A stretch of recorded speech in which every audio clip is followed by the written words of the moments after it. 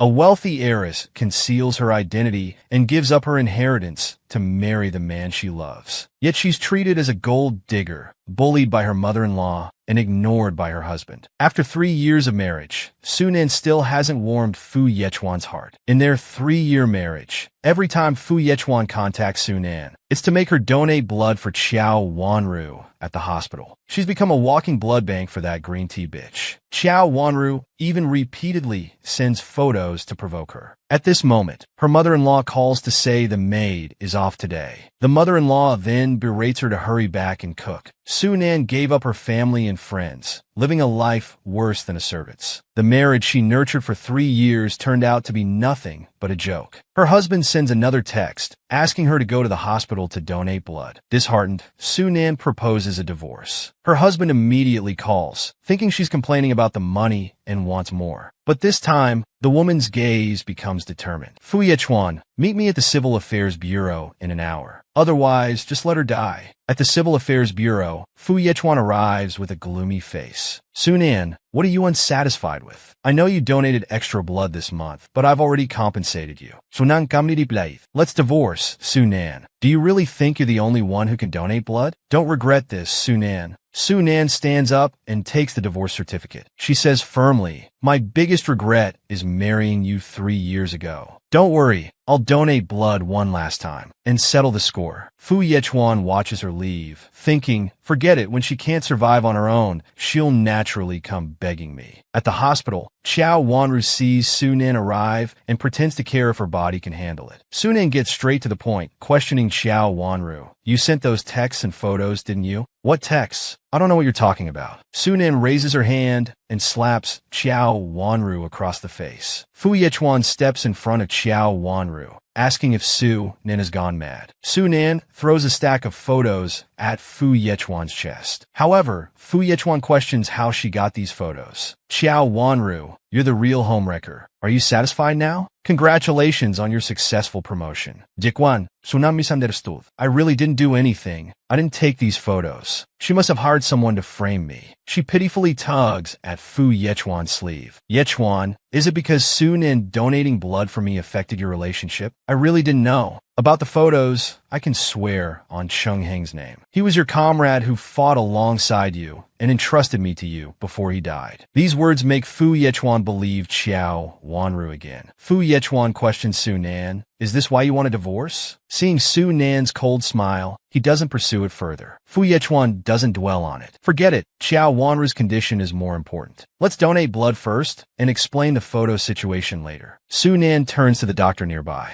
Are you sure she needs a blood transfusion? Qiao Wanru signals the doctor with her eyes, unaware that the doctor has already been bribed. Miss Qiao just fell. Her leg is bleeding severely and needs a transfusion. Faced with this silent truth, Sunan directly lifts the blanket to reveal the dirty truth underneath. She unwraps the bandage on Qiao Wanru's knee. The so-called severe blood loss is nothing more than a scraped skin. If I had come any later, I'm afraid it would have healed already. Qiao Wanru hurriedly explains to Fu Yechuan. Yechuan, it's not like that. My body recovers quickly if I get blood transfusions. Getting injured every week or two, you sure delicate. In the future, let Fu Yechuan marry another sucker to be your mobile blood bank. Sunan collapses into a chair as she leaves the hospital room. The hurt in her eyes can no longer be hidden. She calls her older brother. 15 minutes later, a figure stops in front of Sunan. He carefully lifts his sister into his arms. Fu Yechuan asks the doctor, for a leg injury of this degree, is a blood transfusion necessary? Is this the level of professionalism at your hospital? It was Miss Qiao's order. She said you agreed, and you were present every time she received blood. Deputy So, we won't dare do this again. Fu Yechuan feels a twinge of guilt. Qiao Wanru, have I been too indulgent with you? It seems Sunan's insistence on divorce is due to misunderstanding his relationship with Qiao Wanru. He wants to call Sunan to explain, but her phone is already turned off. He immediately orders his bodyguards to find Sunan. 10 minutes later, Deputy CEO, we couldn't find your wife. The surveillance cameras were hacked. We can't trace where she went. Fu Yechuan ponders, stroking his chin. Sunan has no money. Where could she go after the divorce? Fu Yechuan shouts at the bodyguards. Go find her quickly and notify me immediately. Do you think Sunan will change her mind?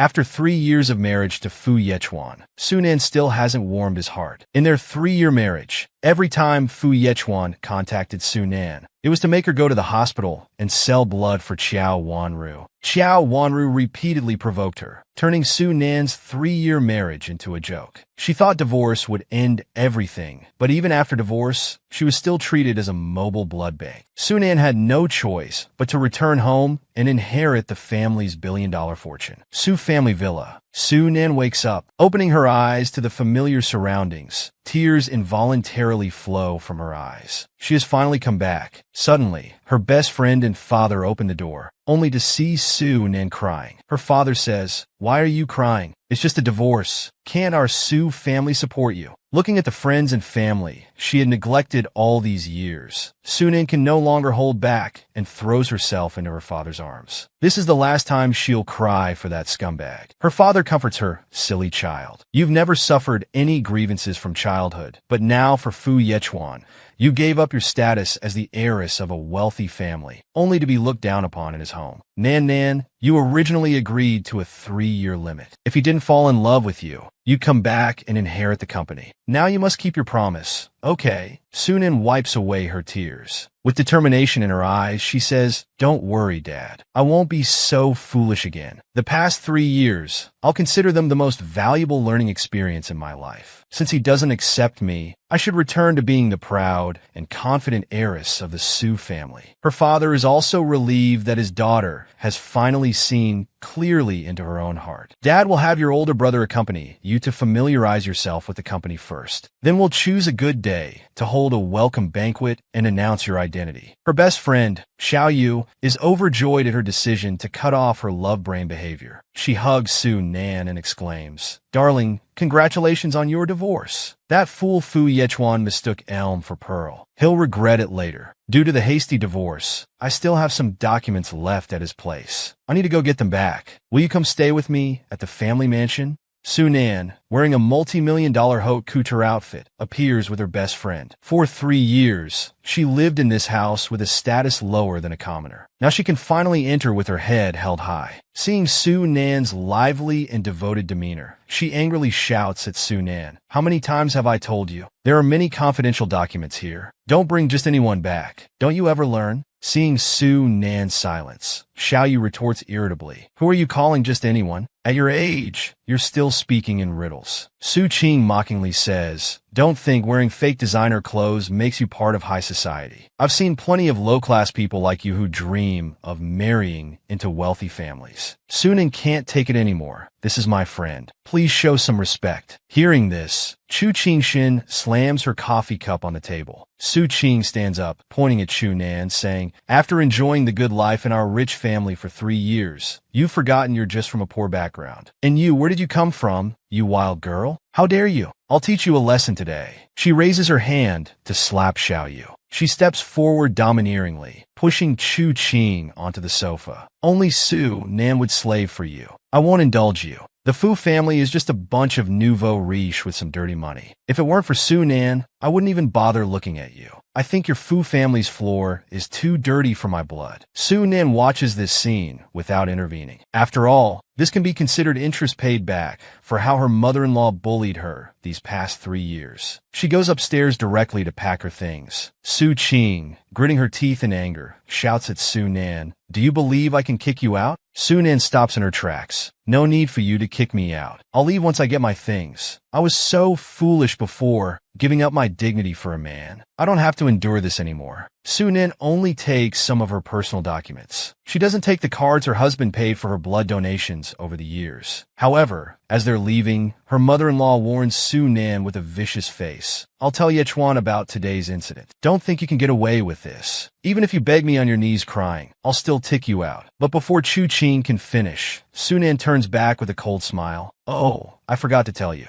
Yechuan and I are already divorced. Even if you beg me on your knees crying, I won't set foot in this place again. A wealthy heiress gives up her family inheritance for a man. However, her husband not only neglects his wife, but treats a green tea bitch as his darling, even making his wife a mobile blood bank for her. He constantly calls his wife to go to the hospital to donate blood. The woman who endured so much decides to stop being a doormat. She chooses divorce and returns home to inherit billions in family assets. But her mother-in-law kicks her while she's down, falsely accusing her online of stealing a precious necklace worth $10 million. Mimung. She also declares that if the Miming necklace isn't returned by tomorrow, she will pursue legal action. Her best friend Xiao Yu curses loudly. They dare to show off a 10 million yuan item. People even comment on Su Nan's Weibo, calling her a clown. I've only seen Miming once. Fu Yechuan always kept it locked in the safe. I don't know the password and never asked him for it. Since Qian mother-in-law doesn't leave any face, I don't need to hold back anymore. It's only fair to give them a taste of their own medicine. Su Nan calls her older brother. I remember my third brother's entertainment company is under my name. Who's managing it? Duyan. I'll have her handle the online situation right away. No need. I'll handle this myself. Soon, 2 photos trend on social media. One is of Fu Yechuan cheating. The other is of the rich family's daughter gambling extravagantly overseas. Upon learning this, Fu Yechuan angrily scolds his subordinate, who authorized the use of the company account to post this message. The madam ordered it overnight, and it's already been done. Since when does the madam make decisions in the company? Take down this trending topic immediately. But the subordinate explains. CEO Du from Huaying Entertainment has stated that this news must stay up for 24 hours. Huaying Entertainment is top tier in the industry. No one dares to disrespect them. Fu Yechuan helplessly rubs his forehead. Does Su Nan really have such capabilities? Does he think all of this benefits me? At this moment, his father calls, telling him to find Su Nan and delete the photos. Chu Qing interjects. Yechuan, bring that bitch back. We must teach her a lesson. Fu Yechuan doesn't blindly side with his mother. Did she do anything wrong? It was clearly Ying who took the necklace. Why falsity accuse Sunan? If I hadn't found out about the necklace, would Su Nan have to take the blame? Fu Yechuan angrily pounds his fist on the armrest. Su Nan's online response was so emotionless. Does she not trust me at all? Su Qing argues irrationally. How was I supposed to know Ying took it? Wasn't it always in your safe? Who else could have taken it besides her? Seeing his mother still unrepentant, Fu Yechuan's voice turns colder. It's not too late to apologize now. What? Me apologize? The one who should apologize is that penniless, powerless, ungrateful wretch of unknown origin. How dare she put the Fu family in crisis? Bring her back. I'll deal with her myself. We're already divorced, Fu Yechuan says before hanging up. He asks his subordinate if they've found Su Nan. The deputy replies, Miss Su seems to have disappeared. We can't trace her whereabouts. Keep looking. He checks Su Nan's Weibo. Every message records her expectations of him, her beautiful visions of the future. Just some trivial, insignificant details, all filled with her love for Fu Yechuan during these 3 years of marriage. These 3 years of marriage weren't a blank slate. They were densely packed with her presence. But I didn't understand her at all, nor did I ever participate in her happiness. However, scrolling further down, nothing more appears. When Fu Yechuan refreshes again, Su Nan's Weibo no longer exists. So many Weibo posts, and she just deleted them all. As if these 3 years never happened, Fu Yechuan grips his phone tightly. His expression is complex. Even if I have to dig 3 feet into the ground, I'll find her. A woman hides her identity to marry a man,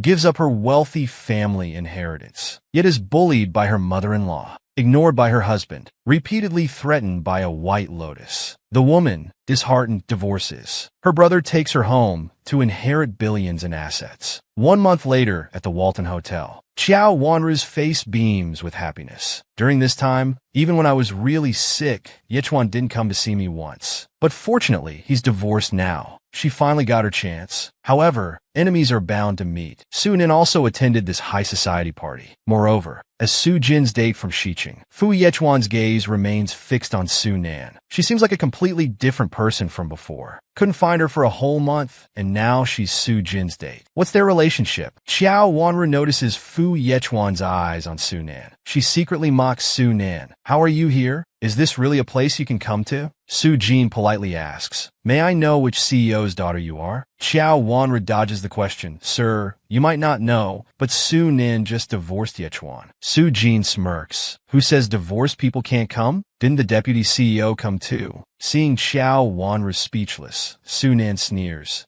Do I need to report to Miss Xiao whether I can come or who I'm with? You seem to be worrying about too much. At this moment, people around are gossiping that she's the mistress. Xiao Wanru awkwardly calls out to Yechuan, but Fu Yechuan completely ignores her. It seems the entire party's class has lowered due to Miss Xiao's presence. The deputy CEO needs to improve his taste in women. Xiao Wanru is at a loss, gritting her teeth in anger. Damn it. Su Nan, that white lotus. Fu Yechuan turns his head to glance at Su Nan's departing figure. It's only been a short while since the divorce, and she's already pretending not to see me, turning to someone else's embrace. At the hotel's rooftop pool, Xiao Wanru calls out to Su Nan. You came to the party deliberately to get close to Yechuan, didn't you? You're already divorced. Why are you still clinging on? If I were you, I'd stay far away. Don't go looking for trouble. Su Nan swirls her glass, arrogantly addressing Xiao Wanru. Everyone knows you're the mistress now. Have you been enjoying yourself lately? Xiao Wanru, shamelessly, status doesn't matter, only feelings do. Yechuan and I will end up together. Can you say the same? You probably bought your invitation with money from selling blood. Your clothes and jewelry must be rented. A discarded rich man's wife. What right do you have to attend such a high-class event? She steps closer to Su Nan. You're asking for this. Then she stages a fall into the pool. The commotion immediately attracts the attention of the socialites. Su Nan's eyes show no ripple of emotion. It's identical to the scene 3 years ago. At Fu Yechuan and Su Nan's wedding reception 3 years ago. Su Nan, I won't congratulate you. After all, Yechuan doesn't love you. He only married you so you could donate blood to me anytime. You won't be happy together. Don't believe me? Watch. Xiao Wanru jumps into the pool. She calls out to Fu Yechuan for help. Fu Yechuan, without hesitation, jumps into the pool. He rescues Xiao Wanru, the green tea bitch. And 3 years later, Fu Yechuan still jumps in without hesitation to save her. Yechuan, don't blame Su Nan. She didn't mean to push me in. I came to apologize, but she wouldn't forgive me. She must still be angry with me. Fu Yechuan angrily looks at Su Nan. Su Nan meets Fu Yechuan's angry gaze and chuckles lightly. She's used this trick before. You don't still believe it, do you? Faced with such a low-level setup by a green tea bitch, will Su Nan retaliate? At the party, a woman falls victim to a White Lotus's scheme. Su Nan fiercely exposes the green tea bitch and the scumbag man, putting an end to their 3-year marriage. Just now, Xiao Wanru staged her own fall into the swimming pool. Fu Yechuan recklessly jumped in to rescue Xiao Wanru. Xiao Wanru, in her typical green tea manner, claimed Su Nan pushed her in. Fu Yechuan angrily looks at Su Nan. Meeting Fu Yechuan's angry gaze, Su Nan scoffs. She's used this trick before. You don't still believe it, do you? I didn't expect your acting skills to still be so cliché. You haven't improved at all. Xiao Wanru gets up and grabs Su Nan's wrist. Su Nan, I know you don't like me, but every time you donate blood, Yechuan pays you, doesn't he? What more do you want? Why are you still clinging on after the divorce and slandering us? You went to great lengths to attend this party. You just can't let go, can you? The party guests hear this and start gossiping, entering gossip mode. Fu Yechuan frowns deeply, thinking Xiao Wanru's words are too materialistic. Su Nan swats away Xiao Wanru's hand. Then she slaps Xiao Wanru across the face. Grabbing her shoulders, she says coldly, Xiao Wanru, I can't admit to things I haven't done. I have to do them first to admit them. She then forcefully pushes Xiao Wanru into the swimming pool. Now I admit it. Fu Yechuan looks at Su Nan, once gentle, but now incredibly domineering, with a complex expression. Oh, Miss Xiao, don't be in a hurry to leave. I've prepared a gift for you.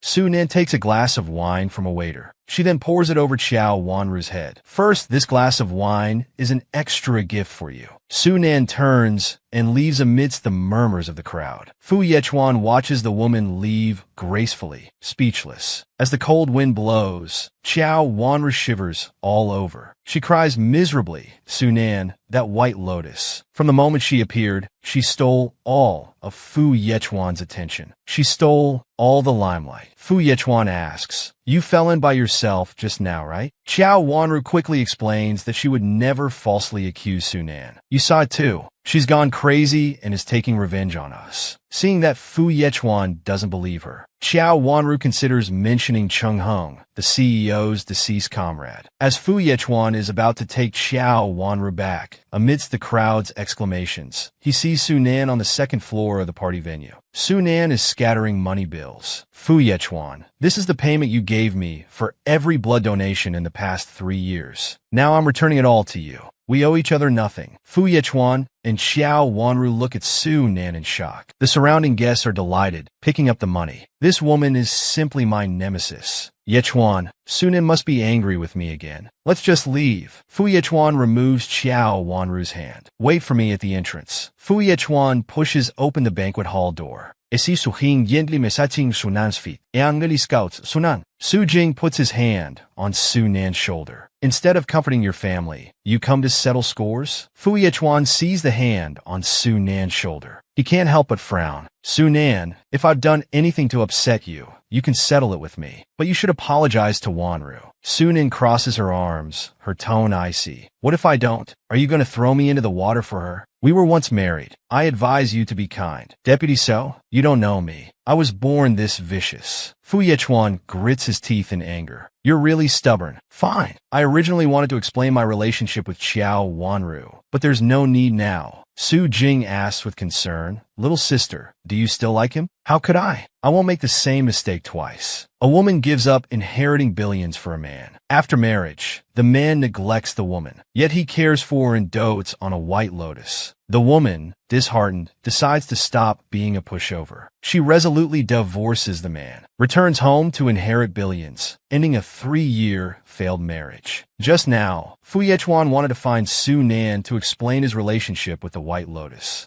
Seeing Su Nan's indifference, he immediately turned and left. He returns to the car with a heavy heart. Xiao Wanru keeps explaining about the pool incident. The red light turns on. The car stops next to a building in the city center. The sharp-eyed driver spots the billboard above. It's repeatedly playing the footage of Su Nan and Xiao Wanru at the pool. Their conversation and actions were clearly captured by the surveillance camera. It turns out, it was truly Xiao Wanru's self-directed performance. Fu Yechuan clenches his fist. Inwardly frustrated, he thinks, this is Su Nan's response. And I even asked her to apologize. How ridiculous. Fu Yechuan asked the driver to pull over. After getting out, Xiao Wanru still tries to explain the surveillance footage to Fu Yechuan. However, the man coldly says, tomorrow morning, I'll have someone send you to F country. Xiao Wanru pleads desperately in the car. Fu Yechuan feels a surge of anger with nowhere to vent. After getting out, Fu Yechuan stands alone under the billboard for a long time. If this time was fake, then which moment in the past 3 years was real? Suddenly, a beeping sound catches Fu Yechuan's attention. It's the married playboy Lu Qi. Brother Chuan, why are you alone here? Want a ride? After Fu Yechuan gets in, Lu Qi starts gossiping. Brother Chuan, what's the relationship between Su Nan and Su Jing from West City? Today they look much closer than you two ever did. But in my opinion, someone of her status marrying you. We all felt it was unfair to you. Today she even dared to target Sister Wanru. It's good you divorced. Otherwise, the whole Fu family would have been ruined by her. Fu Yechuan, very irritated, says coldly, enough, stop talking. Lu Qi snorts, fine. As long as she doesn't come back to harm Brother Chuan again. Fu Yechuan remains silent. Lu Qi suggests, how about we go for a drink? A few days later, Su Nan is chatting with her older brother in a high-end restaurant. Sister, I'm assigning you Lu as your secretary. He'll be by your side to teach you. You need to study more to establish yourself in the company. Isn't you Lu your right-hand man? Is it okay to lend him to me so easily? Or should we let Dad teach you personally? Sunan Lok's mischievous. No need. In a couple of days, it's Julie Group's anniversary. They have a project up for grabs. You can try for it. All right, I'll definitely try to secure it. It's not that simple. Everyone's eyeing this juicy opportunity. I'll be at a conference abroad then, so I can't help you. But third brother should be back by then. Su Nan is surprised. Third brother is coming back? I'll go pick him up. Suddenly, someone calls out from behind. Su Nan turns to look. It's her former mother-in-law and sister-in-law. What an unfortunate encounter. When the former mother-in-law and sister-in-law see Su Nan in a high-end dress at the fancy restaurant, the former mother-in-law arrogantly tells the manager to throw out this trash. A poor wretch like you dares to eat here? The sister-in-law, upon seeing Su Nan, wants nothing more than to slap her a few times to vent her anger. It's all because of her that the incident of stealing jewelry went viral, causing her to be mocked by her circle of friends. The manager comes over upon hearing this. Fu Ying points at Su Nan. Throw her out. She's ruining our appetite here. We're VIPs. The manager sees Su Jing and hurries over, bowing respectfully. Mr. Su, you're here. Su Jing nods in response. Fu Ying's face changes. Hey, didn't you hear me? Throw them out. Su Qing chimes in, eyeing Su Nan disdainfully. They don't know their place, showing up anywhere. A woman kicked out of our Fu family has no right to be here. Su Jing sneers, his aura imposing. Kicked out? When did the Fu family become so shameless? Your ability to twist facts is impressive. What kind of life did Su Nan have in the Fu family? Su Qing is stunned, her face reddening. Fu Ying looks at the manager, ordering, What are you waiting for? I don't want to see them here. The manager's face darkens. Mrs. Fu, Miss Fu, Mr. Su is a major shareholder of our restaurant. If you two don't want to see them, you can leave now. Hearing this, Su Qing and Fu Ying's faces freeze. What did you say? Su Nan smiles, her gaze cold. Manager, it's fine. It's just a meal. No need to make it so awkward. Fu Ying snorts. At least you know your place. No matter who you've latched onto, our Fu family is out of your league. My brother never liked you anyway. I can make your life miserable in an instant. Su Nan coldly smiles. Oh, how so? Fu Ying pulls out a chair and sits down. How about this? Pour me a glass of wine and apologize. I'll let you off just this once. After all, you're used to serving people from your time at the Fu house. Su Nan smiles, steps forward, takes the decanter, and skillfully pours a glass of wine, offering it. Fu Ying smirks disdainfully, her hand not yet touching the glass. She feels something cold on her head. Su Nan pours the wine without spilling a drop on her head. Before Fu Ying can scream, as she tries to stand up, Su Nan forcefully pushes her shoulders down. She speaks coldly in her ear. Miss Fu, remember this. I filed for divorce. I'm the one who didn't want your Fu family. If you dare speak rudely again, I'll show you who really can't survive in this world. As Su Nan leaves, her figure is cool and composed. Fu Ying, pale-faced, hasn't yet reacted when Su Qing starts cursing Su Nan loudly. You White Lotus, are you crazy? How dare you treat Ying like this? Where are the waiters? Come help quickly. Su Nan walks to her older brother, acting coy. The air here is so dirty. I want to go somewhere else. The manager has prepared a VIP room. Let's go there. People around discuss the disheveled Fu Ying. Fu Ying angrily stomps her foot. Su Nan, I won't let her off. This is the correct way to deal with a scumbag. When Fu Yechuan learns that Su Nan will divorce him, he regrets deeply, not just because of his own reasons, but also due to the long-term bullying from his mother and sister, which he was completely unaware of. Just now, Fu Ying was humiliated by Su Nan. Angry, she went to find her brother to teach Su Nan a lesson. The moment Fu Ying sees Fu Yechuan, she selectively recounts the incident, omitting her bullying of Su Nan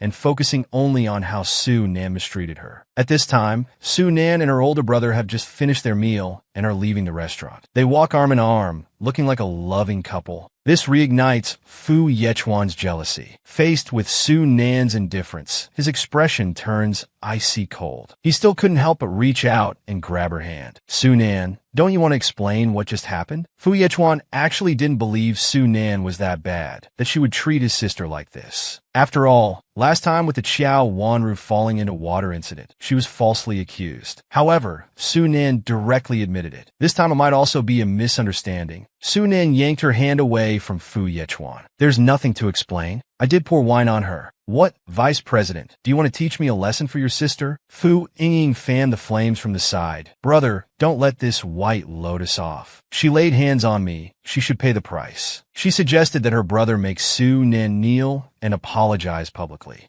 Make me kneel and apologize? Is that what you think too, Vice President? Fu Yechuan lowered his head in silence. Seeing him like this, Su Nin felt disgusted. Years of grievances welled up. In the past, every time his mother and sister stirred up trouble, it always ended with him apologizing. Big issues became small, small issues disappeared. Why should it be like that? I don't want to indulge their bad habits anymore. President Fu, you should check the surveillance footage first to understand what really happened. Miss Fu is not some innocent little white rabbit. Stop pretending to be pitiful. Su Jing, supporting his sister, turned and said, Miss Fu, when you bully others, you should be prepared to face the consequences. Miss Fu spoke rudely earlier. Shouldn't she also apologize to Su Nan? Fu Yingying quickly grabbed her brother's hand, explaining that she only said a few words to Su Nan because Su Nan had previously badmouthed her online, stole her jewelry, and made her a laughingstock among her friends. She was just angry, but Su Nan dared to retaliate. Su Nan turned back and sneered, not retaliating when insulted. That was the old Su Nan. Miss Fu should learn how to respect others, or there will be a next time. It was also Su Jing's first time seeing such a shameless family. But it's good that his sister has come to her senses. As he was about to get in the car, he couldn't help but say to Fu Yechuan, the restaurant surveillance footage will be kept forever. Vice President can check it anytime. Goodbye.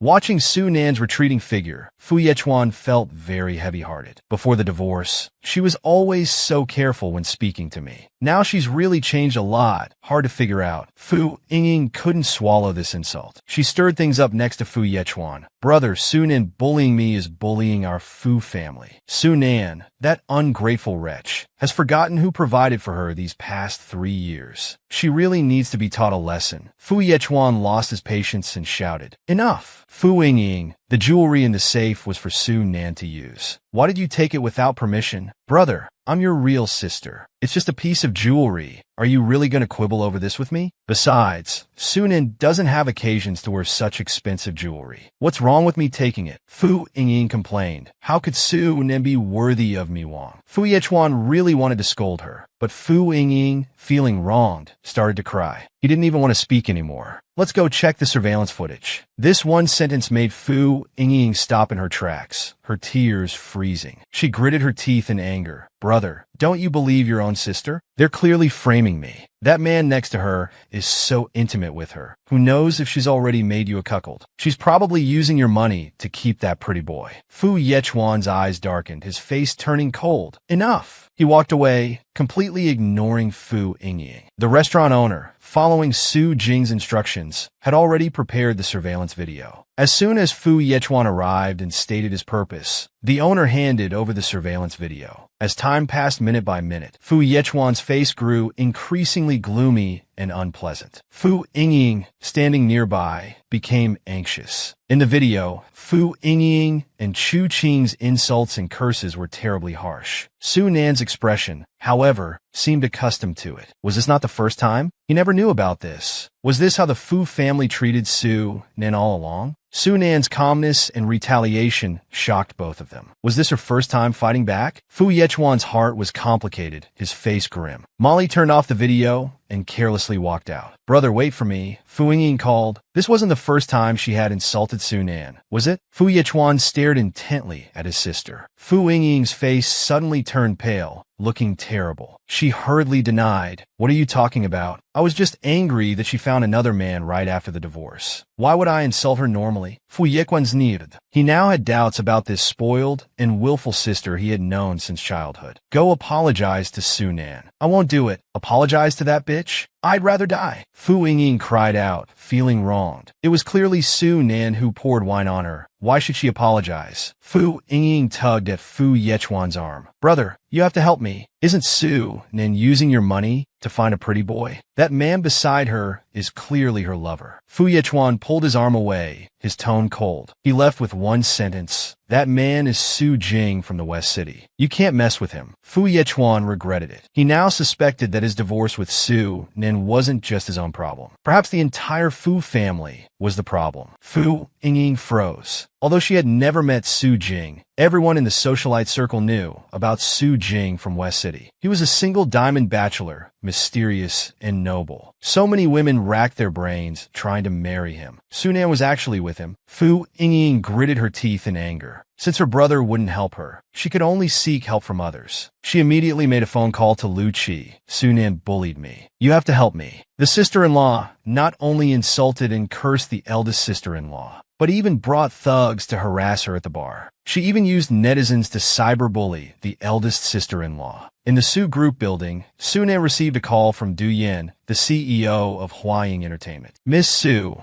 I've got inside information. Fu Yingying has hired someone to secretly photograph you. Do you need help dealing with it? Sunan smiled slightly, her gaze calm. No need to stop them. It's just right. Saves me some publicity costs. After hanging up the phone, Su Jing came over, slightly frowning. He paused. What's wrong? Fu Yingying hired someone to secretly photograph me. Let her be. Su Jing didn't take it to heart. These little tricks were all within controllable range. He handed over the freshly brewed, fragrant coffee. Sunan smiled and took it, smelling the coffee. Big Brother's coffee is truly unparalleled. Much better than the world's top baristas. If you open a coffee shop, you definitely make a lot of money. Little sister, besides you, no one can afford the coffee I brew. Big Brother, I'm officially taking office tomorrow. Can you let Qin come as vice president to help me for a few days? Just arrange it as you see fit. Sunan quickly sent a message to Qin, telling him to officially come to work tomorrow. Qin said he wanted to celebrate. That night, Sunan went to a bar with her best friend to drink and relax. Little did they know, a thug secretly drugged her friend's drink. During the interval when Sunan went to the bathroom, her friend drank the drugged beverage and became dizzy. The thug took the opportunity to lure her away to do something else. Seeing this, Sunan directly confronted the thug. If you don't let go of your filthy hands, don't blame me for being impolite. The thug saw that Sunan's figure was even better than her friend's. With a contemptuous tone, he said, "Babe, if you drink this glass, I'll let her go." This sentence revealed his intentions. Without thinking, one would know the drink must have been spiked. A girl nearby grabbed Sunan's arm, kindly warning her that this was a notorious local gang leader. It's better not to act rashly, otherwise she might get hurt. But Sunan gently patted the girl's hand, smiling and saying, "Thank you, but don't worry." Sunan smirked coldly, walking up to the thug. She raised an eyebrow. "Let her go. I'm here." The man smiled greedily, thinking he'd have good fortune tonight. Sunan walked to the bar, picked up the glass, pretending she was about to drink the spiked beverage. Hearing that the thug had thrown her friend to the girl, Sunan suddenly grabbed a bottle of red wine and with a loud crash, smashed it on the thug's head. Immediately after, she twisted his arm behind his back, pinning him to the ground. With a crack, she dislocated the thug's arm. He fell to the ground, howling in pain. "It's been 3 years since I last fought. Luckily, I still got it. You're unlucky to have met me this time." Sunan picked up the spiked drink from the table and held it next to the thug. "Will you drink it yourself, or should I help you?" The thug quickly begged for mercy. Sunan ignored his pleas completely. She grabbed his hair. "Let me help you then." With that, she forced the spiked wine into the man's mouth. Sunan dusted off her hands and stood up. "Running into scum like you today really ruined the mood." After dealing with the situation, Sunan walked over to the girl, thanking her for helping take care of her friend. Everyone was shocked. They thought she was a bronze, but she turned out to be a king. However, just as Sunan was helping her friend leave, a paparazzi hiding in the crowd had recorded everything. He secretly called Lu Qi. "Boss Lu, I've got explosive footage of Sunan beating someone up in a bar. If we release this video online, it's guaranteed to ruin her image." Lu Qi smiled smugly. "Release it. I didn't expect Sunan to show her true colors in less than a day. I thought this woman had something to be arrogant about. Leaving the Fu family, she's ungrateful, bullying Yingying, betraying Yechuan. This woman's face is truly despicable. It's time to teach Sunan a lesson. My husband's friends are truly dogs. Not only are they unfaithful themselves, but they also encourage friends to cheat and even hire thugs to drug her at the bar with ill intentions. They even secretly filmed and maliciously edited videos to post online, using netizens' power for cyberbullying. Her best friend Qin was furious after seeing the video. "Sunan, it's bad. You're being criticized. They took the video of you tearing apart that creep last night, cut off the beginning and end,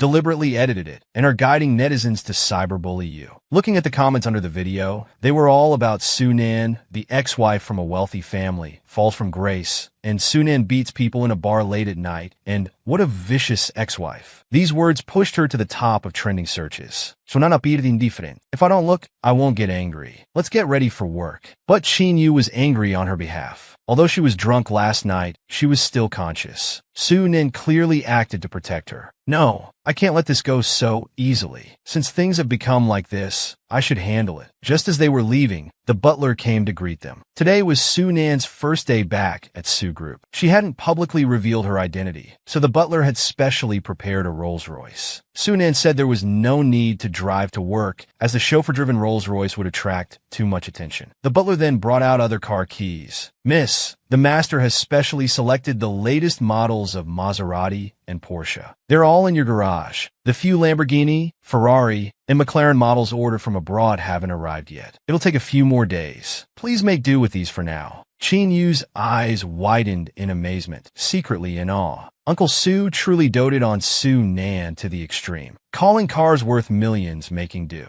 The small sports car she drove probably wasn't even enough to buy a tire of any car in Su Nan's garage. Su Nan sighed helplessly. I'm going to work as an ordinary person. I can't be too flashy. I don't want any of these. I'll just go with Chin Yu. The butler hesitated for a moment, then bowed slightly to Chin Yu. Then I'll trouble Miss Chin. Chin Yu smiled. Leave it to me. It's my honor to be Su Nan's driver. Once at the company, Su Jing held a meeting to formally introduce Su Nan's appointment. The parachuted director position had been vacant for a long time, and many coveted it. Now it was taken by Su Nan. Before the meeting even ended, people started investigating Su Nan's background. However, apart from her identity as Fu Yechuan's ex-wife, her other family background was completely blank. A woman who originally thought she had it in the bag, Ling Shuang had been eyeing this position for a long time. Why should it be taken by someone with no ability? She raised her hand and immediately objected. May I ask what abilities Miss Su has? After being a daughter-in-law in a wealthy family for 3 years, can she really handle this job upon leaving? She stood up and said, I disagree. I won't stay in the same company as someone like Miss Su.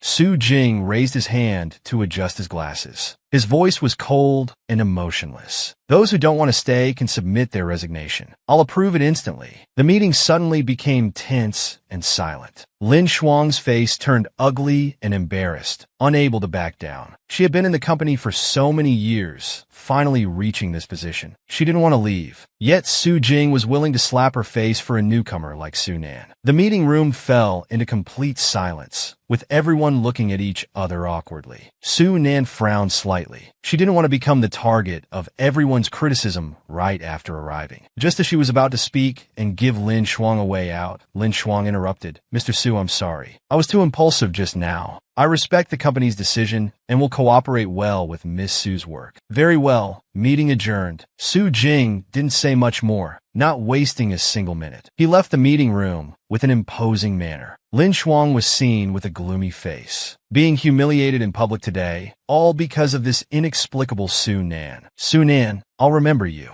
The brother of that scumbag man is truly a dog. Not only did he disparage his brother's wife in front of him, but he even found someone to maliciously edit the video and post it online for cyberbullying. Inside Su Group, her best friend came to Su Nan's office excitedly, holding a phone. Darling, I'm here to claim credit. She put the phone on Su Nan's desk. Ahem, please enjoy. It turned out that her friend had retrieved all the surveillance footage from the bar that day. She directly revealed the whole story. The netizens' opinion of Su Nan made a 180-degree turn. They all praised Su Nan's actions of beating up the thug for her friend as incredibly cool. Su Nan is my goddess now. Let her debut as the center, cool and stylish big sister. I need her contact info in 3 minutes. Her friend looked indignant. I won't allow anyone to smear you, especially not in front of me. Su Nan affectionately patted her head. It's really not a big deal. It doesn't matter much anyway. But do you know who was behind this? Su Nan looked confused. She shook her head, not knowing. It's Fu Yechuan's good friend Lu Qi. Su Nan was stunned. It's pretty much as I guessed. Whether it's Fu Yingying or Lu Qi, they're all related to Fu Yechuan.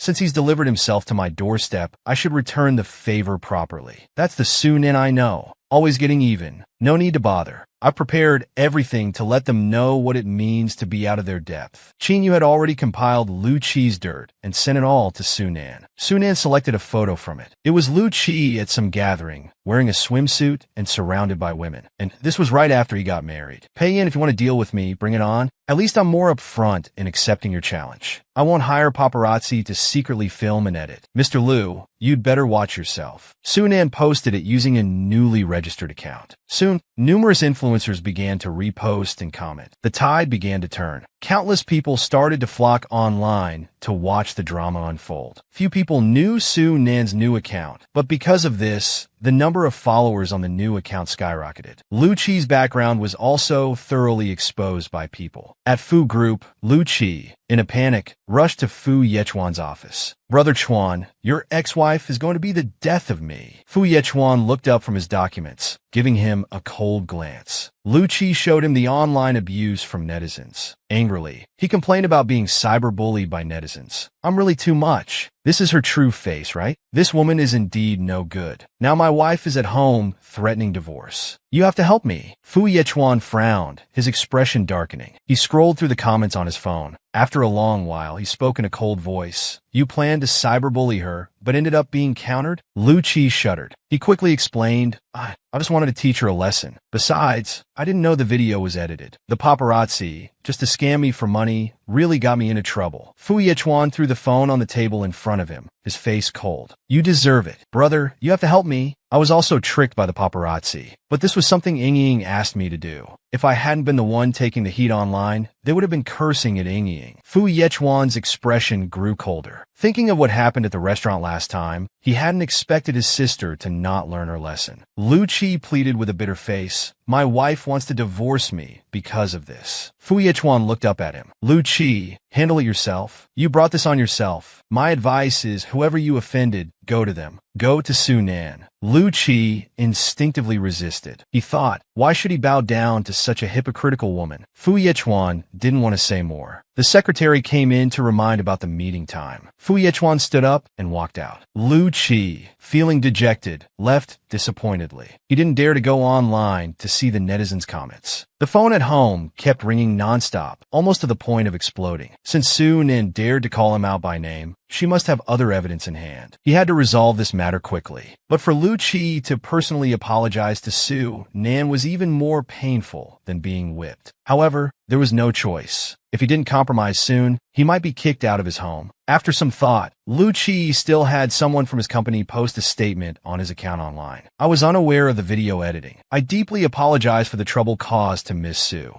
At Su Group, Chinyu walked into Su Nan's office with a smile, waving her phone. This young Master Lu couldn't even hold out for 2 hours before surrendering. And here I thought he was tough. Turns out he's so useless. Su Nan's best friend took her to a bar to have fun, but they encountered her ex-husband and his brother. What a small world. Lu Qi rubbed his eyes in disbelief. Damn, no way. We run into this woman everywhere. Yichuan followed Lu Qi's gaze, and his expression immediately became serious. Su Nan was wearing a high-end long dress that accentuated her slender waist. She looked tall and beautiful with a high ponytail, exuding a cool aura. She was stunningly beautiful. With a cold smile, she spoke. How unlucky. Young Master Lu, have you put out the fire in your own backyard? You still have the mood to drink? Seems like the impact of that photo was too small. Lu Qi didn't back down either. Glaring at Su Nan, the instigator behind him, he mocked, I underestimated Miss Su. I never thought Miss Su would be a completely different person from before. Having a backer really makes a difference, doesn't it? Qin Yu retorted irritably. After relying on her husband for 3 miserable years, of course she has to rely on friends after divorce. Didn't young Master Lu also go to his friends when he had problems? Qin Yu pulled Su Nan to leave. Don't waste words on them. Let's go. Fu Yechuan was also surprised to see Su Nan. He thought to himself that he must clear up all the misunderstandings from before this time. At the bar, Qingyi and Ning Zhila raised their glasses to welcome Su Nan back. Today, I've invited your favorite crazy band. Ning Zhila also said, in a few days, I've arranged a big finale show. Bring your third brother along. I've reserved good seats for you. Su Nan was a bit tipsy. Okay, thank you everyone. At this moment, Lu Qi and Fu Yechuan came in and greeted Cheng-Yi. What a coincidence, second young Master Cheng. Cheng-Yi raised his glass in acknowledgement. What a coincidence, young Master Lu. Lu Qi saw Su Nan and the others sitting with Cheng Yi and knew they came together. Let's hang out together. You don't mind, right? Second young master, Cheng didn't answer. He turned to look at Su Nan. My queen, do you mind? Su Nan stood up indifferently. Whatever. I'm going down to check out the band. Qin Yu immediately stood up, following Su Nan. Let's go, let's go. It's so suffocating up here. Some people are really like ghosts that won't go away. Ning Zhilo also followed. Fu Yechuan only looked away after Su Nan's figure disappeared. He glanced at Cheng Yi and asked, what's the relationship between Su Nan and second young master Cheng? Cheng Yi tilted his head and gave a cold laugh. Friends. Lu Qi spoke up. How could someone like her be friends with second young master Cheng? Don't be fooled by her. Lu Qi's words were interrupted by Fu Yechuan before he could finish. Cheng Yi's gaze turned cold as he looked at Lu Qi. What kind of person is she? Does young Master Lu know? Lu Qi was at a loss for words. Even Fu Yechuan wasn't helping him, which made him feel a bit depressed. He couldn't possibly tell Cheng Yi about Su Nan's despicable deeds behind her back. Bang! The thunderous music from downstairs suddenly erupted. It ignited the most intense atmosphere of the entire night. Then a familiar melody began to play. The crazy band was making a comeback after 3 years. It immediately sparked enthusiasm and passion among the crowd. Everyone cheered, swaying and looking up at the people on stage. Qin Yu was screaming in the audience. She shouted loudly. Without noticing, Ning Zhila had taken Su Nan backstage. Ning Zhila, holding a violin, said to Su Nan, brain meningitis appendicitis. Surgery couldn't come. For the final act, without the violin, it's missing its soul. Su Nan, you go up. Su Nan was shocked. Only you have collaborated with them. They came here for you.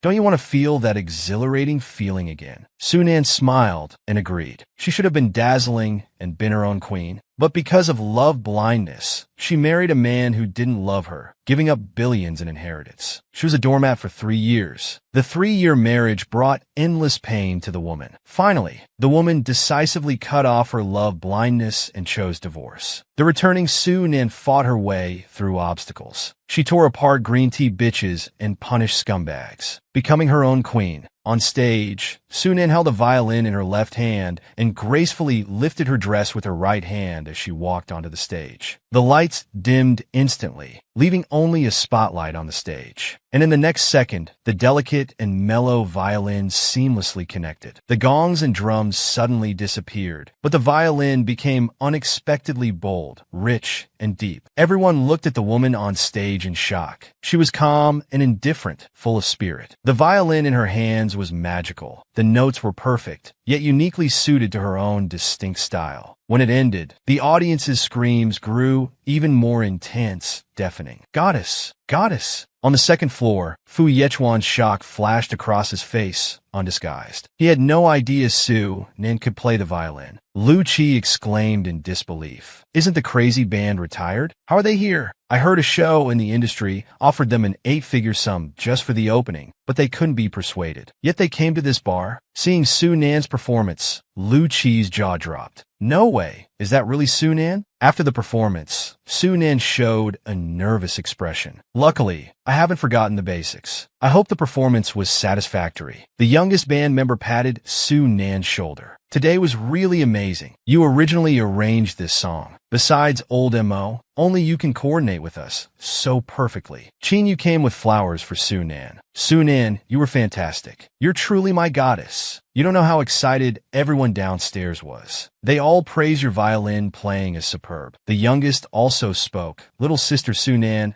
I feel like I saw the you from 3 years ago. Su Nan felt a bitter taste in her heart. For a man who didn't love her, she was a doormat for 3 years. In those 3 years, she missed out on so much of life's brilliance. Fortunately, it's not too late to turn back now. Let's go back. Fu Yechuan and the others should have left by now. As they arrived on the second floor, Lu Qi greeted them awkwardly. Qin Yu coldly snorted in dissatisfaction. Why haven't they left yet? She then pulled Su Nan to sit on the other side of Cheng Yi. Lu Qi couldn't help but ask, I didn't know Su Nan could play the violin. How come we never heard about this before? He was truly shocked tonight. The moment Su Nan was on stage, she was cool and sharp, like a queen controlling the entire venue. Qin Yu retorted with a sneer, Do we need to tell you? Who do you think you are? Lu Qi knew he would be snubbed, so he shrugged it off. Weren't we going to play something? How about dice? Who wants to play with you? Qin Yu snorted, standing up for Su Nan. What good are scumbag men? Fu Yechuan looked up at Su Nan. He sat there, swirling the glass in his hand. She was so dazzling. Fu Yechuan looked at Su Nan before him, familiar yet strange, his heart incredibly complex. It was still her, yet in a way he had never seen before. This is a correct way to deal with scumbags. Fu Yechuan asked Su Nan if she dared to play dice with him. Su Nan casually looked up at Fu Yechuan. A faint smile on her lips, she said, "What's there to be afraid of?" Qin Yu objected in dissatisfaction. "Why play with him? He's just trying to provoke you." But Jilla pulled Qin Yu aside. "Don't worry, Su Nan knows what she's doing." Lu Qi stood by, looking confident. "Fu Yechuan is the best among us. Su Nan is sure to lose this time." Su Nan lowered her head and asked, "What's the bet?" "It's no fun without a bet." Fu Yechuan's eyes were deep. Staring at her calm profile, he said, "You decide." Before Su Nan could speak, Lu Qi excitedly jumped in. "If I lose, I'll strip naked and walk out of here." "But if Su Nan loses..." Suddenly, Lu Qi's tone turned contemptuous. "You'll publicly admit that you married into the Fu family for money, and you'll never appear in the world again. Do you dare, Su Nan?" Su Nan scoffed, coldly snorting. "Fine, I agree." Fu Yechuan reached out and said, "Ladies first." Su Nan didn't hesitate. She took the dice cup, shook it on the table playfully, then pressed her hand on top of it. She looked at her opponent impassively. "Your turn." Fu Yechuan looked at Su Nan meaningfully, his brows furrowed. Clearly, Su Nan wasn't taking this bet seriously. Did she really not care about winning or losing? Lu Qi watched eagerly, as if victory was already assured. This Su Nan is just a paper tiger. Her moves just now weren't professional at all. Does she even understand dice? She thinks she can win with those two fake moves? Brother Chuan can beat anyone at dice with his eyes closed. He won his first pot of gold at the Macau casino back then. Su Nan is definitely going to lose. Fu Yechuan casually opened his hand. For sixes. He was secretly delighted. Unsurprisingly, he had won. He glanced at Su Nan, whose expression remained unchanged. Lu Qi was so excited she almost jumped up. Old Fu's normal level. "I was worried you might go easy on her." Chung Yi applauded from the side, as expected, with a faint smile. Young Master Lu sure knows how to joke. The Vice President has never gone easy on our Su Nan, but we've certainly seen the Vice President's skills now. Lu Qi looked smug. "Don't say such nice things. Are you trying to back out?" "Su Nan, let's see your winning hand." "Are you afraid of losing?" Qin Yu couldn't help but curse. "Lu Qi, can't you say anything decent? If you can't speak properly, just shut up." Su Nan chuckled lightly. Her slender fingers tapped the cover twice, then casually knocked it over. Qin Yu looked on in disbelief. When Lu Qi saw Su Nan's dice, she felt like dying. For sixes and 1-1. This is impossible. And this woman only made 2 fake moves on the table, yet she managed to shake out an extra one. Before everyone could gasp, Su Nan stood up with her bag. "I'll go say goodbye and then head home. You all continue playing." Fu Yechuan saw that Su Nan had won and felt relieved in his heart. The others slapped the table in satisfaction, gloating, "Young Master Lu, don't forget to strip naked before you leave. That's what you said yourself. Don't be a sore loser. You're cheating." Lu Qi's face was red as a pig's head.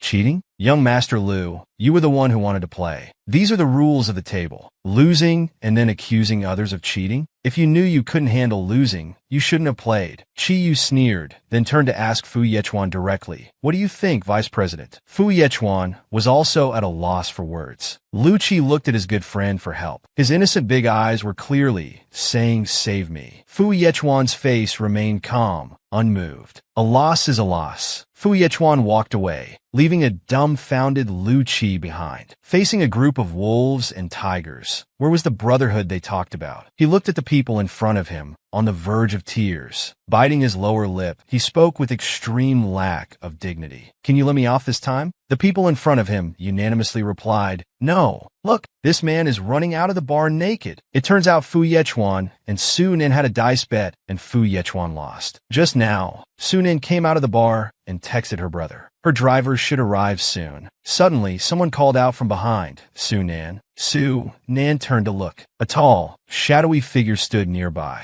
Su Nan was slightly startled. She immediately put on a cold, guarded expression. Noticing her change, Fu Yechuan's gaze also shifted slightly. Su Nan took a step back. Do you need something, Vice President? Fu Yechuan tugged at the corner of his mouth, still stepping forward, staring at her intently. The incident at the restaurant was Ying Ying's provocation. I'll have her apologize to you. Su Nan lowered her eyes, a hint of mockery buried in them. No need. Just keep your family members in check. Inwardly, she thought, this isn't the only thing that needs an apology. But now, I don't care anymore. Fu Yechuan frowned slightly, about to say something else. Suddenly, a frantic scream came from the entrance. Looking up, they saw Lu Qi running out quickly, hands covering his chest, body trembling. His voice was broken and intermittent. Humiliated and desperate, he cried, I won't let this go. Just as he reached them, a camera flash went off. The naked man stopped in his tracks. Shocked, he halted beside Fu Yechuan and Su Nan, his face flushed with shame and anger. Trembling, he pointed at Su Nan, on the verge of tears. You actually took a photo? Su Nan looked at the photo on her phone with satisfaction. The angle of the candid shot was very good, almost perfect. She slightly curved her lips, looking at Lu Qi provocatively. Young Master Lu, it would be a shame not to capture such a spectacular scene. I was waiting here especially for you. Lu Qi was so angry he couldn't speak, his arms wrapped around himself. Su Nan's gaze turned cold. If you dare provoke me again, I'll send this photo for the whole world to see. Do you think I'm still that naive girl from 3 years ago? Fu Yechuan watched Su Nan's departing figure, his feelings complicated. Just now, Su Nan had faced the naked Lu Qi without changing her expression,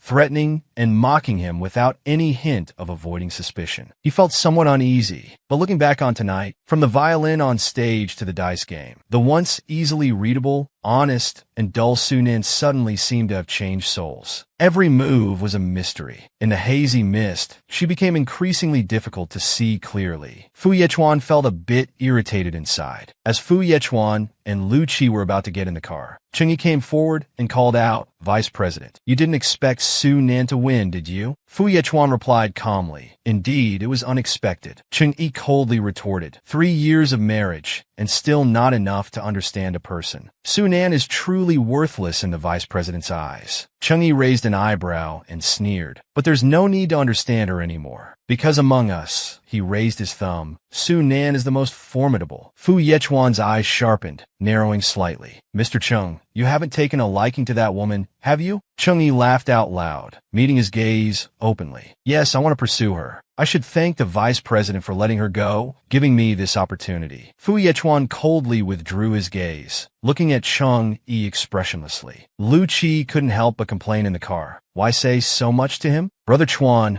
get in the car quickly. He's been defeated by your ex-wife today. Stepping on the gas pedal, the car suddenly left. On the other side, the others walked over triumphantly. Now that Lu Qi will behave better. He really wouldn't believe it until he saw it for himself. He thought Su Nan was easy to bully. Qinyu was stunned for a moment. But how did Su Nan know how to play dice? And play so well? Ning Zhila and Cheng-Yi exchanged glances, smiling as they explained. When he was studying at university in France, he once had a fight with his family and was cut off financially. As a result, he was tricked into working as a dealer at the largest underground casino. Unexpectedly, he learned the techniques. When Chairman Su found out he was making a fortune, he was so scared that he immediately made him leave. He even gave him an unlimited black card. Qin Yu's eyes widened, regretting why she hadn't gone to be Su Nan's classmate. Sirius brother panicked. His former honest and dull wife, since the divorce, had not only become dazzling, but now there was a man wanting to pursue her right in front of him. Fu Yechuan was driving absent-mindedly, thinking about the scene of Cheng-Yi wanting to pursue Su Nan. Cheng-Yi was interested in Su Nan, but what about Su Nan? Did she like him too? Sincerely? Thinking of this, Fu Yechuan frowned involuntarily. He gripped the steering wheel tightly. Lu Qi, looking at Fu Yechuan's sudden change of expression, was shocked. He asked, "Are you angry?" Fu Yechuan didn't want to respond to Lu Qi. "Shouldn't you be more concerned about the photo?" "Damn it," Lu Qi cursed. It was the first time he had fallen for the same woman twice. "Brother Chuan, why did you marry her of all people? There were so many suitable women from good families. Why her?" I really don't know what you were thinking. Lu Qi grumbled. All the brothers felt it was unfair to you. Luckily, we never treated her as one of our own. Hearing this, the car suddenly braked to a stop. Fu Yechuan's face darkened. His chest suddenly felt uncomfortably tight. No one had treated her as one of their own. Was he the same? Fu Yechuan's voice turned cold. Get out, he said. Lu Qi looked at him in surprise. Why? Fu Yechuan's face inexplicably darkened. I'm going to the company. It's not on the way. Lu Qi had no choice but to get out. Standing in the cold wind, watching the car drive further away, he suddenly realized the direction didn't seem to be towards Fu Shi Company either.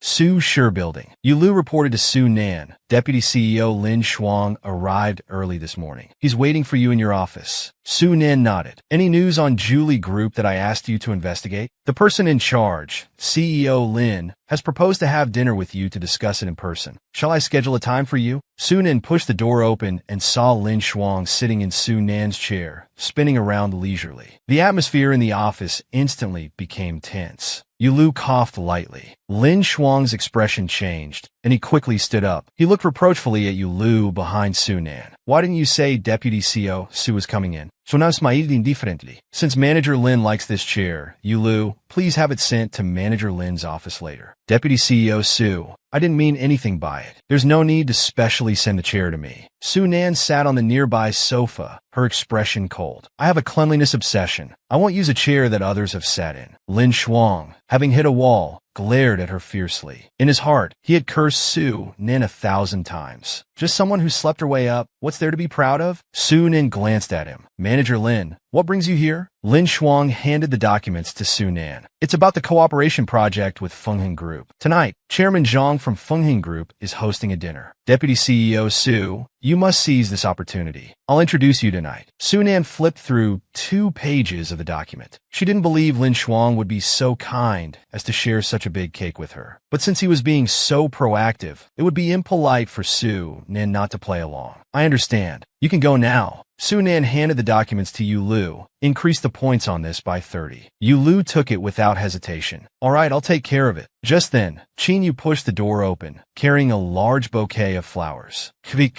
Su Nan, em exhausted. Help me take this. Su Nan was a bit surprised. So many flowers. What's this for? Qinyu raised her eyebrows, smiling mischievously. Of course, someone is pursuing you. These flowers are for you. So now looked over when. Qinyu, who on earth is it? This is so silly. Of course it's Chengyi. He insisted that I deliver them to you personally. Su Nan helplessly asked Secretary Yu to take them out. I can't handle such a strong floral scent. Su Nan attending the banquet alone. What will happen? Her best friend leaned close to Su Nan's ear and whispered, I've investigated Fengheng Group as you asked last time. I got all the details. Su Nan looked up at her. Fengheng Group has long become an empty shell company. They're borrowing money everywhere. They owe a huge sum to the bank that they can't repay. The company is about to be auctioned off. All they have left are a bunch of unfinished projects. Whoever gets involved with them will be in trouble. That Lin Shuang is clearly trying to set you up. Su Nan raised an eyebrow. As expected. So he's digging a pit for me to fall into.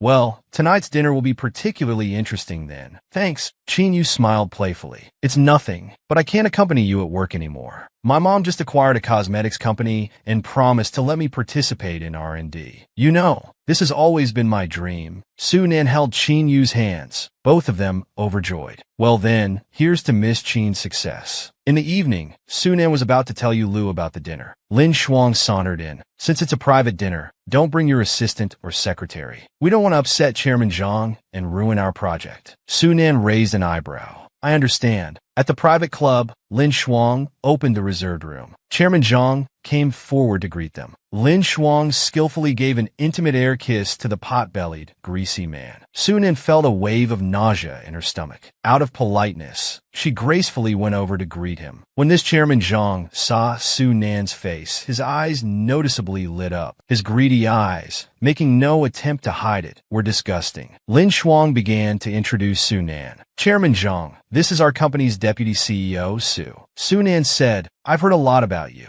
"You're as beautiful as the rumors say." Chairman Zhang replied, "You're too kind. Your reputation precedes you." Lin Shuang gave Su Nin a meaningful look. "Deputy CEO, Su might not be aware since she's new to Susher Group, but we're old friends with Fengheng Group. There won't be any issues with cooperation. Why don't we take out the contract for Chairman Zhang to look at? If there's no problem, we can sign it right away." Su Nin paused for a moment, raising an eyebrow. "It's good to take out the prepared contract. Chairman Zhang should take a close look." The greasy man across from her took it as if he already knew the contents of the contract. He casually glanced over it, only pausing slightly at the numbers. His face instantly darkened. "Deputy CEO Su, why is the commission on this 30 points higher than what we agreed on?" Lin Shuang was startled. He took a look and his face changed dramatically. "Who changed this?" Su Nin lowered her head and smiled. "I did. Since I'm here to negotiate this project, of course I have the final say. We'll go with these points, or there's no deal. We all know clearly, if we increase by 30 points, the initial investment from the branch will have to increase by tens of millions. For a teetering shell company, they simply can't come up with that money." Lin Shuang's face turned ashen with anger. "Su Nin, this was all decided beforehand. What gives you the right to change it just like that?" "Because I'm Deputy CEO Su, Manager Lin. I'm fighting for the company's best interests. Why are you angry? You should be happy. You should be on the same side as me." Su Nin gave him a meaningful look. "Whose side are you on anyway?" Hearing this, Lin Shuang's face darkened. I'm of course on Susher's side. But Su Nin, doing business requires integrity. We can't change what's been agreed upon. As long as it's not signed, everything can change." Su Nin looked authoritatively at the angry Chairman Zhang. "Or is it that Chairman Zhang and Manager Lin have reached some private agreement?" The two exchanged glances. Chairman Zhang suddenly revealed a deep smile. "Miss Su, since we're negotiating, I've come with sincerity too. The points set in this new contract are 10 points lower than what Lin Shuang said. As long as you sign it, the extra 10 points of profit will all be yours." Lin Shuang shifted her gaze and quickly tried to persuade her. "Su Nin, what use is it to rely on Su Jing alone? You need to find more backers. Su Jing clearly wants to harm you, putting you in this position without any support. What good is following him? He's not going to marry you as his wife. Look at the clothes you're wearing. Not even a brand name. Bought online, right? How do you commute? By taxi." Su Nin had no interest in listening to Lin Shuang's attempts to sow discord. She probably thought Su Nin and her brother were lovers, trying to steal her away here. Lin Shuang smugly looked down on Su Nin's shabby appearance, tugging at her own Chanel dress. She smiled and said, "I've been there. I won't lie to you. Following Chairman Zhang won't let you down. Chairman Zhang has prepared a second-hand car for you. With his help on projects, you can secure your position." Seeing Su Nin quietly pondering, Lin Shuang thought she had convinced her. She gave Chairman Zhang a satisfied look, then stood up, pretending to be tipsy. "I'm going to the restroom. You two chat first." As soon as Lin Shuang left, her eyes flashed with sharpness. "Let's see how you act after drinking that drugged wine." At the bathroom door, seeing a familiar person sneaking around. "Have you done everything I asked?" The waiter trembled. "Yes, the drug has been added to the wine." "Good." Lin Shuang smiled satisfactorily. The waiter bit his lip. "Miss Lin, if I'm not mistaken, that lady, isn't she President Fu Yechuan's ex-wife?" Little did they know, this scene was overheard by Fu Yechuan, who had just come out of the bathroom. Lin Shuang snorted coldly. "You're not wrong. She is the vice president's ex-wife. How dare Chairman Zhang? Isn't he afraid?" The waiter didn't dare to speak plainly, but feared getting into trouble. He regretted it deeply. She's just an ex-wife. Now she's climbing up by relying on other men. Would Fu Yechuan even look at her twice?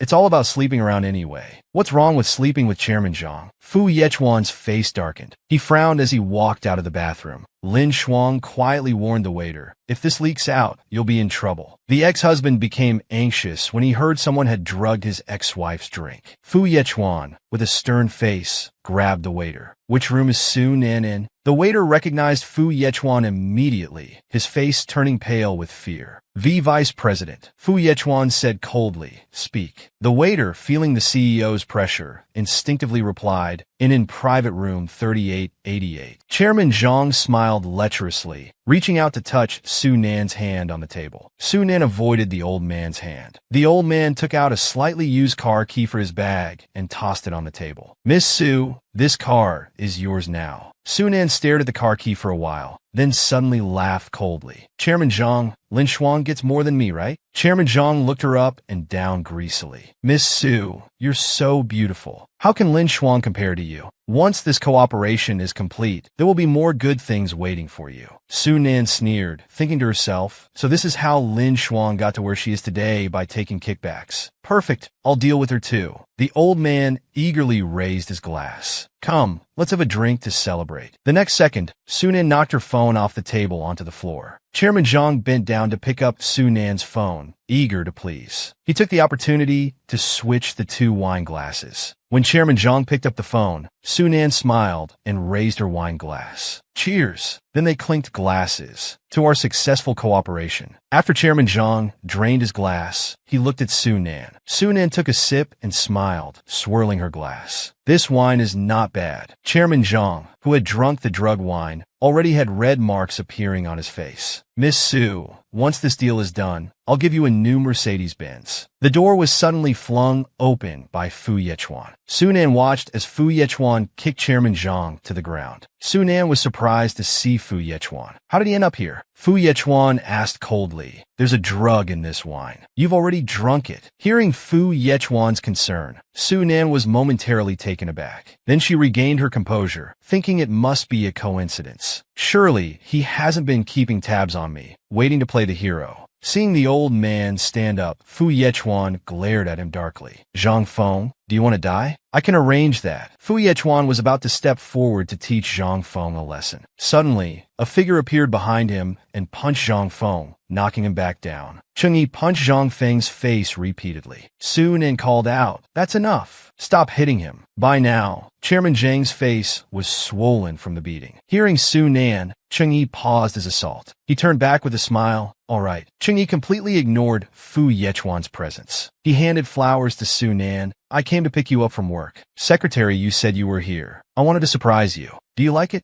Su Nan took the flowers and sighed helplessly. Although the plan was disrupted, I got the information I wanted. Let's stop here, or someone might die. I don't want to get into trouble. Cheng-Yi smiled. As you command, my queen. Chairman Zhang looked fearfully at the men before him. Young Master Cheng and Fu Yechuan, both not to be trifled with. Wasn't Su Nan divorced from Fu Yechuan? Why would he still interfere? Cheng-Yi shouted at Chairman Zhang. What are you looking at? I'm sparing your dog life. Get lost. Hearing his life was spared, the old man fought his dizziness and fled in panic. Suddenly, Cheng-Yi picked up the car keys from the table. He said coldly, "Take it away. Don't dirty my girlfriend's things." The ex-husband grew anxious. His once dull ex-wife had not only become radiant since their divorce, but now someone was calling her his girlfriend right in front of him. Fu Yechuan's heart was a mix of emotions. Cheng-Yi called Su Nan his girlfriend. Su Nan was speechless and whispered, "Don't say that." "What girlfriend?" Sunanglan stati Fu Yechuan, somevat pazod. He was looking at her coldly. "Why is the vice president here?" At that moment, the anger in Fu Yechuan's chest burst out. He barked, "Su Nan, how can you be so careless? Drinking wine from strangers? Aren't you afraid of being drugged? It's so dangerous. Is this the life you wanted after divorce?" Su Nan lowered her head and smiled. She felt humiliated. She thought he was being kind, but he was just looking for an excuse to lecture her. Su Nan picked up the wine glass from the table and drank it all. Then she swirled the empty glass. "Thank you for your chivalry, Vice President. I had already switched the drinks, but you have no right to judge what kind of life I want." Fu Yechuan gritted his teeth in anger. He stepped forward and grabbed her arm, his gaze icy. "Su Nan, what do you mean?" Su Nan curved her lips. "Vice President, I'm here for work. Marrying you is just being a lowly servant in your family. How are you Fu family members any different from Zhang Feng?" Hearing this, Fu Yechuan was at a loss for words. Sunan laughed coldly. Without another glance at him, she walked away decisively in her high heels. Cheng-Yi raised an eyebrow and quickly followed. Fu Yechuan stood there, his gaze cold as frost. Su Nan's words were like a thorn, making him uncomfortable. A lowly servant in the Fu family? When did the esteemed Mrs. Fu become a servant? It seemed there was still much about her that he didn't know. As Fu Yechuan walked out, he saw Zhang Feng rolling on the floor, clutching Lin Xuan, his face flushed and gaze unfocused. So she really knew beforehand and was prepared. It seems his actions were unnecessary after all. Perhaps she never needed him at all. Sunan got in the car and left. Hearing Fu Yechuan's misunderstanding earlier, her heart ached. After 3 years of marriage, he knew nothing about her. She wouldn't walk that path again. Fu Yechuan had nothing to do with her anymore. Cheng Yi glanced at her. I saved you today. How will you thank me? Sunan asked. What gift do you want? Or should I just transfer money? Cheng Yi looked at her with a half smile. It's the first time a woman has tried to pay me off, but I'd rather you offer yourself. Sunan gave him a sidelong glance. Dream on. Why? Why shouldn't you give me a chance? Cheng Yi sonortet. Sunan looked at him calmly.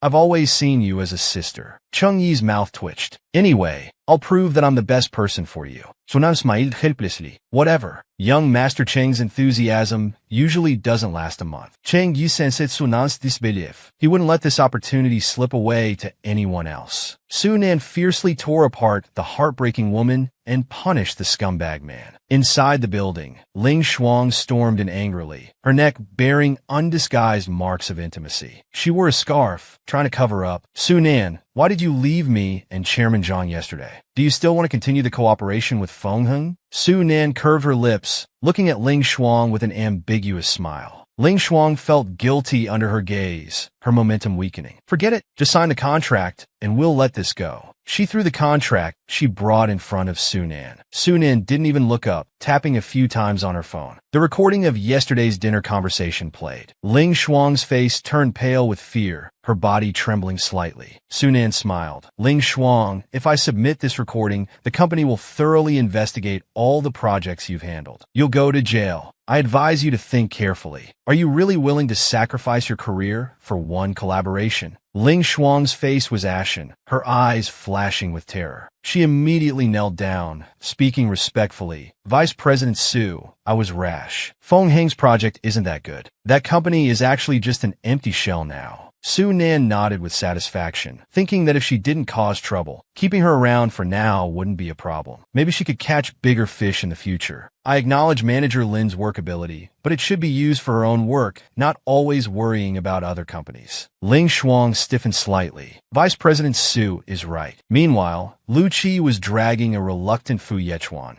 saying that a new couple's restaurant had opened upstairs from his restaurant, competing for business. Brother Chuan, just come with me to check it out. Consider it scouting the competition. They arrived at the restaurant. The waiter emphasized repeatedly that this was a couple's restaurant. Lu Qi batted her eyelashes, raising her pinky finger and clinging to Fu Yechuan's arm. Don't we look like a couple? At that moment, Wei Cheng and his girlfriend greeted them. Wei Cheng teased Lu Qi. Are you worried about them stealing your business, so you came to check it out yourself? As they sat down, they saw Sunan and Cheng Yi sitting across from them. Cheng Yi smiled charmingly, holding out flowers to Sunan. Sunan, here are your favorite Swiss lilies. Sunan smiled and took them. Thank you. As expected of your couple's restaurant, the service is excellent. Cheng Yi's gaze focused. Did she think it was part of the restaurant service? These are fresh flowers I just had air shipped from Switzerland. Such an expensive service isn't something others can enjoy. He shook his head helplessly. Never mind, we'll take it slow. I have patience. Cheng Yi asked Sunan if she received the flowers he sent before. Sunan nodded. Yes, I received them. You shouldn't have. Cheng Yi's face stiffened. That's it? Aren't you going to ask why I sent them? Sunan looked confused. Why, young Master Cheng? I'm pursuing you. He was frustrated by her obliviousness.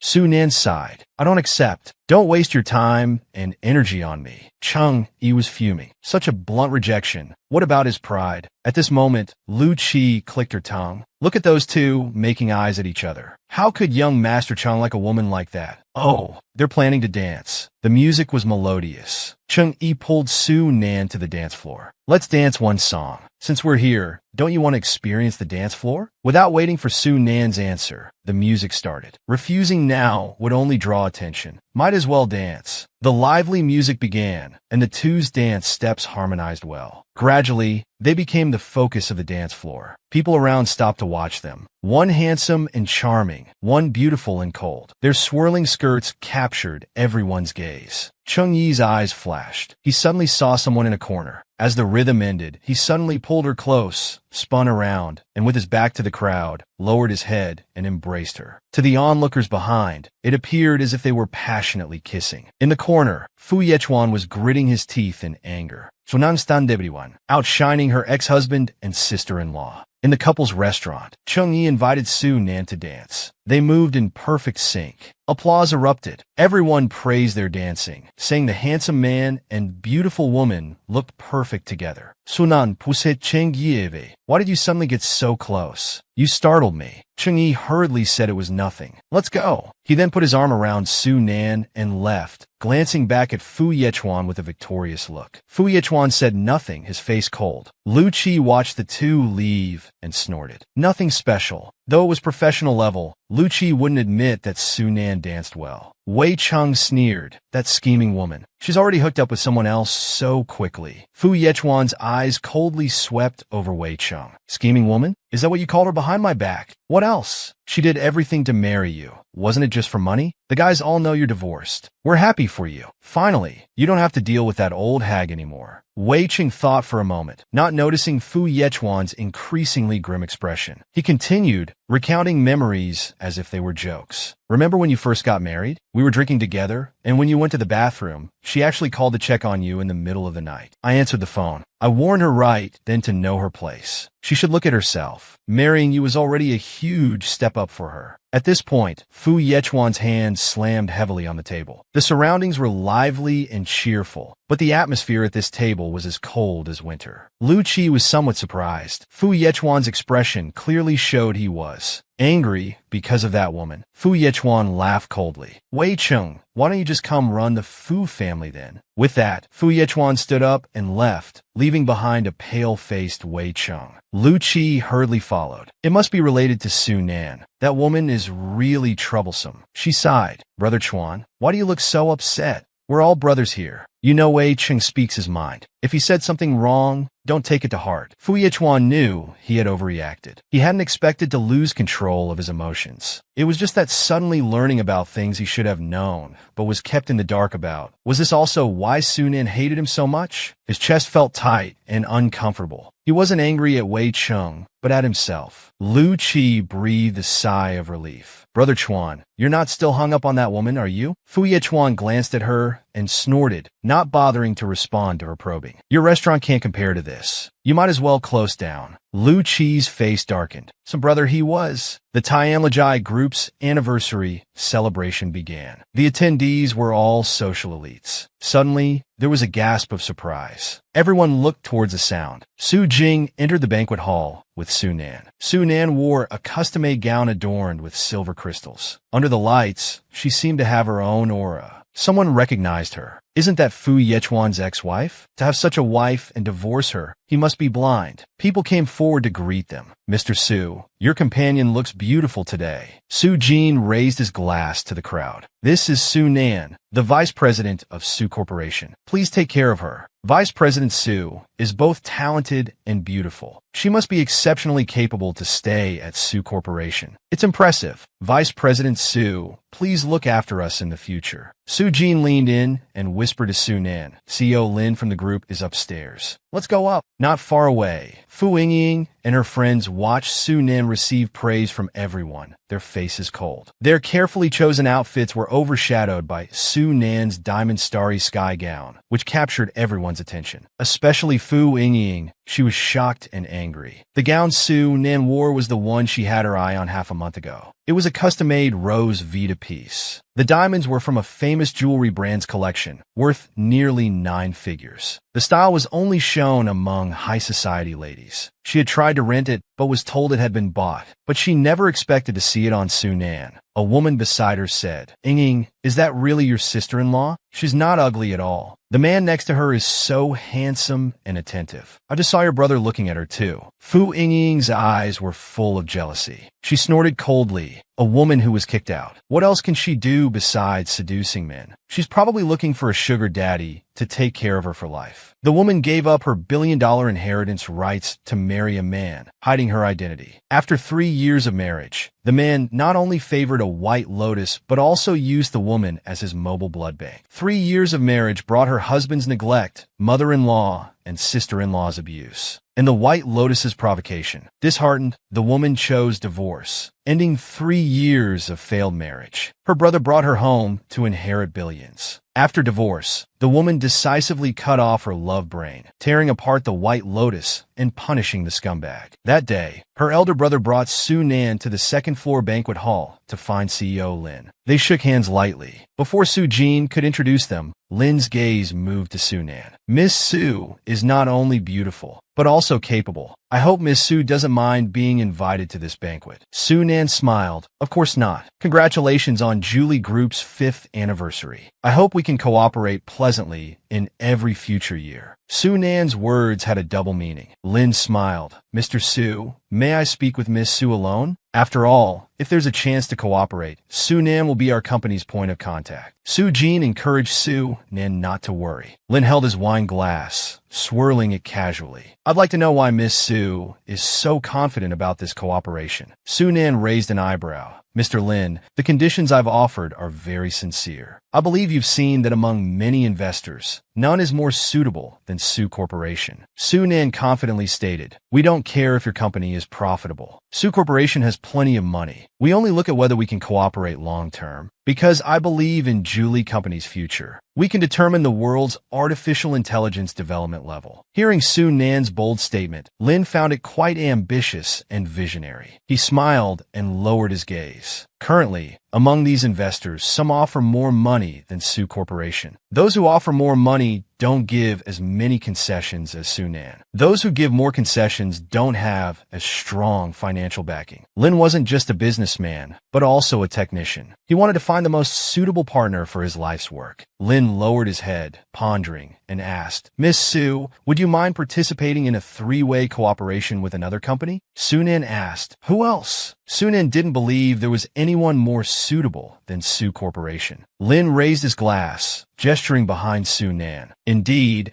the only one who could compete with Su Corporation and forcefully participate in this project was none other than Fu Yechuan. Fu Yechuan, in a black suit, appeared cold and unapproachable. His gaze lingered on Su Nan for a few seconds before calmly greeting Lin. Lin's eyes darted between the two. I don't need to introduce you, right? You should know each other well. I'm sorry I didn't tell you earlier, Miss Su. Regardless of who our final partner is, Fu Corporation will be involved in the project. Facing Su Nan's puzzled look, Lin smiled. Because from the beginning, the vice president has been sponsoring all my projects as a benefactor. So Fu Yechuan was a shareholder of Julie Company. Unexpectedly, Fu Yechuan had his eyes on the field of artificial intelligence early on. Su Nan smiled, lowering her eyes. With Fu Corporation's capabilities, they could easily enjoy the fruits of this cooperation alone. Why opt for a 3-way partnership? He raised an eyebrow, glancing at Fu Yechuan. After all, it's a completely new field, unexplored. Fu Corporation can't bear the risk alone. The man's voice was low and cool, his lips curling. Choosing Julie Group, Su Corporation won't go wrong. Hope for a pleasant cooperation. Su Nan smiled coldly, curling her lip. He's right. This cooperation can bring huge benefits. I can't let money slip away and benefit others for nothing. The three raised their glasses to celebrate the pleasant cooperation.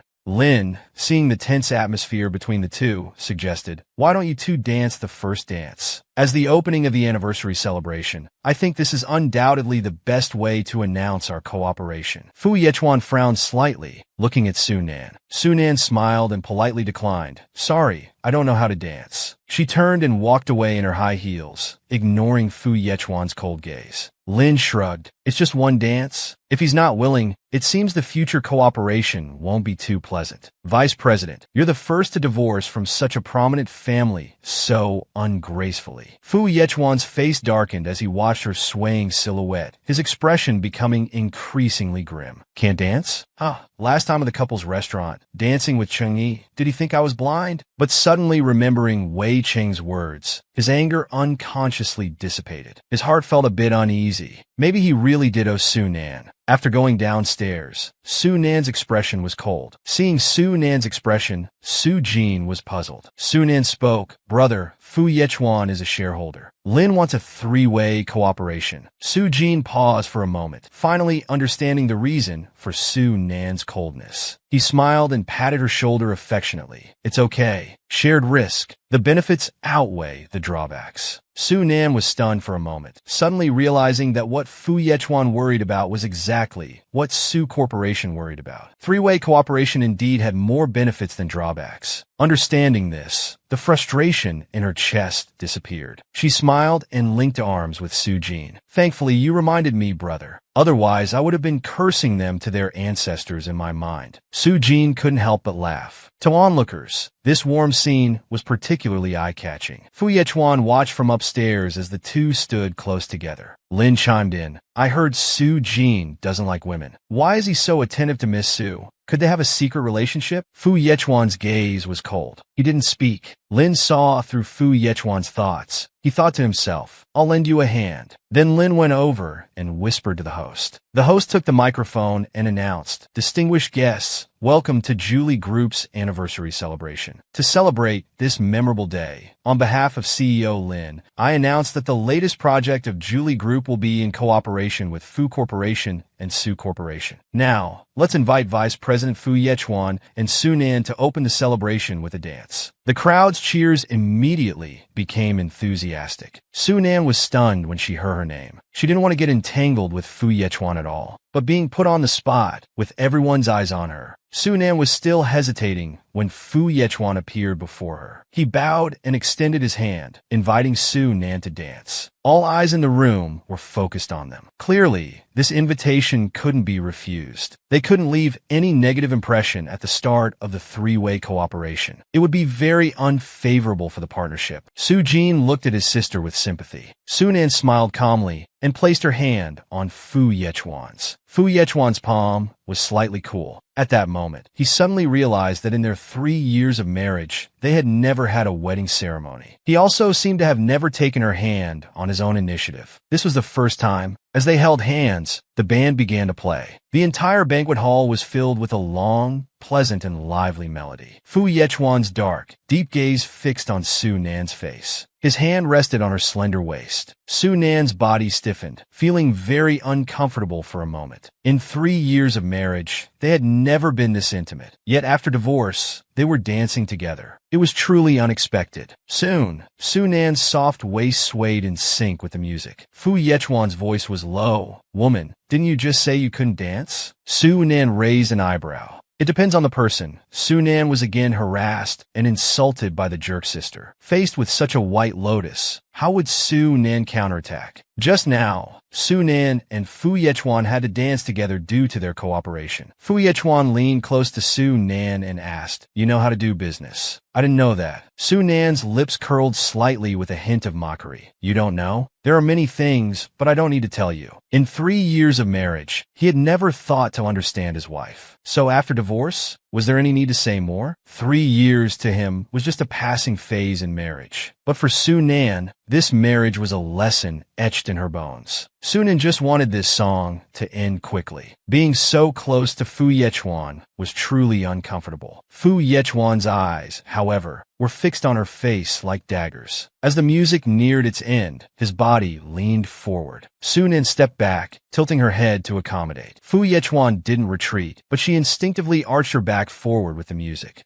Their lips unexpectedly almost touched. The audience whispered, Aren't they divorced? Is this a sign of reconciliation? Su Nan pushed Fu Yechuan away, her eyes cold. Is this amusing to you? Su Nan turned and left gracefully. Fu Yechuan lowered his eyes, standing stunned. She was so close just now, they almost kissed. Lin approached Fu Yechuan and asked, You did that on purpose, didn't you? Others might not notice Su Nan's rhythm was fine. The problem was with you. You've received elite education since childhood. I don't believe you'd be so slow in dancing. Fu Yechuan completely ignored Lin's question. On the second floor of the hall, Sunan walked towards Cheng-yi. "You're late." Cheng-yi leaned casually against the railing, carefree. "I come when I want to. If I hadn't heard you were coming, I wouldn't have bothered attending such an event." Sunan rolled her eyes at him. "Don't drag me into this. Clearly, your dad made you come." Cheng-yi wasn't embarrassed at being exposed. He grinned. "Anyway, my purpose is—" At that moment, someone called out to Sunan. She turned her head. She saw Fu Yingying approaching aggressively with her girlfriends. "Sunan, have you no shame? You're divorced from my brother, yet you're still trying to seduce him? Let me tell you, our family doesn't want a woman like you." Sunan rolled her eyes. This routine was truly childish. Cheng-yi looked at Fu Yingying with a cold smile. "Oh, who's this? Such a foul mouth, daring to bully Sunan in front of me. Do you have a death wish?" Fu Yingying glared fiercely at Cheng-yi. "What's it to you? Are you her lover?" Cheng-yi laughed. "No, I like that title." Sunan looked at Cheng-yi helplessly, warning him to shut up. He coldly glanced at Fu Yingying. "Miss Fu, what do you want?" Fu Yingying raised her chin proudly. "Don't think I don't know what you're up to. You definitely tried to kiss my brother on purpose just now. You want my brother to like you. Dream on. My brother's heart only has Xiao Wanru. You're just a blood donor tool for him. Don't fantasize about marrying into our wealthy Fu family." Sunan coldly snapped. "The whole world knows about your brother's affair with Xiao Wanru. Miss Fu, you should have said these words earlier to help me prove he's a cheating scumbag who had an affair during our marriage." Fu Yingying's face turned pale. She pointed at Sunan furiously. "Does everyone know who she really is? Everything she wears, eats, and uses was obtained by selling herself, relying on men. She's just a wild chicken, without a penny to her name. When she was in our rich family, she was always asking my brother for money." Fu Yingying laughed uncontrollably. "Haha, she thought she was a wealthy young madam. She's nothing but a servant, washing clothes, cooking, and scrubbing toilets. She's not even as good as a maid." Suddenly, a cold voice sounded from behind. Fu Yingying turned around in shock. "Brother?" At some point, Fu Yechuan had appeared there, his face dark with anger. Fu Yingying instinctively stepped back, her face pale. She thought, "Oh no, my brother didn't know about this. Now I've blurted it out. Brother, I was just teaching her a lesson. This woman was trying to seduce you just now." Cheng-yi couldn't help but interrupt Fu Yingying with a cold laugh. "Stop pretending." Hearing those words, Cheng-yi trembled with anger, wanting to beat Fu Yechuan to a pulp. Is this how the Fu family treated their carefully protected young lady of the Su family? Cheng-yi spoke with an icy tone. "Miss Fu, do you have the nerve to flaunt your disgusting actions as glorious deeds? Sunan must have been cursed with terrible luck to marry into your family blindly. Sunan's sincere feelings and 3 years of unwavering devotion shouldn't become a topic for gossip and mockery. What's it to you? Tell the truth. Were you having an affair with Sunan before she divorced my brother?" Fu Yingying was still trying to smear Sunan's reputation. Fu Yechuan scolded Fu Yingying. "Shut up," he questioned. "Is everything you just said true?" Fu Yingying panicked, not knowing how to respond. Seeing her hesitation, Fu Yechuan pressed coldly. "Speak." Sunan gave a cold, light chuckle. "Vice President, it's all true." At this moment, the crowd was in an uproar. "Oh, TSK, TSK, TSK. So the divorce rumors back then weren't baseless. Life in a wealthy family really isn't easy. Not treating the wife like a person. How disgusting. A cheating scumbag still dares to pretend here." Fu Yechuan's body tensed, his heart feeling as if it had been squeezed tightly. It turned out that not only did his friends look down on her, but the entire Fu family had been bullying her. And as Sunan's husband, in their 3-year marriage, he had rarely returned to their home. Every time he saw her, he only asked her to donate blood for Xiao Wanru. Fu Yechuan clenched his fists tightly. He had always thought he treated her well, but it was all self-deception. He owed her so much. Sunan let out a light laugh. "But even if it's all true, so what? Should I make the young Miss Fu and Mrs. Fu kneel down and apologize to me? Make them wash my clothes, cook for me, and be my servants? Or do you want to use money to pay off your poor ex-wife, President Fu? Or would you prefer to kneel down yourself and apologize on their behalf?" Fu Yechuan remained silent. Everyone wondered if Fu Yechuan would kneel. Sunan fiercely tearing down the White Lotus was incredibly satisfying. Faced with Fu Yingying's insults, Sunan's tone turned icy as she questioned the scumbag Fu, asking if he would kneel and apologize. At this moment, everyone was shocked. They were all chattering and discussing. Wow, Sunan really dares to speak up? This isn't something that can be resolved with a simple apology and saving face. Can this farce even be ended now? Fu Ying, still unwilling to admit defeat, lashed out. Making my brother apologize to Su Nan in front of so many people? That's just a daydream. Who do you think you are? Fu Yechuan interrupted. Sister, that's enough. Brother, why do you always side with an outsider like her? Fu Yechuan pressed his lips together, his dark eyes filled with complexity. He couldn't fulfill any of the conditions she mentioned, except for money, but Su Nan didn't need that. This time, he felt a sense of powerless frustration. Su Nan had no intention of backing down. If the vice president can't do anything, then don't put on a show of guilt for others to see. Apologies are worthless. Do you still need to play the victim? That's too cheap. Su Nan sneered, looking coldly at Fu Ying. Miss Fu, bringing up these shameful matters over and over to embarrass me? The ones being embarrassed aren't me, but your Fu family's green-hatted daughter-in-law and heir. Cheating and bragging about it everywhere. Truly eye-opening. You're the one who's unworthy. Su Nan, you were clearly trying to seduce my brother just now. Don't you admit it? Su Nan sighed, her tone icy. Does Miss Fu think I was deliberately seducing President Fu? Su Nan glanced sideways at the gossiping crowd. Do others also think I was actively seducing Fu Yechuan? Su Nan's lips curled into a mocking smile. 3 years ago, I was blind to marry President Fu. 3 years later, I won't be blind a second time. Even if I were to seduce every man in the world, I wouldn't choose Fu Yechuan again. Those suffocating memories of the past, I don't want to relive them. Fu Ying trembled under Su Nan's cold gaze. She felt that the current Su Nan was extremely unfamiliar. The meek and submissive Su Nan in her memory was certainly not the person standing before her now. Under everyone's gaze, Su Nan turned and left, heading downstairs. Cheng Yi coldly glared at Fu Yechuan and Fu Ying. Fu Yechuan has his day too. Everyone looked at Fu Yechuan standing there with an unpleasant expression. Brother Lin smiled and said, "Everyone, please continue enjoying the food and drinks," trying to divert attention elsewhere. After going downstairs, someone called out to her, "Miss Su, we hope for your continued support in the future." Miss Su was so upright and valiant just now. I'd like to toast to Miss Su. Su Nan drank glass after glass of the toasts offered to her. She was feeling a bit dizzy. Cheng Yi poured her a glass of water. Su Nan, did Fu Yechuan bully you tonight? What did Fu Ying say about you seducing him? Nothing unexpected. Cheng Yi cracked his knuckles. If he dares to bully you, I absolutely won't let him off. Su Nan laughed. All right, I'm counting on you.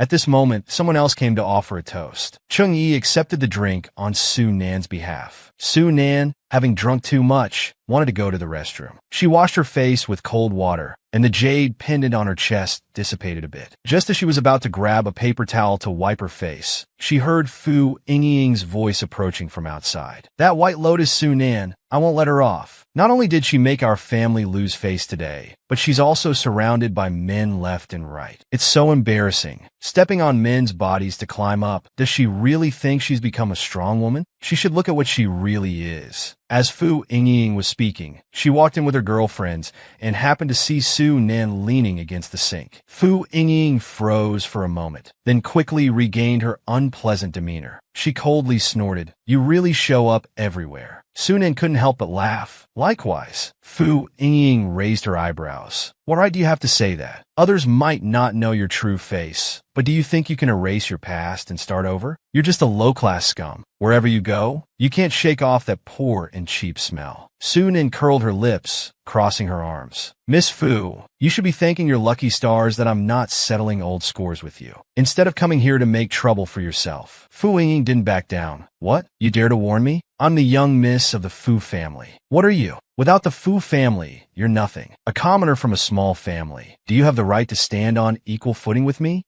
I just can't stand her and deliberately make things difficult for her. She should do housework, be subservient, and swallow her pride. Su Nan wiped her lips. You really think your Fu family is all that? Miss Fu, your superiority complex is over the top. Su Nan, have you forgotten how shameless you were? You'd rather be a blood bank for Qiao Wanru than shamelessly marry my brother. Wasn't it all just to sell blood for money? Now you're relying on men again. Su Nan's smile faded, her face turning cold. Miss Fu, I advise you to keep your mouth shut. Otherwise, don't blame me for being impolite.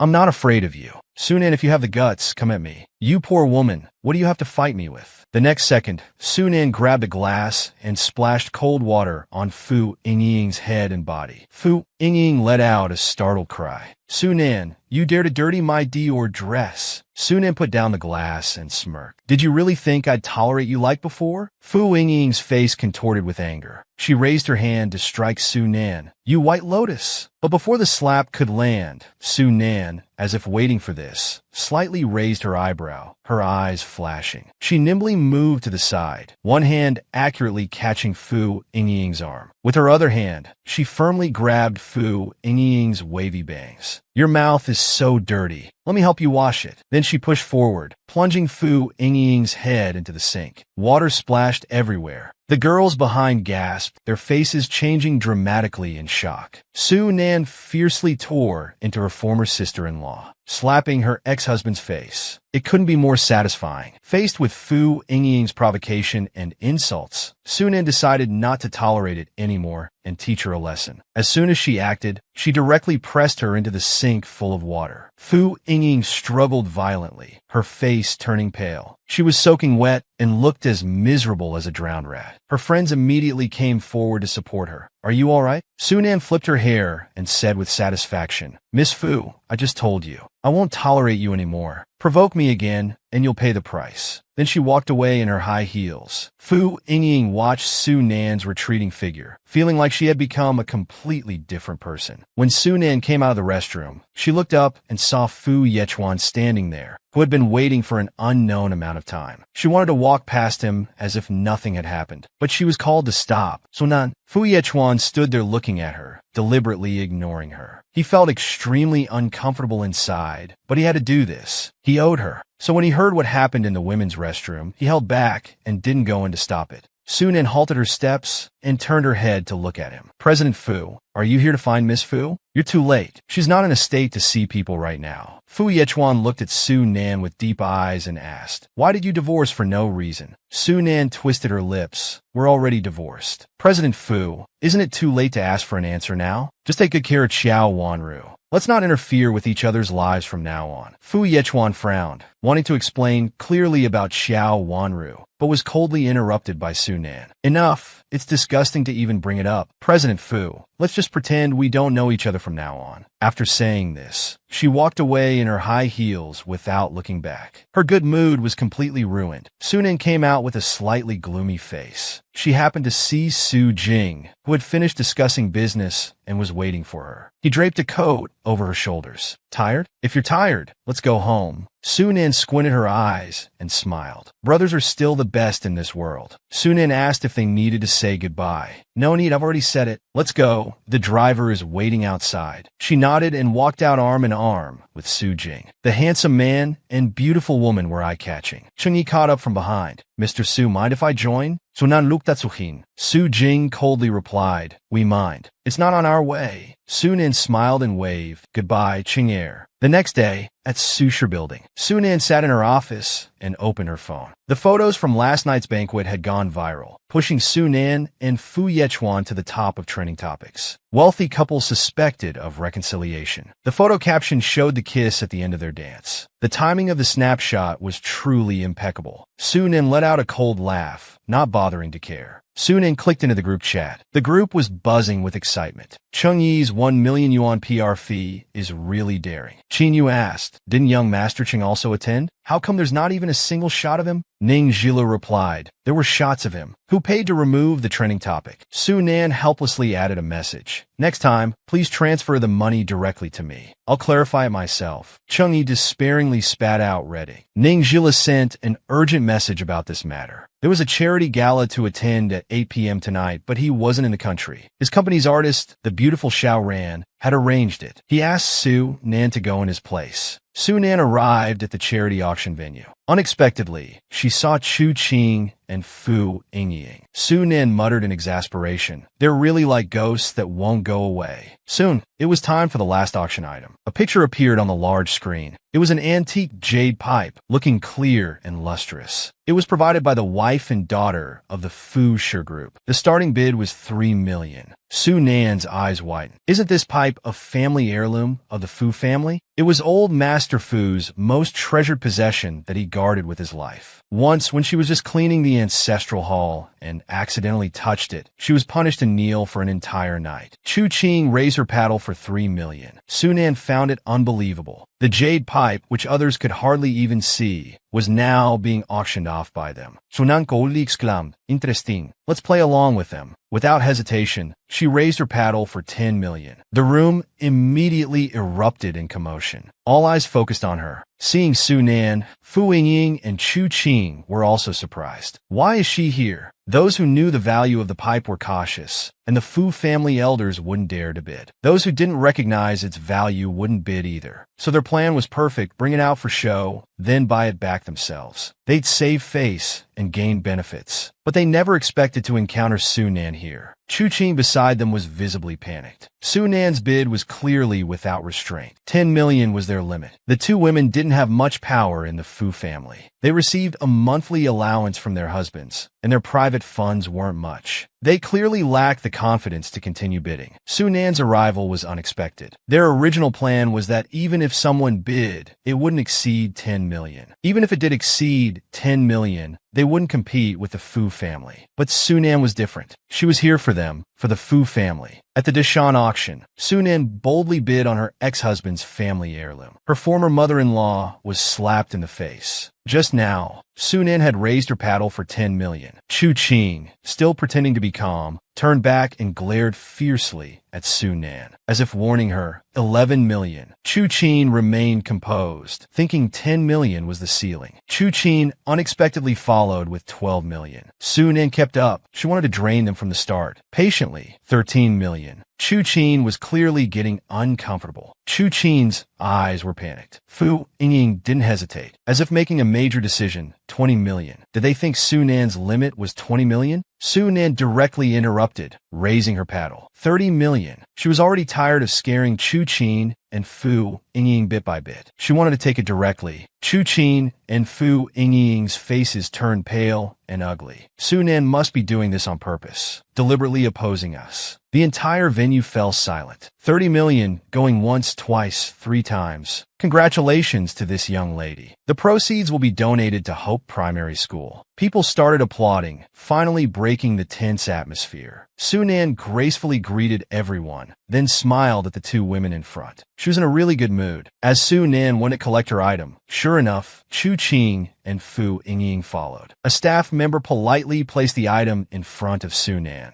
Su Nan held it up to look. There was a small red spot at the bottom of the pipe. Indeed, it was genuine. She completely ignored the two people beside her. Su Qing couldn't hold back anymore and coldly snorted. Su Nan, have your eyes grown on your feet? You don't even know how to show respect to your elders. Su Nan responded with an "oh" and said, Mrs. Fu is here too. What a coincidence. Shui Qing's face turned pale with anger. You've really gone too far. Just because you think you have backing now, you dare to disrespect me? Don't forget, I'm still your mother-in-law. Su Nan couldn't help but chuckle. Are you getting old and forgetful? I divorced your son long ago. Fu Yingying couldn't help but interject. Su Nan, you're so disrespectful. How can you talk to your elders like that? Su Nan's smile faded as she coldly glanced at Fu Yingying. You want to lecture me? Fu Yingying shrank back, not daring to speak. These two had originally planned to intimidate Su Nan, then coax her a bit to take the pipe away. But Su Nan wasn't playing by their rules at all. Su Qing nervously said to Su Nan, I'll give you 30 million. I want to take the item. Su Nan smiled. If you had 30 million, you could have bid during the auction. We could have competed fairly. It's too late now. Su Qing tried to be forceful, but it didn't work, so she tried to appeal to emotions. But Su Nan wasn't swayed by either approach. Su Qing smugly said she had already contacted Yi Chuan, and he would be here soon. Whether he comes or not, this item is mine.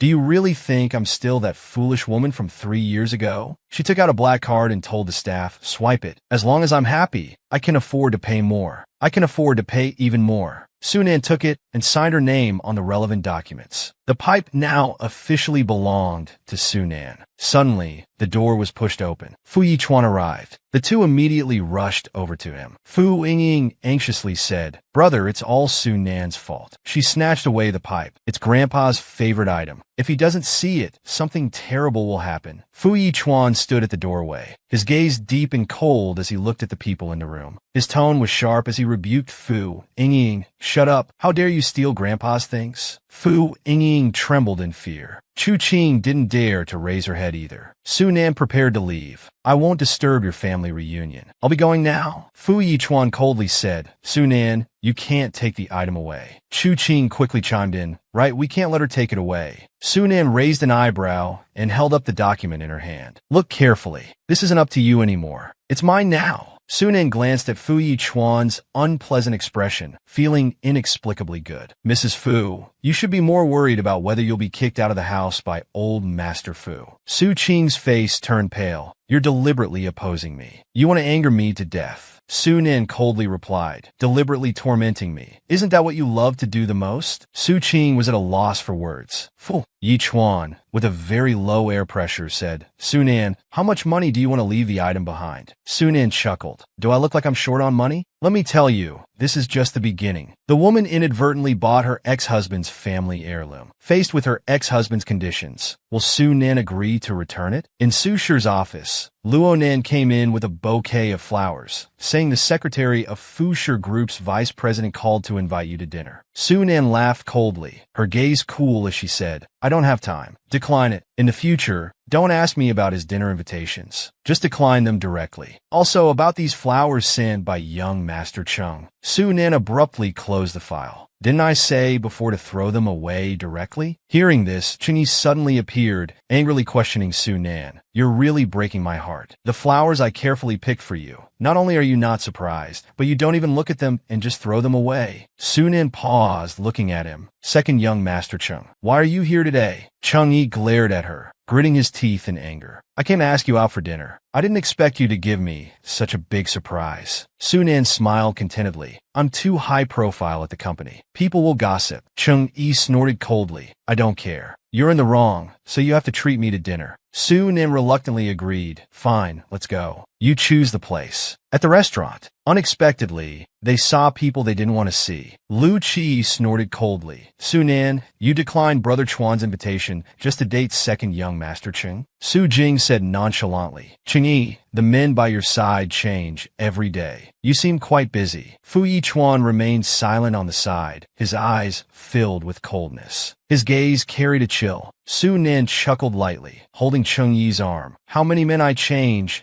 and who I date has nothing to do with you. Unless young Master Lu wants to ask me out." Lu Qi was very angry. "Why do I always get bullied by Su Nan? Someone like you, I wouldn't even look at." Su Nan also looked disgusted. "To be honest, I've seen it before. Young Master Lu's physique isn't that great. I have very high standards for men's bodies." Lu Qi trembled with anger, speechless. How dare she say his body isn't good? Lu Qi's face turned green with anger, his whole body shaking, but he didn't dare say a word. If it weren't for the fact that she had his compromising photos. Seeing Lu Qi deflated, Chung Yi smiled. "Her standards have always been high. Young Master Lu, if you keep talking, you'll affect our Su Nan's appetite." Su Nan said in a low voice, "It's already affected." Su Nan coldly glanced at Lu Qi. Ignoring Fu Yichuan beside him, she walked straight in. Due to meeting people she didn't want to see, Su Nan lost her appetite and only drank more beverages. Then she decided to go to the restroom to wash her face. Chung Yi said he would call Secretary Yu to pick them up. Su Nan had drunk a bit too much and felt dizzy. Unexpectedly, she bumped into someone at the corner. She quickly apologized, and looking up, she saw Fu Yichuan's cold face. She instantly sobered up. She immediately stepped back to maintain distance. Fu Yichuan's eyes flickered slightly. Su Nan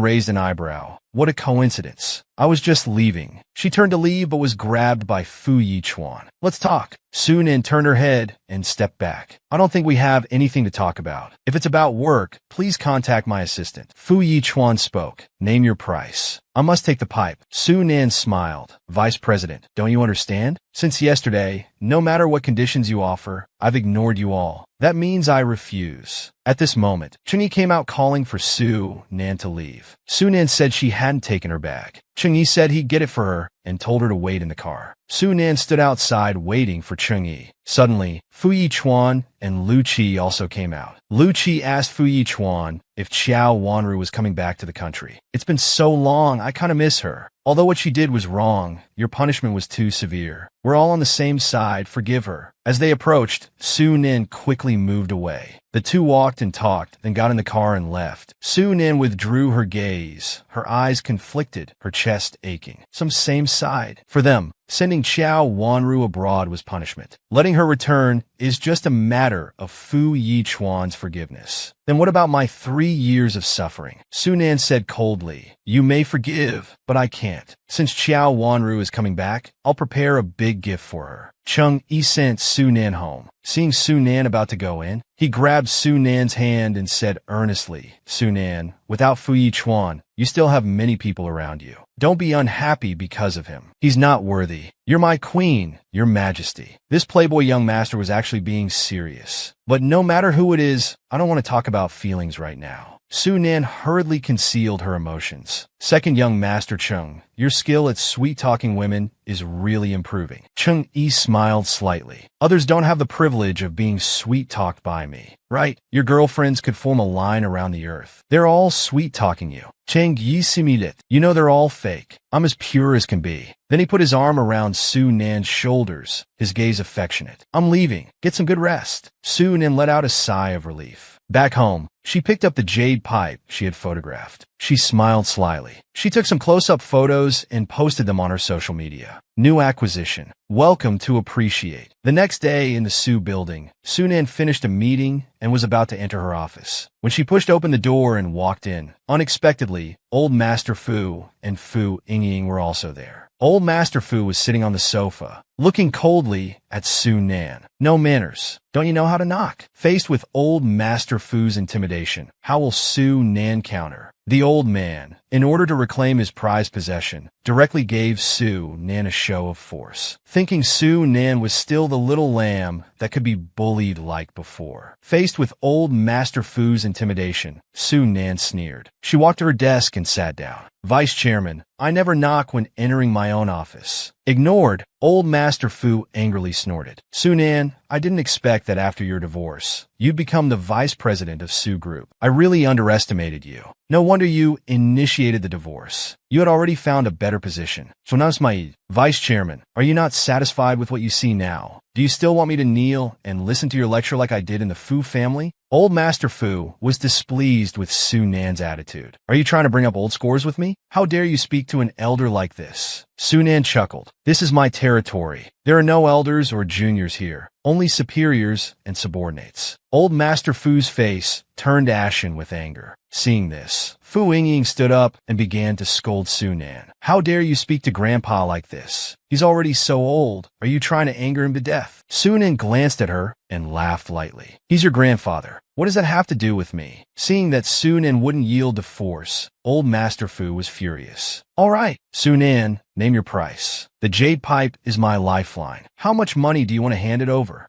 Su Nan provoked. Oh, so it's about this. But I've already said, even if you kneel down and beg me, I won't dash. Old Master Fu's face darkened. Fu Yingying clenched her fists, wishing she could punch Su Nan. Su Nan, you just hate our Fu family, don't you? You just don't want our whole family to live well, right? You're deliberately not returning the pipe to Grandpa, aren't you? Su Nan admitted frankly, yes, that's right. Miss Fu, I'm not some kind, weak person. Fu Yingying trembled with anger. Old Master Fu stood up and picked up the phone. Enough, Su Nan. I gave you a chance. Since you don't want it, don't blame me for being impolite. I'm curious how Su Jing can support a divorced woman like this. I wonder what Chairman Su will do when he finds out. Su Nan smiled and gestured. Please go ahead. Fu Yingying looked at Su Nan smugly, as if she was about to face a great disaster, waiting to see the show unfold. After the call connected, Su Yifeng answered, casually responding to the vice chairman. What's the occasion for calling me? Chairman Su, I heard you went on vacation to Europe a few days ago. Seems like you're in a good mood. But at your age, you should get out more often. If there's nothing else, I'll hang up. I'm fishing. Su Nan raised an eyebrow. So he's going to call my dad to complain? Interesting. Old Master Fu changed his tone. Chairman Su, did you know your son has been getting close to a divorced woman recently? Is that so? I didn't know. Su Jing is talented, reminiscent of you in your younger days. Wouldn't it be a shame if he was held back by such a woman? Su Yifeng chuckled. It's just a woman. What harm could she do? Old Master Fu glanced at Su Nan and spoke meaningfully. This woman is not simple. Right after her divorce, Su Jing promoted her to vice president, second only to him. As chairman, aren't you going to do something about it? Su Yifeng laughed a few times, brushing off the vice chairman. You'd better manage your own children. Didn't your granddaughter sell your prize pipe? Oh, I've got a bite. Got to go. The call ended. Old Master Fu snorted coldly. He glared at Su Nan. You're quite lucky, but don't think you've escaped. Don't assume you can enter the Su family's door. Su Nan smiled. That's none of your concern. I'll definitely enter the Su family's door. Someone see the guests out. 2 bodyguards appeared. Su Nan spoke in a low voice. In the future, don't let just anyone into my office. Yes, Vice President Su. Old Master Fu left in a huff, truly angered. Not only did she refuse to cooperate, but she also defied him. Shortly after they left, Su Yifeng called Su Nan. Su Nan answered, Dad, how many fish did you catch? Su Yifeng was surprised. Did that old man come to see you? Yes, he was in my office. He called you to complain right in front of me. Bah! He has the nerve to complain? They dare to bully my precious daughter? Who do they think they are? Su Yifeng cursed. I should be the one settling scores with them. Yet they dare to complain? Don't be angry, Dad. I've already sent them away. Su Yifeng laughed. Well done. Don't be polite. Teach them a lesson. At this moment, Secretary Yu knocked and entered. Vice President Su. Mr. Lin from Julie Group wants to invite you to dinner. He needs to discuss some project issues with you.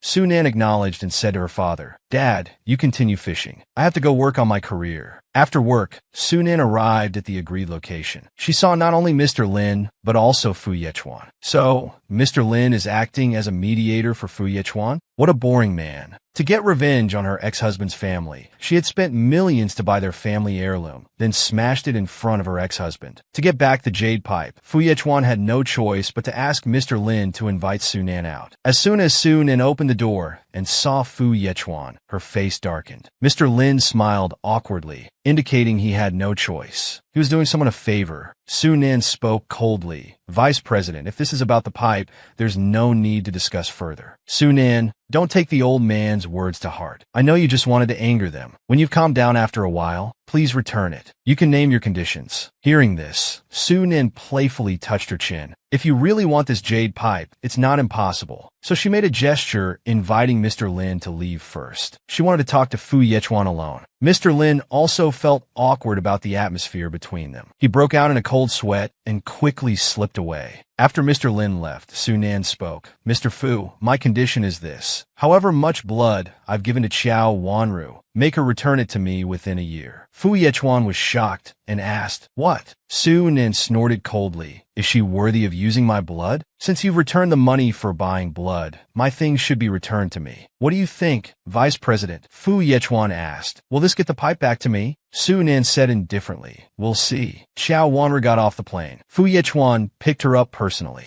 Qiao Wanru said coyly, Yechuan, you came to pick me up. In the car, Fu Yechuan told Qiao Wanru, in these 3 years, however much blood Su Nan gave you, you need to extract it and return it to her within a year. Hearing this, Qiao Wanru turned pale. What? Why? Are you still angry at me for wrongly accusing her? Hasn't that all passed? You don't even like her. Why do you care so much about this? If you're still not satisfied, I can apologize to her. Seeing Fu Yechuan unmoved, Qiao Wanru brought up Chen Heng. If he were still here, he definitely wouldn't want this. Yechuan, can you bear to let him rest uneasily in his grave? Hearing this, Fu Yechuan fell into deep conflict. He thought about talking to Su Nan again to see if repaying within 3 years would be possible. Beside him, Qiao Wanru darkened her face. Su Nan, I won't let you off. In the Su building, Fu Yechuan came to Su Nan's office. It's a bit difficult for Qiao Wanru to repay within a year. Can we change it to 3 years? Su Nan's eyes turned cold. Sure.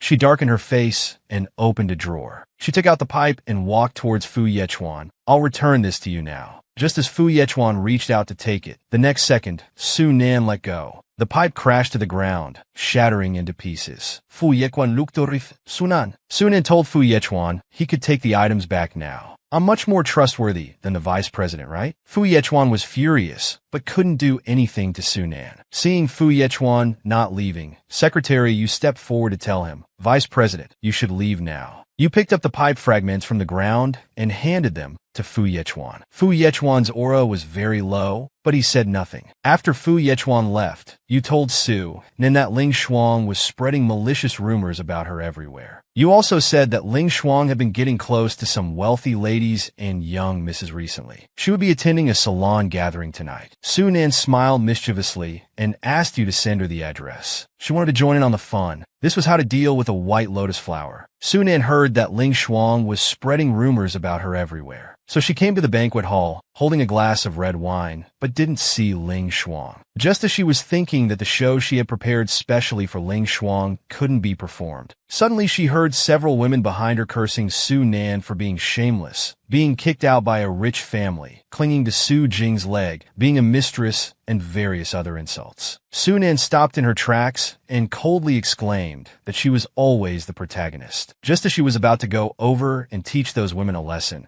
she heard a familiar voice pitifully explaining how miserable she was and how Su Nan had bullied her, saying she wanted to teach Su Nan a lesson. The next moment, Su Nan walked up behind Ling Shuang with a smile and asked, Manager Lin, what lesson do you want to teach me? Ling Shuang was startled. Su Nan's sudden appearance stunned them. Ling Shuang turned around in panic. Vice President Su. What a coincidence, Su Nan smiled at her. Actually, I came here specifically to find you. She then poured the red wine from her glass directly onto Ling Shuang's head, not spilling a drop. Ling Shuang froze, then stood up in shock, glaring angrily at Su Nan. Are you crazy? The women nearby angrily pointed at Su Nan. You don't deserve to be here. We should call security to throw her out. Su Nan didn't even bother to look at those two fools. She grabbed Ling Shuang's arm. Ling Shuang, as a reward, I've also prepared a special gift for you. Ling Shuang thought Su Nan was going to threaten her with Director Zhang's recording, so she wasn't worried. Did I say it was that recording? At this moment, a commotion erupted in the banquet hall. Isn't that Ling Shuang? She's been in our circle recently. Looking towards the sound, they saw on the big screen Ling Shuang and a man doing indescribable things in a car. A woman recognized the man. Isn't that the crazy Director Zhang? Mrs. Zhang, that's your husband, right? Oh my, how disgusting. Ling Shuang turned to Su Nan in panic. The next second, Ling Shuang was slapped hard across the face by Mrs. Zhang. Mrs. Zhang furiously yelled, calling her a white lotus flower who dared to seduce her husband. One moment she was instigating and helping spread rumors about Su Nan, and now she was stabbing them in the back. Mrs. Zhang grabbed her hair, threatening to beat her to death. Seeing Ling Shuang's miserable screams, Su Nan smiled with satisfaction and turned to leave. Mrs. Zhang truly lived up to her reputation for having a violent temper. At this time, Lin Jilla called to say he was back in the country. He asked if Su Nan was free tomorrow night to attend his big show with Qin Yun. Su Nan agreed, no problem, I'll definitely be there. White lotus flower, your breathing is disturbing my mood. Just now, Su Nan brought Qin Yu to the Reserve brand store to select dresses. Seeing the two, the store manager warmly said they had cleared the store to exclusively serve them. Su Nan smiled and said, no need to trouble yourselves. We'll just look upstairs. Don't let us interfere with your business. Arriving on the second floor, the manager introduced that all limited edition styles would be personally showcased by models. The two looked at the beautiful dresses on the models. Qin Yu told Su Nan, you'd look good in any of them. Su Nan said, then I'll take them all. At this moment, a commotion came from downstairs. Fu Yingying stood with her hands on her hips, impatiently shouting, where is everyone? Such a big store and no one to serve customers? Is this how you treat your clients? A store employee came out to greet Miss Fu.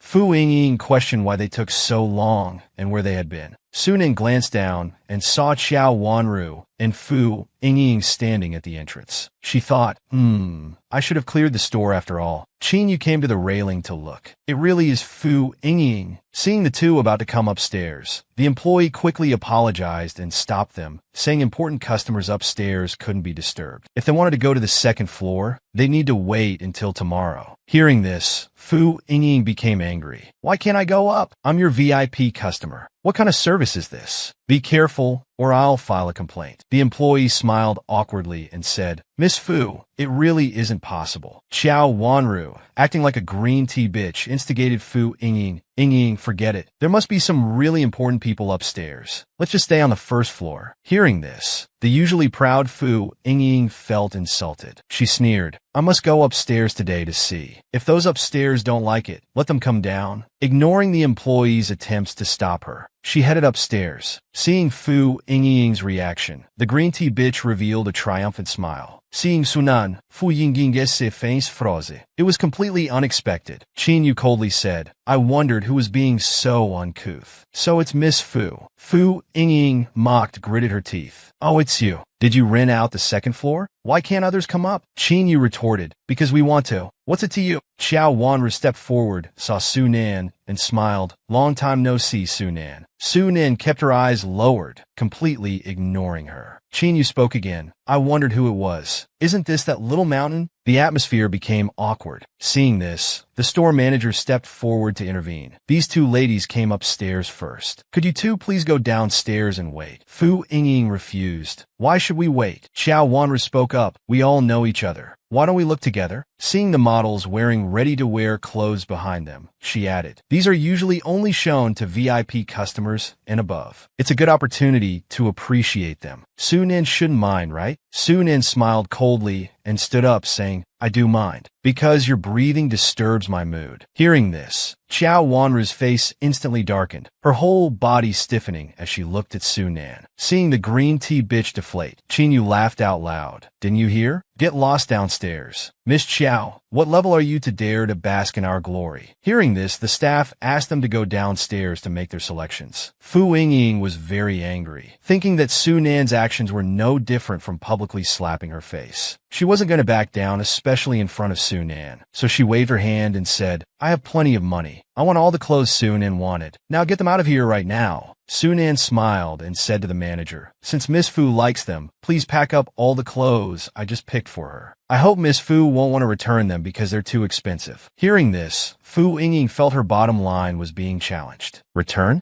I'd throw away what I buy before returning it. You poor woman who relies on men to keep you. How dare you question me? Little did she know that Su Nan had recorded her words on her phone. She smiled and said, that's good. Su Nan sent the recording to the manager as evidence, saying if Miss Fu changes her mind, they can ask the Fu family for payment. Fu Yingying smiled. As the young miss of the prestigious Fu family, would I not be able to afford a few pieces of clothing? Su Nan, do you think everyone is like you? Su Nan smiled at Qin Yu. Let's go. It seems we won't be able to choose any suitable clothes today. Seeing Su Nan leave, the two were full of pride. The next second, the manager handed over the list of Su Nan selections. Miss Fu, the total is 6.49 million. Please review it. With a thunderous shock, Fu Yingying's face froze in disbelief. What? How much did you say? Our long-awaited male lead has finally appeared. What kind of sparks will they create? In the evening, Su Nan brought her best friend to attend Lin Zhila's fashion show. Lin Zhila quickly pulled the two backstage to prepare. Su Nan asked what they needed to prepare. Lin Zhila mischievously smiled and said, prepare your beauty. At this moment, the host announced that the show's stars were about to make their dazzling entrance. The others came out as the opening act. She wore a cute princess-style outfit and walked confidently. The host introduced the theme, saying that the theme of this show was the galaxy and me. In the designer's concept, every woman is a unique constellation in the galaxy. They can be princesses, queens, knights, or even ordinary dust. As long as they exist, they are the vast galaxy. Lin Zhila wore a knight-style outfit, looking both beautiful and cool. Fu Yingying and Xiao Wanru in the audience were both shocked. The host introduced the final dress that was about to make its grand entrance. Su Nan came out wearing the final dress, dazzling and eye-catching, mysterious, noble, and elegant, symbolizing that we are all queens of our own lives. Fu Yingying in the audience exclaimed, that dress is so beautiful. Although it's a bit far, and I can't see the model's face clearly, her figure is amazing. It's so beautiful. I must take a photo with her later. Sunan walked with composure and grace, making elegant turns. Every move exuded charm. At this moment, a man sitting in the corner stared intently at Sunan, a smile of admiration appearing on his face. After the show, Fu Yingying pulled Xiao Wanru backstage. She kept praising, "The last model was really beautiful. How wonderful it would be if she married my brother." The green tea bitch beside her laughed awkwardly. "Yingying, the modeling world is very chaotic. They do everything from accompanying drinks to sleeping around." At this time, Qin Yu overheard their conversation. She turned around and said, "If you look down on us so much, then don't come. Who invited you?" Seeing Qin Yu, Fu Yingying was also surprised. "How come it's you?" Qin Yu looked them up and down, covering her mouth as she laughed. "Aren't these the clothes Sunan didn't want? You actually wore them." The two were publicly humiliated, gritting their teeth in anger and resentment. Fu Yingying snorted coldly. "I won't bother with you. I'm here to take a photo with the final model." Qin Yu called out, "Sunan, they say they want to take a photo with you."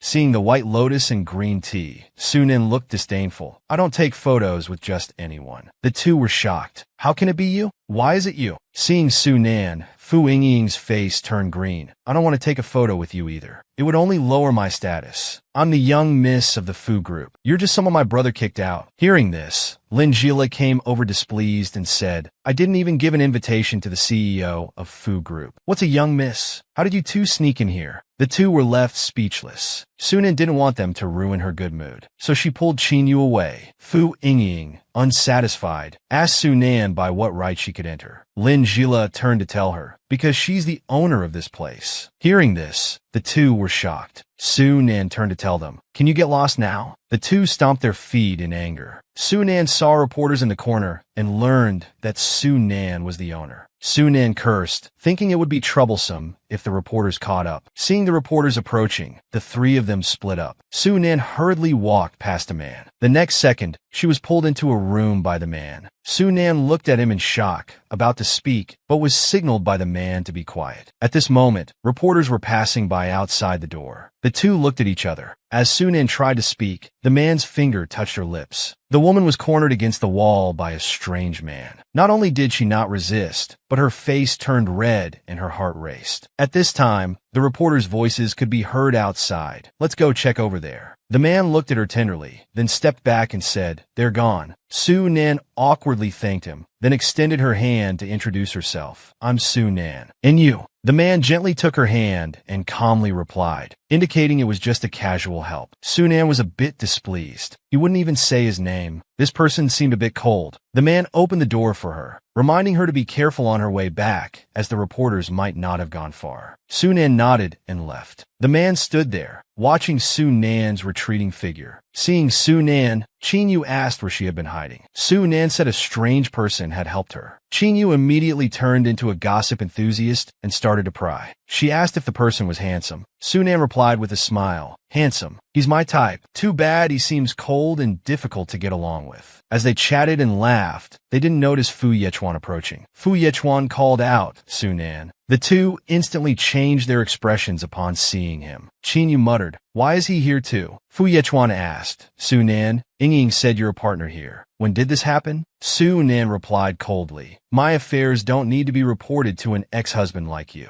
Just then, Fu Yingying's anxious voice came from nearby. "Wanru, what's wrong? You're bleeding so much." The three turned to look. They saw Fu Yingying supporting the frail green tea bitch. Fu Yechuan asked, "Why are you here? What happened?" Fu Yingying explained, "Wanru saw you earlier and wanted to greet you. But when she turned, she fell and started bleeding a lot. The green tea bitch had only scraped her forehead a bit, but was acting as if she was dying." Sunan turned and called to Qin Yu, "Let's go. I want to rest." As they started to leave, Fu Yingying shouted, "No, you can't go. Wanru has lost too much blood. Who will give her blood if you leave?" People around started gossiping, so the rumors were true. Sunan is just Xiao Wanru's blood bank. The Fu family is so inhumane. Sunan glared angrily at Fu Yingying. "Listen to yourself. Is that how a human speaks?" Fu Yingying was at a loss, then said, "Are you going to let her die? It's just a little blood. It's not your first time donating." Sunan glanced over. "Her life or death is none of my concern. Xiaoyu, let's go." At this moment, Fu Yechuan spoke up. "Sunan, you need to stay and help Wanru." Hearing this,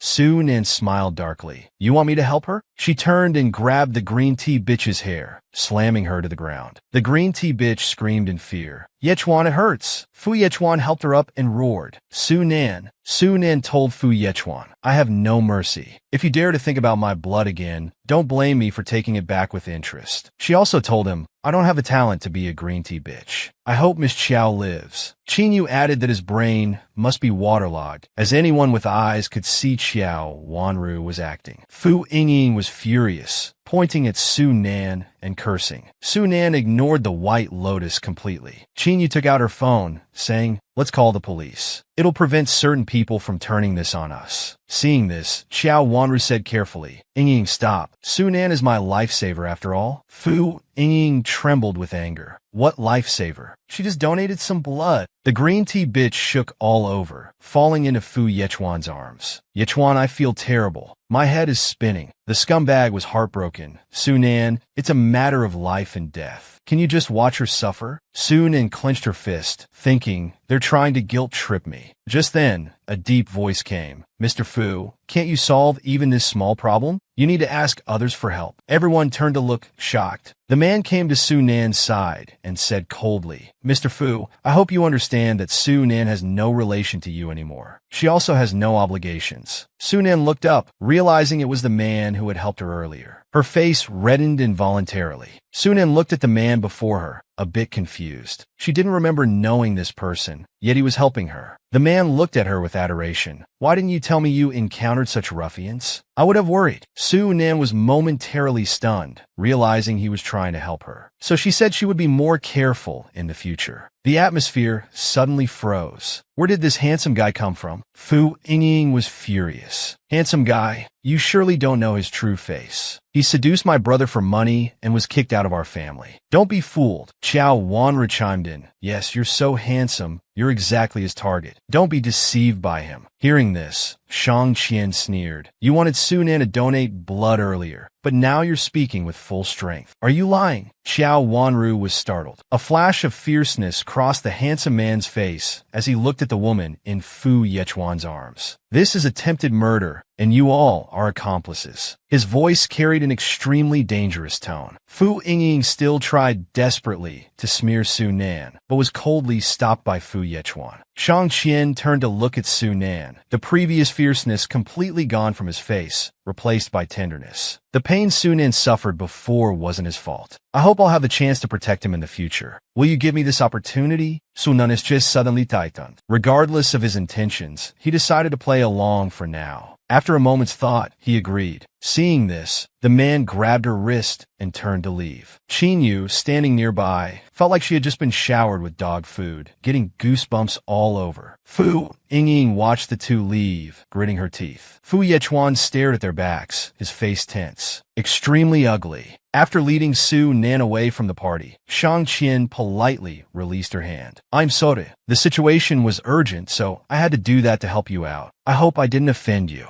Su Nan immediately understood. She smiled. It's okay. I should thank you for helping me out a second time. This man had a mature and mysterious aura about him. His every move exuded nobility and coolness. Now can you tell me your name? The man's demeanor returned to normal. My name is Shang Qian. Su Nan smiled. Shang Qian, nice to meet you. He suddenly frowned. The name sounded familiar, but he couldn't remember where he'd heard it. To apologize, let me drive you home, Miss Su. Su Nan didn't stand on ceremony. As they got in the car, Shang Qian's gaze was deep and pensive, but a hint of emotion flickered in his eyes. He doesn't remember. The next morning, Su Nan was awakened by her phone ringing. Reluctantly opening her eyes, she picked up the phone and heard Qin use urgent voice. How can you still be sleeping? Someone's deliberately smearing you online. It's chaos out there. Someone posted a long article explicitly implying things about you. They've made up all sorts of convincing dirt on you. The key is that these exposés can't be suppressed. You need to check it out quickly. Su Nan hung up and went online. Sure enough, her name was the top trending topic. She sighed and clicked in. How did Su Nan become a vice president of a listed company without background or connections? Su Nan didn't take a penny in the divorce. How can she afford luxury cars? Who is Su Nan's sugar daddy? Waiting for the reveal. Photos of Su Nan with Su Jing, even Cheng Yi, and some business clients were posted online as evidence. It was as if her private life had become utterly chaotic. Her divorce wasn't as clean and straightforward as it seemed. Public opinion was guiding everything towards the worst possible interpretation. Su Nan's face darkened. This time, the situation was serious enough to affect the company. The phone suddenly rang again. So Nan said immediately. Su Jing's voice sounded tired. Don't go out today, and don't come to the company. Su Nan said she had already seen the news online. She would contact Du Yin right away. If it was just targeting her personally, she wasn't afraid. But involving the company would affect too many things. Su Jing said it was useless. This time it's old Mr. Fu's personal order. Because you broke his pipe, he's holding a grudge. You don't need to do anything. Dad plans to announce your identity at the company's anniversary celebration. The more viciously they curse now, the more humbly they'll have to apologize later. Originally, his identity was planned to be announced naturally after his position was secure. But now it seems some people are eager to ensure he never has a chance to rise again. Any news from that woman? By now, she should have come to apologize. This time, we'll not only make her kneel and apologize, but also teach her a lesson. The butler said there was no news. Old Mr. Fu then asked, what about Su Corporation? Any movement? The stock price dropped initially, but it has stabilized under CEO Su Jing's management. Old Mr. Fu sensed something was off. He told the butler to call Su Nan directly. Meanwhile, Su Nan was at home browsing online shopping. Buying things indeed lifted her mood. She was waiting for a link to load. Suddenly, her phone rang. Seeing the number, Su Nan quickly hung up, but it still made her miss the flash sale. Finally, she decided to message the host directly. If you're in Europe, could you pick out some gifts for me? Cost is not an issue.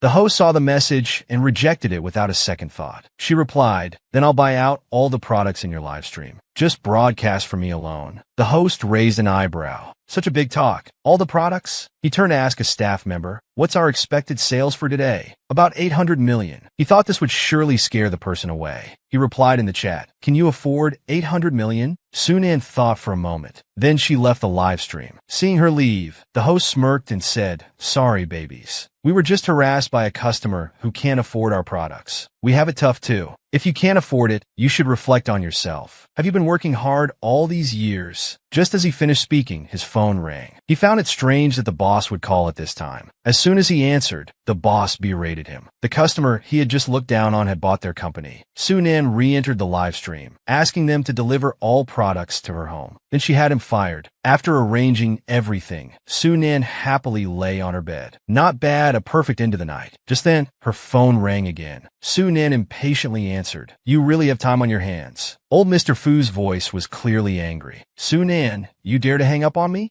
Su Nan laughed bitterly. She could hang up on whoever she wanted. Old Mr. Fu was silent for a few seconds. Fine, I won't hold a grudge about you breaking my pipe. Just publicly apologize to me and pay 300 million in compensation. I'll have the online marketing accounts stop attacking you. I can even arrange a position for you in the Fu family company. Give you a meal ticket. Su Nan didn't know where old Mr. Fu got the nerve. She said she broke something she bought with her own money. What's wrong with that? As for the Fu family's food, they should save it for their dogs. Old Mr. Fu felt Su Nan was refusing a toast only to drink a forfeit and still being so unappreciative. Su Nan, unwilling to listen to his ramblings anymore, promptly hung up. At the Fu residence, old Mr. Fu felt that calling Su Nan himself was already giving her face. He didn't expect her to dare hang up on him now. He immediately became angry and embarrassed. He ordered his people to investigate Su Nan's whereabouts, then inform reporters and use their influence to make the reporters interview her thoroughly. He didn't believe she could still be so indifferent. That day, Su Nan thought the items she bought were nice and brought them to Su Jing's door. Just as the door opened a crack, she happily raised the things in her hand. Surprise! Look what I bought for you. Shang Qian was stunned. At the same time, Su Nan stood awkwardly in place. Why are you here? I'm looking for Su Jing. After saying that, he politely took the things from Su Nan's hands. After entering the house, Su Jing introduced them. This is my friend. You two met when you were kids. Don't you remember? Su Nan sat down on the sofa, wondering when they had met Miss Su.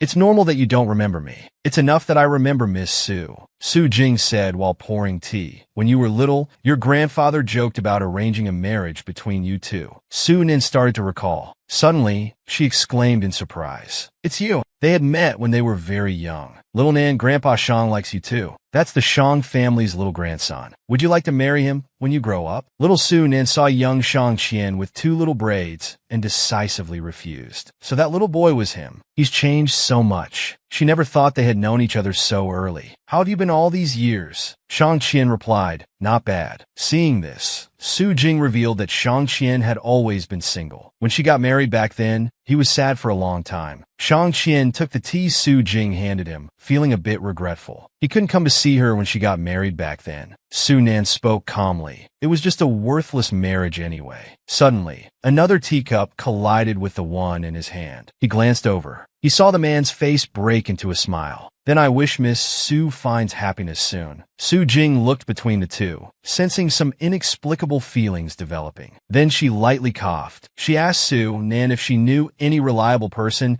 who could help Shang Qian get familiar with the environment. He just returned from abroad and wanted to quickly adapt to the local lifestyle. Hearing this, Su Nan immediately patted her chest, volunteering herself. She had been wanting to thank Mr. Shang for helping her earlier. Then I'll trouble Miss Su. Hearing his address, Su Nan told Shang Qian to just call her by name. Watching the two chatting happily, Su Jing felt that this guy's return to expand the market was just an excuse. In the Fu family's eyes, he was still that weak and easily bullied person. With no background, no money, and no power, he was seen as a new opportunity trying to marry into a wealthy family. So, they used their power recklessly to corner him, attempting to make his life dark and completely unsuccessful. Because Shang Qian had helped Su Nan before, she wanted to repay the favor. So she decided to personally show Shang Qian around. As Su Nan just opened the door, she saw someone she least wanted to see. She asked irritably why he was here. Fu Yechuan said he came specifically to find her. He paused for a few seconds. Su Nan, if you just give in and apologize properly to the old man, I'll clean up the online mess. Fu Yechuan, one of you plays good cop, the other bad cop. Do you take me for a fool? Su Nan couldn't help but mock coldly. Since we've already torn off the mask, let's speak clearly. Your Fu family has thrown the dirtiest water in the world on me. Now you put on this fake, savior-like act. Don't you feel disgusted? The atmosphere instantly became cold and oppressive. The other party was stunned for a moment. Su Nan, I was wrong about the past things. But if you just apologize. Before he could finish, Su Nan coldly interrupted. Don't bother. This isn't my fault. Why should I apologize? She tried hard to suppress her emotions. I'm used to being scolded. Tell the vice chairman for me, don't be unreasonable anymore. Otherwise, don't blame me for being impolite. After saying this, she turned around decisively. Seeing that Su Nan refused to admit her mistake, Fu Yechuan's face became very unpleasant, cold as ice. Su Nan had just called the woman's name when a man walked out of Su Nan's house. Shang Qian looked at Fu Yechuan with indifference. Then he turned to Su Nan. Nan, weren't you going to get the car? Su Nan said she was delayed by irrelevant people. Upon hearing the word irrelevant, Fu Yechuan's heart ached sharply. He looked at the man in front of him with confusion, suddenly remembering he was the person from the last banquet. He subconsciously assumed that Su Nan was already living with this man. Thinking of this, Fu Yechuan gritted his teeth, feeling very uncomfortable.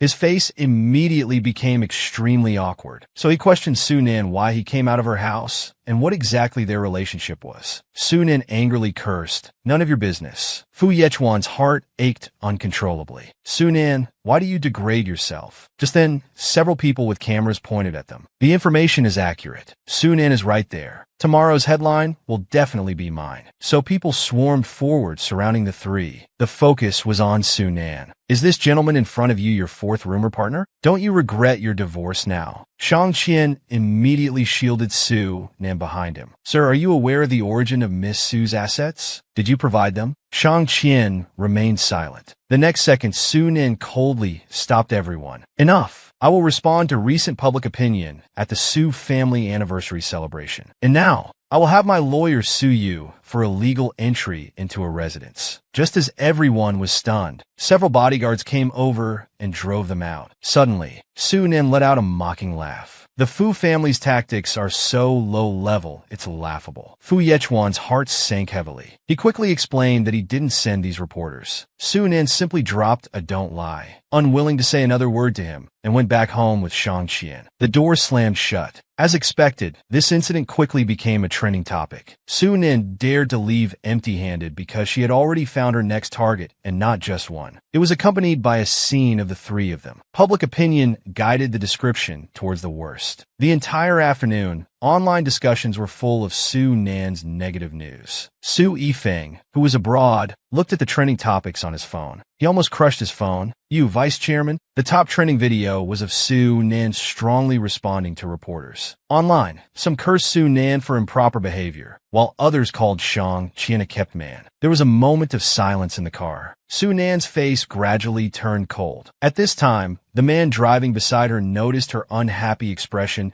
and asked if something had happened to make her so upset. Su Nan answered honestly. Those reporters from earlier were writing nonsense online. Writing about her was one thing, but now they've portrayed him as her kept man. After saying this, she felt it was inappropriate and quickly apologized to Shang Qian for involving him unnecessarily. However, Shang Qian said it was fine, that this was a novel experience for him. "It's very interesting," he said, his mouth unconsciously curling up, his eyes showing some helplessness. As long as he could be by her side, he was already very content. Su Nan suddenly remembered her brother, saying he had just returned to the country and hadn't bought many things. So she suggested taking him shopping at the mall. Shang Qian smiled and said, "All right, then I'll trouble Nan Nan." Then the two drove to a luxury store. Nan Nan sat on the sofa, drinking red tea, while waiting for Shang Qian to change clothes. She was concentrating on savoring it. Suddenly, she heard the shop assistant call out, "Miss Fu, Miss Chiao, please come in." Su Nan was speechless. Such familiar names. It couldn't be those two pests, could it? As she was thinking this, she saw Chiao, Wanru, and Fu Yining.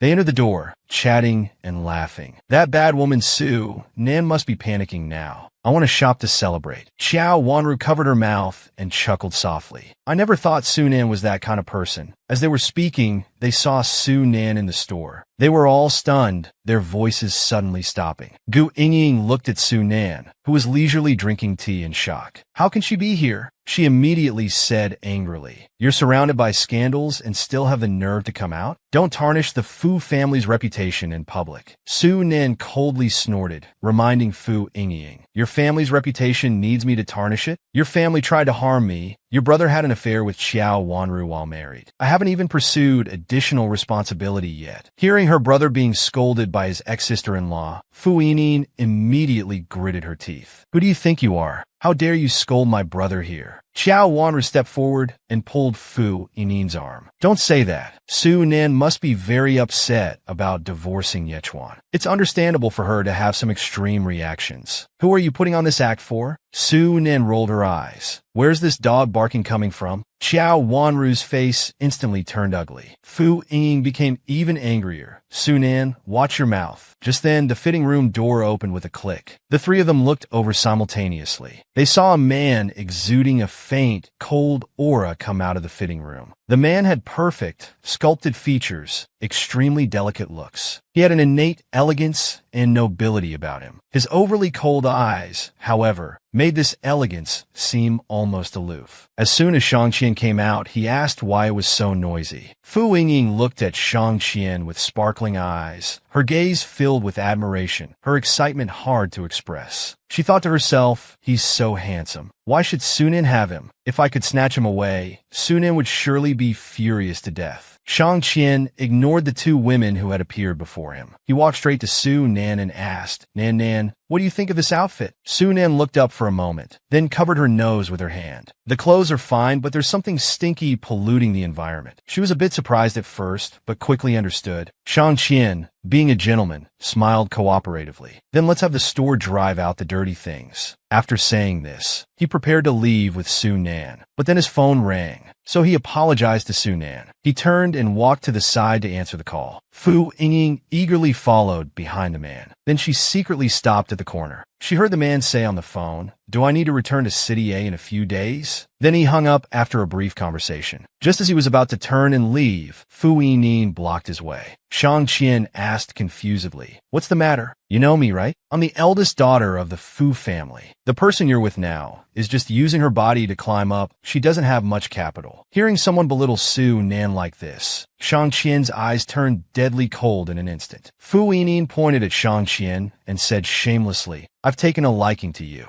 I'm prepared to keep you." How much do you cost? Shang Qian's expression froze slightly. His eyes darkened for a moment, but he recovered naturally in just a second. Unfortunately, I'm not interested in you, he said, then brushed past Fu Yingying. Fu Yingying was stunned. Seeing the pretty boy didn't know what was good for him, she became angry out of embarrassment. Who do you think you are? There are plenty of people who want to get close to our Fu family. It's your good fortune that I've taken a liking to you. After she finished speaking, she felt a cold wind blow past her from behind. Then, Su Nan's icy tone gradually approached from behind. Fu Yingying, if you have nothing better to do, go find a building to jump off. Don't keep appearing in front of me, seeking attention. At this moment, Fu Yingying wanted nothing more than to tear Su Nan apart. She angrily cursed that Su Nan was promiscuous, now out shopping with a pretty boy, and still dreaming of marrying into the Su family. Su Nan chuckled lightly and said, "Oh, Miss Fu, are you jealous and envious?" He then said to Shang Qian, "Even if she is the Fu family's young lady, you know the Fu family doesn't have much money." Shang Qian replied, "I can see that. It's quite pitiful that they had to sell their grandfather's antiques to pay off debts before." After saying this, the two of them left with smiles, under Fu Yingying's envious and jealous gaze. Fu Yingying was so angry she started jumping up and down. "Su Nan, just you wait." The two of them came out of the luxury store. Shang Qian asked if the Fu family had always treated him like this. Su Nan helplessly replied, "Yes. I don't know why, but they always have so much energy to spare every day." Shang Qian wanted to help him deal with the public opinion, but Su Nan declined his kind offer, saying he had his own plans. Then he laughed coldly, not caring at all. They can only jump around for a while now. Let's not talk about them anymore. Let's go eat. Shang Qian politely said, "Thank you, CEO Su." Su Nan didn't expect him to be so polite. Shang Qian said that today's role was CEO Su's, so of course the pretty boy had to be a bit more obedient. After they arrived at the restaurant, Su Nan looked at the table full of dishes. He suddenly felt that Shang Qian was really thoughtful, as he had ordered all his favorite dishes. To hide his true feelings, Shang Qian lied and said these were all his favorites, which his brother had told him about. After saying this, he passed the cut beef in his hand to him. Su Nan teased, "CEO Shang is so considerate. He has potential to be a kept man." Unexpectedly, Shang Qian continued his words, "I can be yours." Su Nan paused, a barely noticeable blush appearing on his face. He added, "As long as you're happy." Shang Qian was very good at managing the tone of the conversation, never making you feel awkward. At this moment, Lu Qi saw the two chatting happily and said, "Su Nan is here too." Fu Yechuan followed his gaze, his originally smiling eyes, when seeing him chatting happily and relaxed with another man, suddenly became particularly glaring. His face also darkened in an instant. At that moment, anger and jealousy intertwined and surged forth. Lu Qi didn't notice his change and continued to mock. Netizens are criticizing him harshly, but he doesn't care at all. He's even out with a pretty boy. It's good you divorced him early. Before he could finish speaking, Fu Yechuan suddenly stood up, cutting off what he was about to say. "What are you doing?" Fu Yechuan ignored him. He walked straight to Su Nan's side and spoke in a cold tone. "Su Nan, don't you think you're going too far?" The two looked up at the sound. When they saw Fu Yechuan, the smile on his face disappeared instantly, replaced by a cold expression. Seeing this, Fu Yechuan's heart felt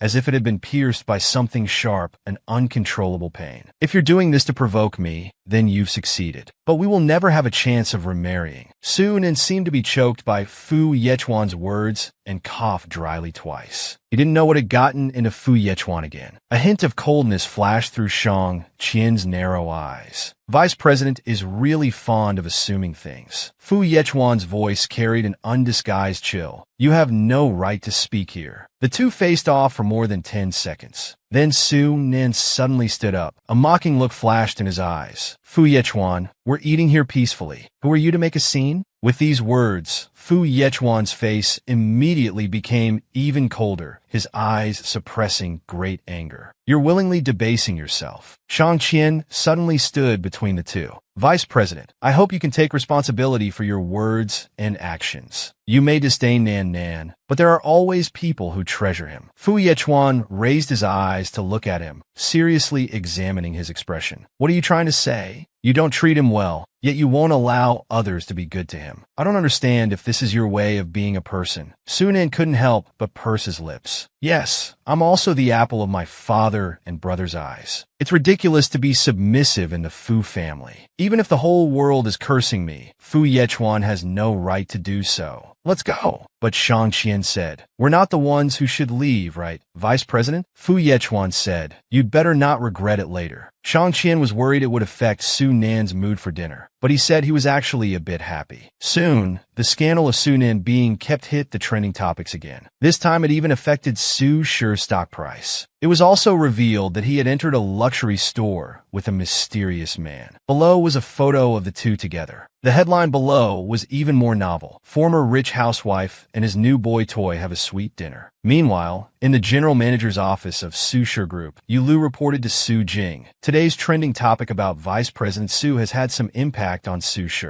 Do we need to handle it? Su Jing didn't even look up, continuing to flip through the documents in his hand. Then he said, no need. The innocent will be cleared. Don't pay too much attention to these trivial matters. At the airport, Su Qi sat in the VIP lounge, texting Su Nan that he was already waiting for her at the airport. Just then, the door of the lounge opened. Fu Yingying and Xiao Wanru walked in with delighted faces. Su Yingdi, I've finally found you. Su Qi's handsome and elegant face was right in front of them, his features as if carefully carved by divine craftsmanship, without any flaws. It was a face that even women would be jealous of. Fu Yingying immediately approached. Hello, actorso. I've been a fan of yours for a long time. Can I get your contact information? Su Qi showed a professional smile and politely declined. Fu Yingying thought he might not know her identity, which was why he was ignoring her. So she revealed her identity. Actor Su, don't be so quick to refuse. I'm the young lady of the Fu family, Fu Yingying. I heard your movie has been nominated for the Golden Bell Award. It just so happens that I'm on the committee. Xiao Wanru also stated that they had no ill intentions, and that after winning, he would return to develop his career in the country, make more friends, and have more opportunities. When Su Qi heard they were from the Fu family, his expression instantly darkened, his good mood completely gone. He then stood up, coldly saying he had urgent matters and couldn't stay, then turned to leave. The two were left stunned. How could someone change their attitudes so quickly? Xiao Wanru urgently pulled Fu Yingying to chase after him. As soon as Su Qi came out, he saw Su Nan standing there waiting for him. His previously gloomy face instantly lit up with joy. He took 3 steps and 2 to reach Su Nan, eagerly opening his arms to embrace her. Like a kangaroo, he hugged her neck and wouldn't let go. After so many years, Nan is still as beautiful as before. Su Nan coquettishly said, of course, don't you know who I am? The silhouette of the two embracing was particularly eye-catching. Fu Yingying was already shocked to see Su Nan, but she didn't expect him to be hugging Su Qi. An uncontrollable anger rose in her chest. How could they be so casual? This made her burn with jealousy. Su Qi, you're not allowed to hug. Su Nan looked at her coldly. I was wondering why you took so long to come out. So you were held up by some unclean people. Fu Yingying's face turned pale with anger. Su Nan, who are you calling unclean? Who knows how many men you've been with? Su Nan didn't even bother to take this fool seriously. Whoever's upset is the one I'm talking about. As for my men, too many for you to count. She didn't expect Su Nan to admit it directly in front of Su Qi. Fu Yingying glared at him angrily, her voice sharp and bitter, cursing Su Nan, I'll kill you. Her raised arm was suspended in midair, grabbed by another hand. Then a cold voice came from above her head. Try saying that again. The man's dark eyes were cold, the air pressure dangerously low. Fu Yingying was so scared that tears started flowing. Then he left with Su Nan. Fu Yingying fell awkwardly to the ground. The grievance in her eyes gradually turned to anger. Why?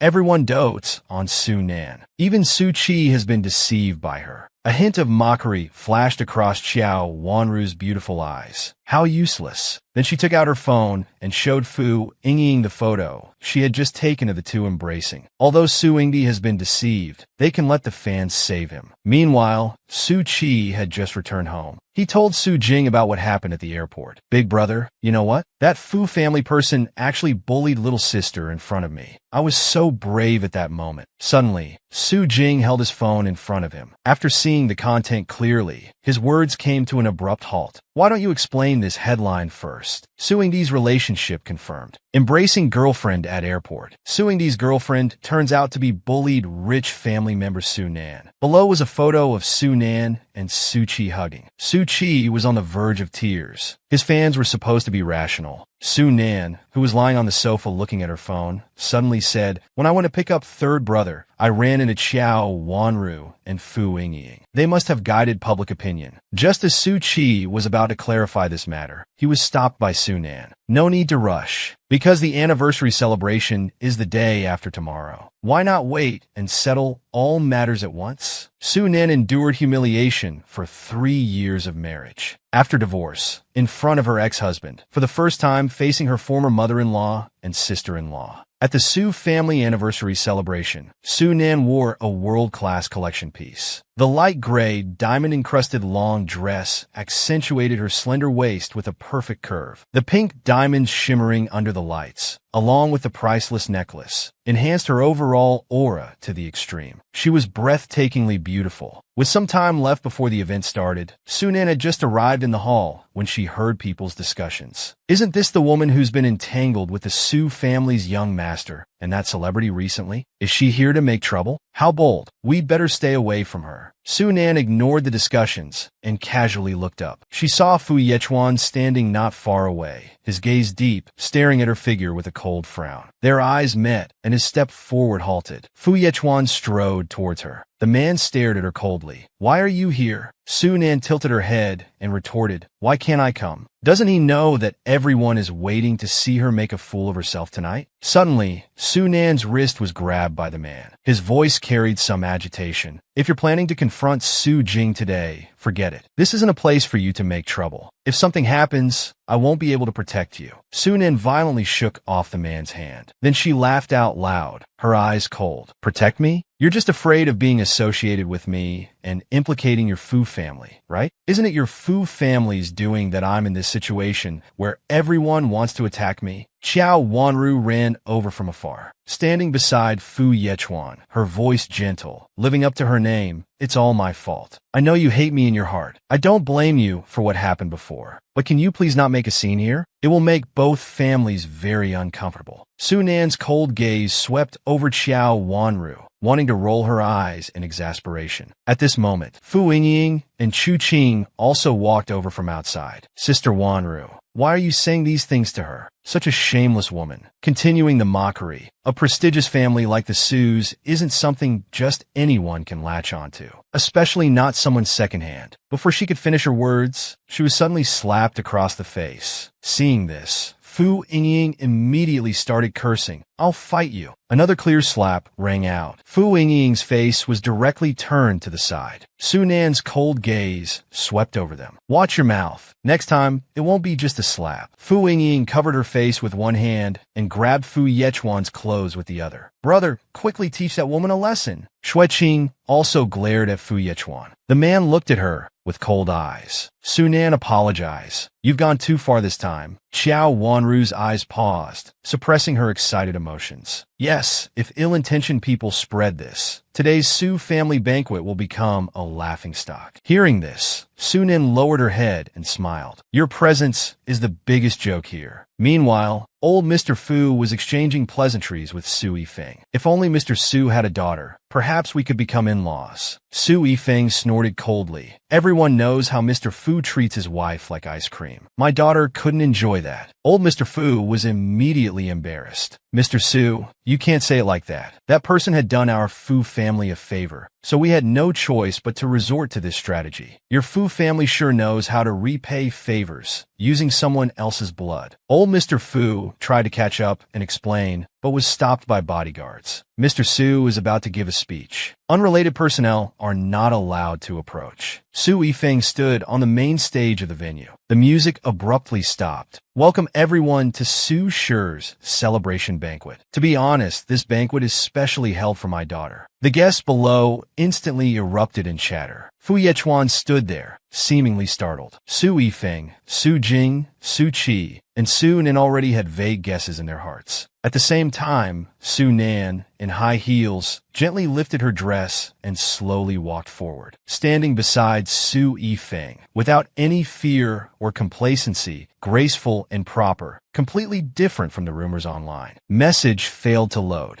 As soon as Su Jing finished speaking, it was like dropping a bomb on everyone's hearts. The person in charge of Su Corporation had just changed. Su Nan stood to the side, calm and composed, but she was a bit surprised inside. Su Jin hadn't told her about transferring shares beforehand. It was too sudden. Thank you for the trust of my father and brother. I will not let you two down. After a moment of silence, the audience immediately burst into warm applause for Su Nan's return, for Su Jing's generosity. Isn't this the perfect script for a strong female lead? With such a rich and beautiful woman, why would she want to marry Fu Yechuan? After the applause, a reporter in the venue couldn't help but ask, Miss Su, does your previous divorce from Mr. Fu Yechuan mean a break between the Su and Fu families? Xiao Wanru looked at Fu Yechuan with concern. However, the man was staring directly at that radiant woman. Su Nan looked at the reporter with a frank gaze and smiled slightly. At the time, I concealed my identity and married Mr. Fu. It wasn't a business marriage, just his own stubbornness. Choosing to divorce now is just to avoid continuing the mistake. Hearing this, Fu Yechuan's brows furrowed slightly, his heart suddenly sinking. Was marrying him just an insignificant mistake? Old Mr. Fu's shocked gaze hid panic. The enormous regret was now irreversible. If he had known Su Nan would have such fortune now, he wouldn't have let Yechuan divorce her back then. After answering the reporter's question, Su Nan walked off the stage. However, Fu Yingying couldn't accept it. I don't believe this. It must all be fake. How can she have things that even I don't have? By the end, she was hysterical. Sunan Jurvit had lips. Fu Yingying, are you going crazy with jealousy because you can't have it? As it happens, I prepared some small gifts earlier, planning to give them out as souvenirs for Su Corporation's anniversary celebration. Saying this, she took out a handbag and handed it to her. I don't know if this can make you feel better. Fu Yingying was instantly shocked, her eyes wide. Everyone gasped. Isn't this the limited edition grandma bag? Could Su Nan be that rich baby who spent 1.8 billion online shopping, causing a stir on the internet? At this moment, old Mr. Fu walked up to Su Yifeng, wanting to have a private word with him. Su Yifeng's face was gloomy. If you have something to say, just say it here. Old Mr. Fu grumbled inwardly, not giving him any face at all. But outwardly, he still wore a smile. It was just the kids at home being thoughtless before. I apologize on their behalf. Please don't be angry. Su Yifeng is norted coldly. His voice carried a hint of coldness. You still have the nerve to talk about misunderstandings. You think I don't know that my daughter was treated as both a blood bag and a servant in your house? This should be blamed on Su Nan, right? Who told her to conceal her identity? How could we have known she was your daughter? At this moment, Fu Yingying was shifting the blame, making excuses for herself. Xiao Wanru, who had been standing to the side, not daring to say a word, suddenly stepped forward, her voice soft and weak. Su Nan, I'm sorry for using so much of your blood. If you have any grievances, just take them out on me. She hated Su Nan's good fortune. Why could she easily obtain things that others couldn't? But Fu Yechuan must be hers. Su Nan gave her a cold sidelong glance. You're really good at playing the victim. Xiao Wanru,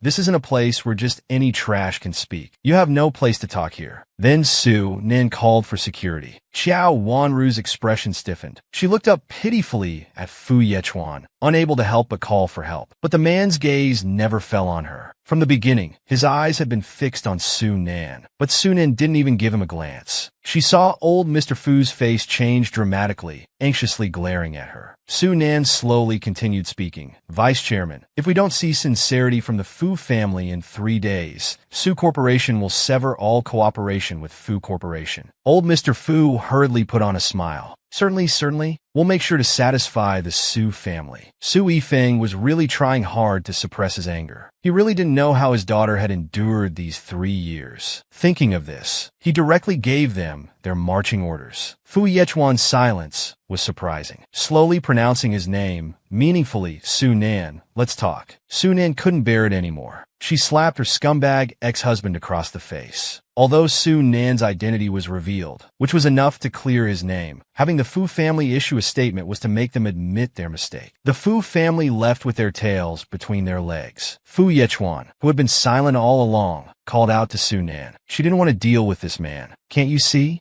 So she said irritably that she had nothing to discuss with him and started to walk away. But before she could take 2 steps, her wrist was grabbed by the man. The next second, Su Nan slapped the man hard across the face. Don't touch me. At this moment, Fu Yechuan's heart ached unbearably. Was there really no way to make amends? Su Nan had betrayed the whole world, given up her identity, and rushed towards Fu Yechuan. But he didn't catch her. She fell, the pain unbearable. Fu Yechuan, I know what you want to say, but why should others regret just because you regret it? You really think the whole world revolves around you? Fu Yechuan wanted to explain, but before he could speak, he was interrupted by Shang Qian, who rushed over. Su Nan turned her head in confusion. Their eyes met, and it was as if no one else existed around them. He walked step by step to her and handed her a gift. I'm glad I made it. Congratulations on your heart's desire. Su Nan took it and glanced at it. Did you ask my brother about this gift again? Shang Qian smiled. Of course not. After spending so much time with you, I know what gifts to give. Their banter was so glaring in Fu Yechuan's eyes. His heart felt like it was being wrapped in thin threads, slowly tightening until blood droplets formed. Even breathing became gradually difficult. A feeling of irritation in his heart suddenly became impossible to shake off. He clenched his fists in restraint. This scene suddenly reminded him of the past. Back then, when he saw himself with Qiao Wanru, his feelings were probably the same as his own now. Thinking about his attitude towards Su Nan these 3 years, he suddenly felt a chilling indifference. Her disregard made him feel stifled. She really didn't have him in her eyes anymore. So he didn't say another word and turned away, heartbroken. Shang Qian asked, "Don't you need to explain?" Su Nan said indifferently, "Who cares about him?" They didn't know that Qiao Wanru, hidden in the shadows, was now glaring at Su Nan with angry eyes. She gritted her teeth and said, "Why? Why do you have so many things and still want to take away my Yechuan?" She was so angry that her whole body trembled. She made a phone call. "We can act tonight." Qiao Wanru curled her lips, not hiding her disgust. "Su Nan, you forced me to do this." As she turned away, a hint of a triumphant smile flashed in her eyes. After the banquet, Shang Qian had to return to S City for business. Su Nan asked, "Why so sudden? I thought you were going to stay longer." Shang Qian explained that the cooperation in S City couldn't be left to others. He had to oversee it personally. "Don't worry, we'll meet again." After Su Nan saw Shang Qian off, she was about to drive home herself. As she was concentrating on driving, suddenly a large truck came driving towards her with its high beams on. It was exceptionally blinding. Su Nan tried to hit the brakes, but there was no response. She suddenly realized that the car was completely out of control. At this moment, the lights were piercingly cold. She couldn't help but tremble all over. At that moment, her mind went blank. With a bang, a car suddenly rushed out, blocking her path. Her car was abruptly forced to stop. A hazy dust rose and swirled, accompanied by thick smoke. Her head slammed hard into the airbag. At that moment, the pain was excruciating. Warm liquid trickled down from her forehead. Su Nan heard a man's roar. The sound was so familiar in her ears. Su Nan knew clearly who was behind this. "Fu Yechuan, you'd better pray this has nothing to do with the people around you."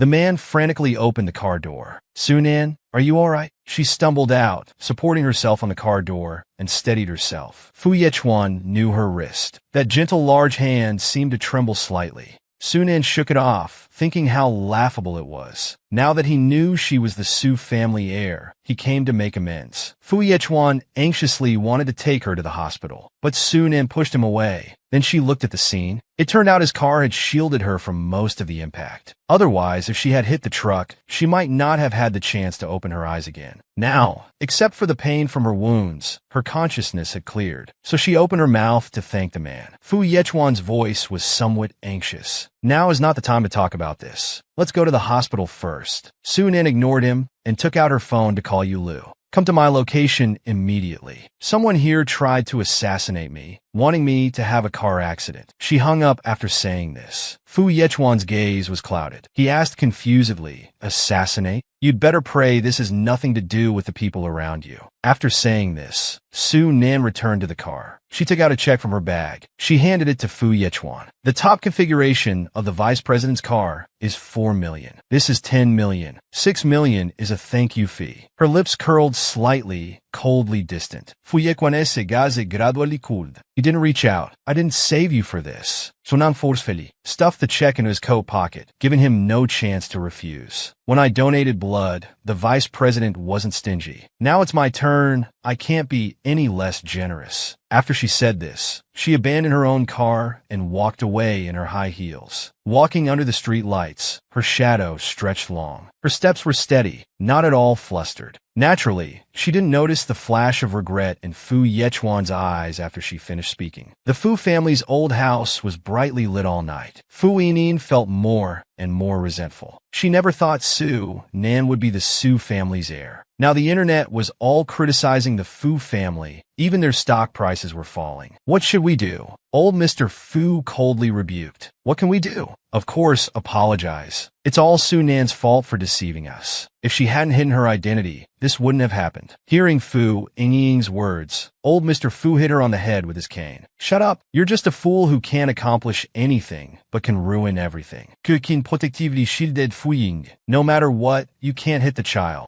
Old Mr. Fu glared fiercely at Chu Qin. Don't give me that. Don't think I don't know. You've also abused Su Nan in private plenty of times. Chu Qin sat there feeling wronged, muttering softly. Now you're acting like a saint. Who doesn't know that you tortured Su Nan the most? Old Mr. Fu was now furious to the extreme. Learning that Fu Yechuan hadn't returned, he became even angrier. The next second, what's all this noise? Fu Yechuan's cold voice echoed throughout the living room as he entered. Su Qing looked as if she was about to cry. Yechuan, you're finally back. Suddenly noticing the injuries on Fu Yechuan's face, she asked what happened. Fu Yechuan explained that Su Nan had a car accident, and he helped shield her. The three were stunned for a moment. Learning that Fu Yechuan got hurt trying to save Su Nan, the two's expressions became even worse. But Fu Yingying stood up happily. Brother, you saved Su Nan. Now we're their lifesavers. They should be thanking us instead. Fu Yechuan's cold, deep gaze fixed on her, his voice carrying a chill. Are you brainless? These are clearly two separate matters. The Fu family owes Su Nan. This apology must be made. He thought of the image of Su Nan leaving alone under the streetlight, her head covered in blood. At that moment, his heart ached uncontrollably. He owed her a debt he couldn't repay. The old man suddenly spoke up. Don't contact that woman outside for now. Take this opportunity to mend relations with the Su family. Try your best to win Su Nan back. A marriage alliance with the Su family would be great news for our family. Fu Yechuan's face was filled with disgust. An invisible, powerful pressure enveloped the surroundings. What right do you have to talk to me about wealth and status? You, Fu Yechuan, aren't even fit to shine my shoes now. Lu Qi looked at that woman, nudging Fu Yechuan's shoulder beside her. We've been waiting here, but the person we're supposed to meet has been snatched by Su Nan. Quick, go say hello. The person they were talking about was Su Ming, the second young master of the Su Shi group, a world-renowned physicist. Perhaps due to his own aura, no one had ever investigated, so no one knew his identity. This return to the country was too rushed. I didn't have time to bring you a gift. Nan, is there anything you want? Su Ming was a national treasure. Having him work on a project seemed like overkill, but not using their own family member would be a waste. I have a project in artificial intelligence. Could you help me with it for a while? Su Ming lovingly ruffled her hair. Of course, I never refuse your requests. Just then, Fu Yechuan approached. Mr. Sana, please wait. His English name was another identity he used publicly. Su Ming asked confusedly, yes? Su Nan lazily glanced at them. Can't you two stop haunting us? Fu Yechuan ignored Su Nan's mockery and politely extended his hand towards the man beside her. Hello, I'm Fu Yechuan, CEO of the Fu Group. I'd like to make your acquaintance. When Su Ming heard this message failed to load, Brother Lin tried to break the deadlock. We're all partners here. Let's talk it out. I have nothing to say to him. Su Nan dropped this line, stepped inside, and had no intention of greeting Fu Yechuan. Fu Yechuan watched his back thoughtfully. Brother Lin smiled faintly and patted his shoulder. Don't look anymore. Now that Director Su's status has changed, he's even less likely to look back. You're not regretting it, are you? Fu Yichuan shot him a cold glance. Mind your own business. In the temporary meeting room, Su Ming asked Su Nan, was that man just now your ex-husband? He doesn't seem like much. Su Nan spoke casually. Don't mention the dead. It's unlucky. You girl, your mouth really doesn't hold back. He's just a scumbag. Calling him a person is already giving him too much credit. The conversation inside was overheard by Fu Yichuan and Brother Lin as they opened the door and entered. His figure suddenly stiffened. At this time, the already dead Fu Yichuan spoke. Director Su, this is a meeting room. Even if your company wants to make a scene, you should consider the occasion. Brother Lin was shocked. How did they start arguing again? He walked to the opposite side of Su Nan. The meeting is about to start. Drink some tea to calm your emotions. After the meeting, Su Nan went to the bathroom. At the corner, she encountered Fu Yichuan again. She walked forward, ignoring him. Fu Yichuan called out to her, Su Nan, let's talk. Su Nan paused her steps, then laughed coldly. Talk? Why do you have to talk to me about wealth and status? Fu Yichuan, you're not even fit to shine my shoes now. Hearing this, Fu Yichuan felt extremely uncomfortable. Nan, please don't be angry anymore, okay? I know you're still upset, but we were husband and wife. We shouldn't end up like this. I know you're still angry now, but we were husband and wife. We shouldn't end up like this. Su Nan seemed to have heard a funny joke. She violently shook off the man's hand. What kindness? The kindness of being a maid in your family? Or the kindness of donating blood to Qiao Wanru? Stop pretending. It's really disgusting. Fu Yichuan's brows furrowed slightly, about to speak. He was interrupted by Fu Yining, who rushed over. Su Nan, I finally found you. Quick, come with me to the hospital.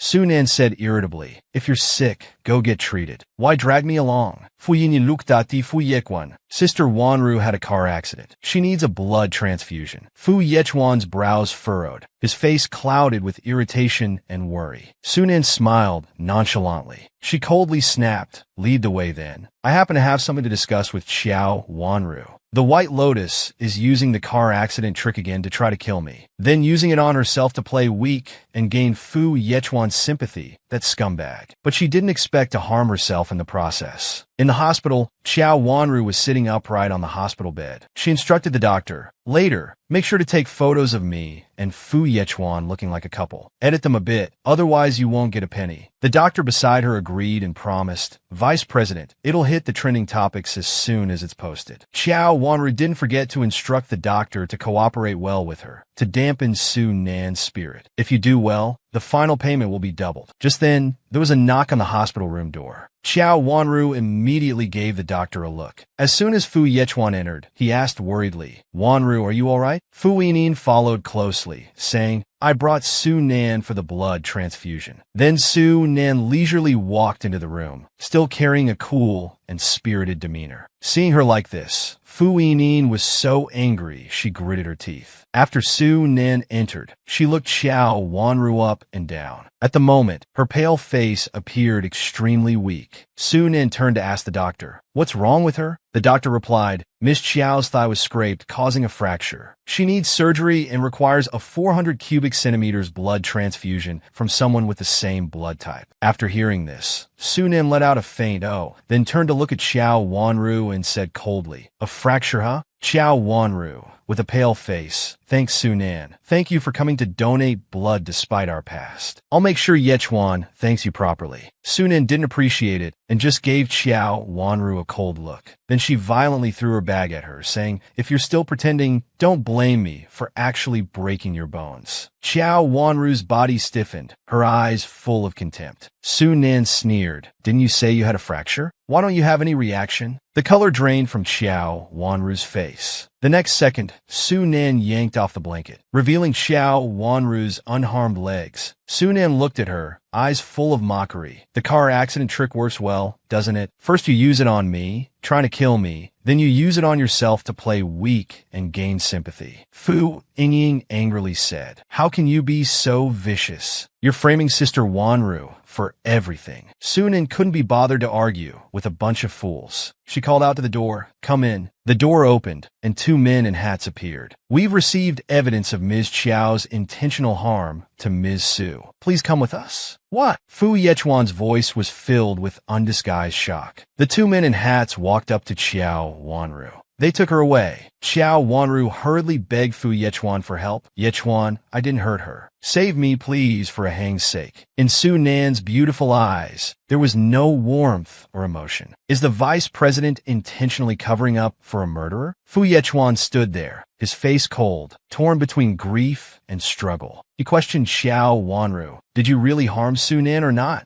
Xiao Wanru's face was full of guilt. Fu Yechuan's mood had never been so heavy since Chen Heng's death. I understand now. Xiao Wanru, panicking incoherently, begged Fu Yechuan not to abandon her. A Heng will be heartbroken. After Xiao Wanru was taken away, Fu Yechuan fell into deep thought. He couldn't forgive Xiao Wanru's vicious actions, but he also couldn't ignore a Heng's last wishes. Before leaving, Su Nan sarcastically told the Fu family to get their heads checked, saying they were all a bit brain dead. Then she left without looking back at anyone. The matter wasn't over yet. Another unexpected event occurred. Photos of Fu Yechuan entering and leaving the hospital were taken and widely spread online. The news headline read, Vice President's new love hospitalized. He shows concern. Good news coming soon? Ex-wife, extremely furious. It was accompanied by photos of Xiao Wanru lying in the hospital bed. There was also a photo of Fu Yechuan standing by the bed, gazing at her lovingly. The comments below were all cursing Xiao Wanru. Xiao Wanru, this green tea mistress, really has no shame. Goddess Su Nan should focus on her career and inheriting the family fortune. Having your own money is better than anything. Su Nan's mouth twitched. Those two aren't seriously ill, are they? How can they drag me into everything? After closing the page, Su Nan made a phone call. Arrange a few trending topics. The first one must be about that dog couple, Fu Yechuan and Xiao Wanru. Go to hell? She angrily hung up the phone, determined to make them pay. That day, Fu Yechuan came to Su Nan's company, wanted to have a good talk with her, but was coldly rejected by Su Nan. Su Nan never dreamed that she would see Xiao Wanru and Fu Yechuan in front of Cheng Heng's grave. Fu Yechuan explained that he was Cheng Heng's comrade, and Xiao Wanru was Cheng Heng's girlfriend. Before he left, Cheng Heng entrusted her care to him. In these few short sentences, Fu Yechuan revealed all the reasons and connections. Cheng Yi had invited Su Nan to the tea room early. As they chatted casually, Su Nan asked curiously if Cheng Yi had something to discuss with her. Cheng Yi mentioned that the day after tomorrow was his brother's death anniversary. He didn't dare to go alone and hoped Su Nan could accompany him to pay respects. Su Nan agreed but warned Cheng Yi not to cry secretly, or else Heng Ji would laugh at him. Cheng Yi, however, wished his brother could still laugh at him. Su Nan wanted to offer some words of comfort, but before she could speak, she was interrupted. Su Nan, did you cause my family stock to drop by 2 points? Su Nan admitted it and asked in return, did old Master Fu like this gift? Hearing this, old Master Fu became furious and demanded to know why she treated the Fu family this way. Su Nan's eyes were cold as she told him to ask Fu Yingying, stating that she wasn't a pushover to be bullied. After saying this, she drove old Master Fu out of the door. Then, Su Nan's warning voice came from the tea room, starting from 3, 2, 1. Next time you'll be waiting for bankruptcy. After returning to the old house, old Master Fu angrily scolded Fu Yingying. How can the Fu family have someone as stupid as you? Can't you see that Xiao Wanru is no good? Fu Yingying retorted, my brother was there too at the time. Why don't you scold him? Why do I have to take the blame for everything? I hate you all. Fu Yechuan looked at her with deep, cold eyes. If you had just a bit more brains, things wouldn't have turned out like this. Fu Yingying said resentfully, why do you blame me for everything that goes wrong? If you hadn't been entangled with Xiao Wanru for so long, I wouldn't have done this. Fu Yechuan's face was filled with coldness as he warned Fu Yingying, if Su Nan doesn't accept your apology, pack your things and get out of the Fu family. I'll pretend I never had a sister like you. Seeing Fu Yechuan's increasingly cold eyes, Fu Yingying suddenly felt scared. She frantically ran over to hug Fu Yechuan, begging, forgive me, I'll go apologize to Su Nan right away. Don't drive me away. So Fu Yingying came before Su Nan, kowtowing and admitting her mistake. Miss Su, I was wrong. I'm sorry. However, Su Nan remained cold and indifferent. The next day, on Cheng Heng's death anniversary, a Heng, Yechuan has taken good care of me. Don't worry, I'll take good care of myself. Fu Yechuan said to Xiao Wanru, Once this matter is resolved, you should return to F country. Xiao Wanru thought that retreating might be better than stubbornly staying, so she apologized. I'm sorry for causing you trouble. Perhaps if I leave, your relationship with Su Nen won't be so strained. Just as Fu Yechuan was about to say something, he heard someone sneer behind him. Don't flatter yourself, Miss Murderer. Cheng-Yi hadn't expected to see these two at his brother's grave. Why are you at my brother's grave? Faced with Cheng-Yi's questioning, Fu Yechuan explained briefly, I was Cheng-Heng's comrade, and Xiao Wanru was Cheng-Heng's girlfriend. Before he left, he entrusted me to take care of her. In these few short sentences, he revealed all the reasons and connections. Although he was explaining to Cheng-Yi, he really wanted Su Nan to hear it. Fu Yechuan's gaze was fixed on Su Nan, hoping she would have some reaction. This was the reason he had been taking care of Xiao Wanru, not because of any affair or other reasons. However, Su Nan's cold reaction was unexpected. She seemed to care neither about their relationship nor his explanation. Seeing this, Fu Yechuan's face tensed up, his gaze never leaving Su Nan's face. Cheng-Yi stepped forward, pushing the two aside, defending his brother. My brother couldn't possibly have had a murderer for a girlfriend and someone like you as a comrade. Don't use my brother's name to say such things. Hearing Cheng-Yi's words, Xiao Wanru's face turned pale. Fu Yechuan was surprised. He hadn't expected that his years of caring for a Heng's girlfriend would be seen so poorly in the eyes of his family. Su Nan asked Fu Yechuan if he had bailed out Xiao Wanru, sarcastically commenting on how thorough his care was. Xiao Wanru saw Su Nan's mocking gaze. She didn't say a word and quickly ran out. Su Nan turned and followed Xiao Wanru's footsteps. She calmly caught up. Fu Yechuan wanted to follow, but Cheng-Yi stepped forward to block him, demanding that he explain things clearly. Just as Xiao Wanru was about to drive away, she heard movement behind her. She turned to look, and Su Nan's expression changed slightly. Why did you follow me? To laugh at me? Su Nan coldly smiled and said, the matter of you trying to murder me won't end just like this. After saying this, Su Nan slapped Xiao Wanru across the face. Xiao Wanru was terrified, trembling as she covered her cheek. She angrily expressed her resentment, believing that if it weren't for Su Nan, she could have married Fu Yechuan. Su Nan, you should have died long ago.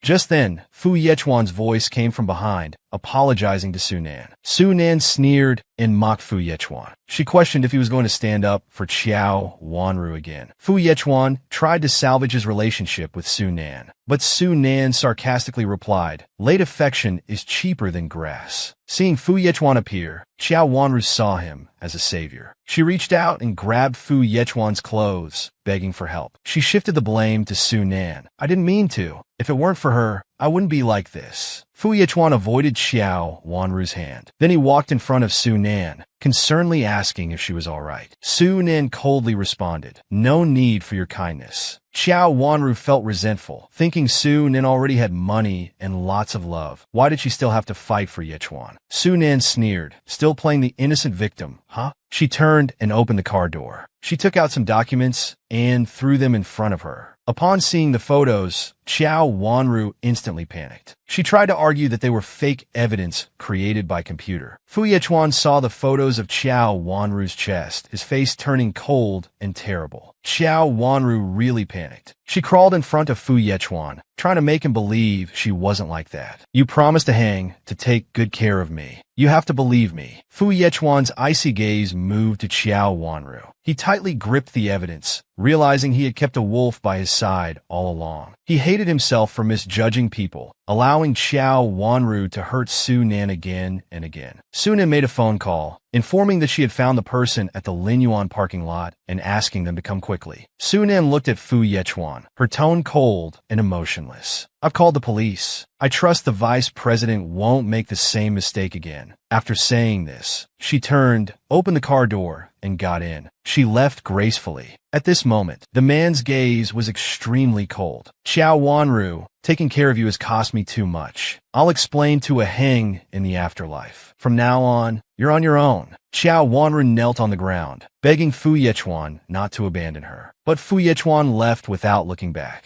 leaving Xiao Wanru discarded like trash. That night, Sunan invited Qinyu to their usual venue to celebrate Xiao Wanru's downfall. Qinyu joked quietly with Sunan, telling her to see if there was anyone she liked and just take them away. Sunan glared at her. "You're in quite a mood." Qinyu stuck out her tongue. "It's all about participation." After saying this, she went to greet the owner, telling Sunan to sit wherever she liked. Shortly after Qinyu left, a good-for-nothing rich second generation approached. His gaze was frivolous as he looked Sunan up and down. "Miss Su, I've heard so much about you. You're even prettier in person than in your online photos." Sunan just gave him a faint glance, showing no emotion. The rich kid wasn't discouraged by being ignored. He came here intending to get close to Fu Yechuan. Knowing that Fu Yechuan and his friends were talking about Sunan upstairs, and that she wasn't happy about it, he thought if he could teach Sunan a lesson, wouldn't that please Fu Yechuan? With this in mind, he became bolder. He directly invited Sunan for a drink, promising to pay for her and her friend's bill. However, Sunan refused without hesitation, saying she doesn't drink. The rich kid was clearly displeased. He smiled sarcastically. "Miss Su, you're now playing the role of a strong, independent woman with such a busy social life. How can you not drink?" He tried to use his status to make Sunan drink, but she didn't give him face. Sunan snatched the glass from his hand. The next second, she threw the drink in the rich kid's face. She questioned him. "What does your face amount to?" Seeing that she gave him no respect at all, the rich kid felt both embarrassed and awkward. He started cursing at Sunan. "You really think you're something special? You're just a woman who's been kicked out." Su Yang will teach you a lesson today." The rich kid gritted his teeth and raised his arm, about to slap Sunan's beautiful face hard. But before the slap could land, someone grabbed the collar of his thick neck. Then he was kicked hard in the chest, falling heavily to the ground. Fu Yechuan then turned to Sunan, asking about her situation, but was pushed away by her. She walked up to Su Yang and gave him a hard kick. She told Su Yang that she, this divorced woman nobody wants, would make his family go bankrupt. After saying this, she turned to leave. But Fu Yechuan called out to her, murmuring, "Even if we're not husband and wife anymore, can't we at least be ordinary friends?" Sunan sarcastically responded to Fu Yechuan, "Late affection is cheaper than grass." High heels stepping on her ex-husband's back, as if hinting at a once painful and complicated marriage. Gracefully stepping over the symbol of a white lotus, signifying breaking free from past constraints. The woman lifted her skirt, elegantly passing by her ex-husband's family, as if bidding farewell to the past and stepping towards a new journey. The crown on the throne before her was within reach, symbolizing power and glory. The queen put on the crown, sitting firmly on the throne, displaying a determined and confident smile. It turns out, this was all a dream of Sunan, exhausted from continuous business trips. In her dream, she harbored a grand ambition to become the world's first female billionaire. Suddenly, Su Qi's voice rang in her ear. "Nan Nan, are you busy?" Sunan was startled awake. Yawning, she said, "You'd better have a good reason for calling me." Su Qi explained that she had a charity gala, but needed a female companion. "Can you accompany me?" Sunan hesitated, but when she heard Su Qi say that there would be a 10-carat flawless diamond necklace at the auction tonight, which she'd buy for Sunan as a reward, her interest was piqued. She smiled and nodded in agreement. Just as she finished speaking, a group of people burst into the room. Su Qi smiled and said, "Let's get the princess styled." Under Su Qi's careful arrangement, she radiated a queen-like aura. Together with Su Qi, they attended the event, becoming the center of attention. How come Su Yingdi is with Sunan? Wait, they both have the surname Su. Could it be? Don't make wild guesses. There are so many people with the same surname in this world. It can't be such a coincidence. After finding their seats, Sunan looked at the photo of the auction items in her hand. She noticed a pair of jade earrings that were very attractive. Seeing this, Su Qi asked if she liked them and expressed willingness to give them to her. Just then, Lu Qi suddenly appeared, interrupting their conversation. "Mr. Su, I didn't expect to see you here." "What a coincidence." Lu Qi smiled obsequiously. The once arrogant young master probably never imagined there would be such a day. However, Sunan's cold response made Lu Qi feel very awkward. He walked over to Fu Yechuan and complained that he shouldn't have talked to Sunan, because now he has a grand presence and even hangs out with movie stars. Fu Yechuan warned him to shut up. Suddenly, an annoyingly coquettish voice was heard. "Brother Qi, long time no see." Su Qi asked, puzzled. "Who are you?" It turned out to be Zhong Yu. the female lead who had shot a skincare commercial with Su Chi before. Sunan looked at her third brother and smiled mischievously. Your admirer. Su Chi quickly shook his head in denial, saying he didn't know her at all. Seeing Su Chi and Su Nan sitting together, Zhongyu became jealous and questioned who Su Nan was and why she was sitting next to Brother Chi. Su Chi glanced at her coldly and said harshly, Miss, please have some self-respect. Just then, the host announced that the auction was about to begin. Zhongyu sat down next to Su Chi without invitation. The first auction item was a teardrop-shaped all-American diamond necklace, starting at 1 million. Su Chi raised his paddle without hesitation, increasing the bid to 1.5 million. Seeing this, Zhongyu immediately called out 2 million. Su Chi continued to raise his paddle. At 2.5 million, Zhongyu directly shouted 10 million. The entire audience was shocked. Many people were stunned. After all, this wasn't a rare gem. However, for the wealthy, it was just a small matter. Sunan shook her head at Zhongyu, thinking this girl didn't seem very smart. So she quietly told her third brother that if he liked it, they should let her have it. Su Chi nodded after hearing this, indicating he would follow Su Nan's suggestion. Seeing Su Chi and Su Nan's intimate behavior, Zhongyu was extremely furious. Su Nan yawned and asked Su Chi how much longer it would take, saying she was tired. Su Chi affectionately arranged Su Nan's bangs, saying they would leave after bidding on the earrings. Witnessing this scene, Zhongyu angrily questioned what they were doing. She quickly walked to Su Nan's side, claiming she was going to marry her brother,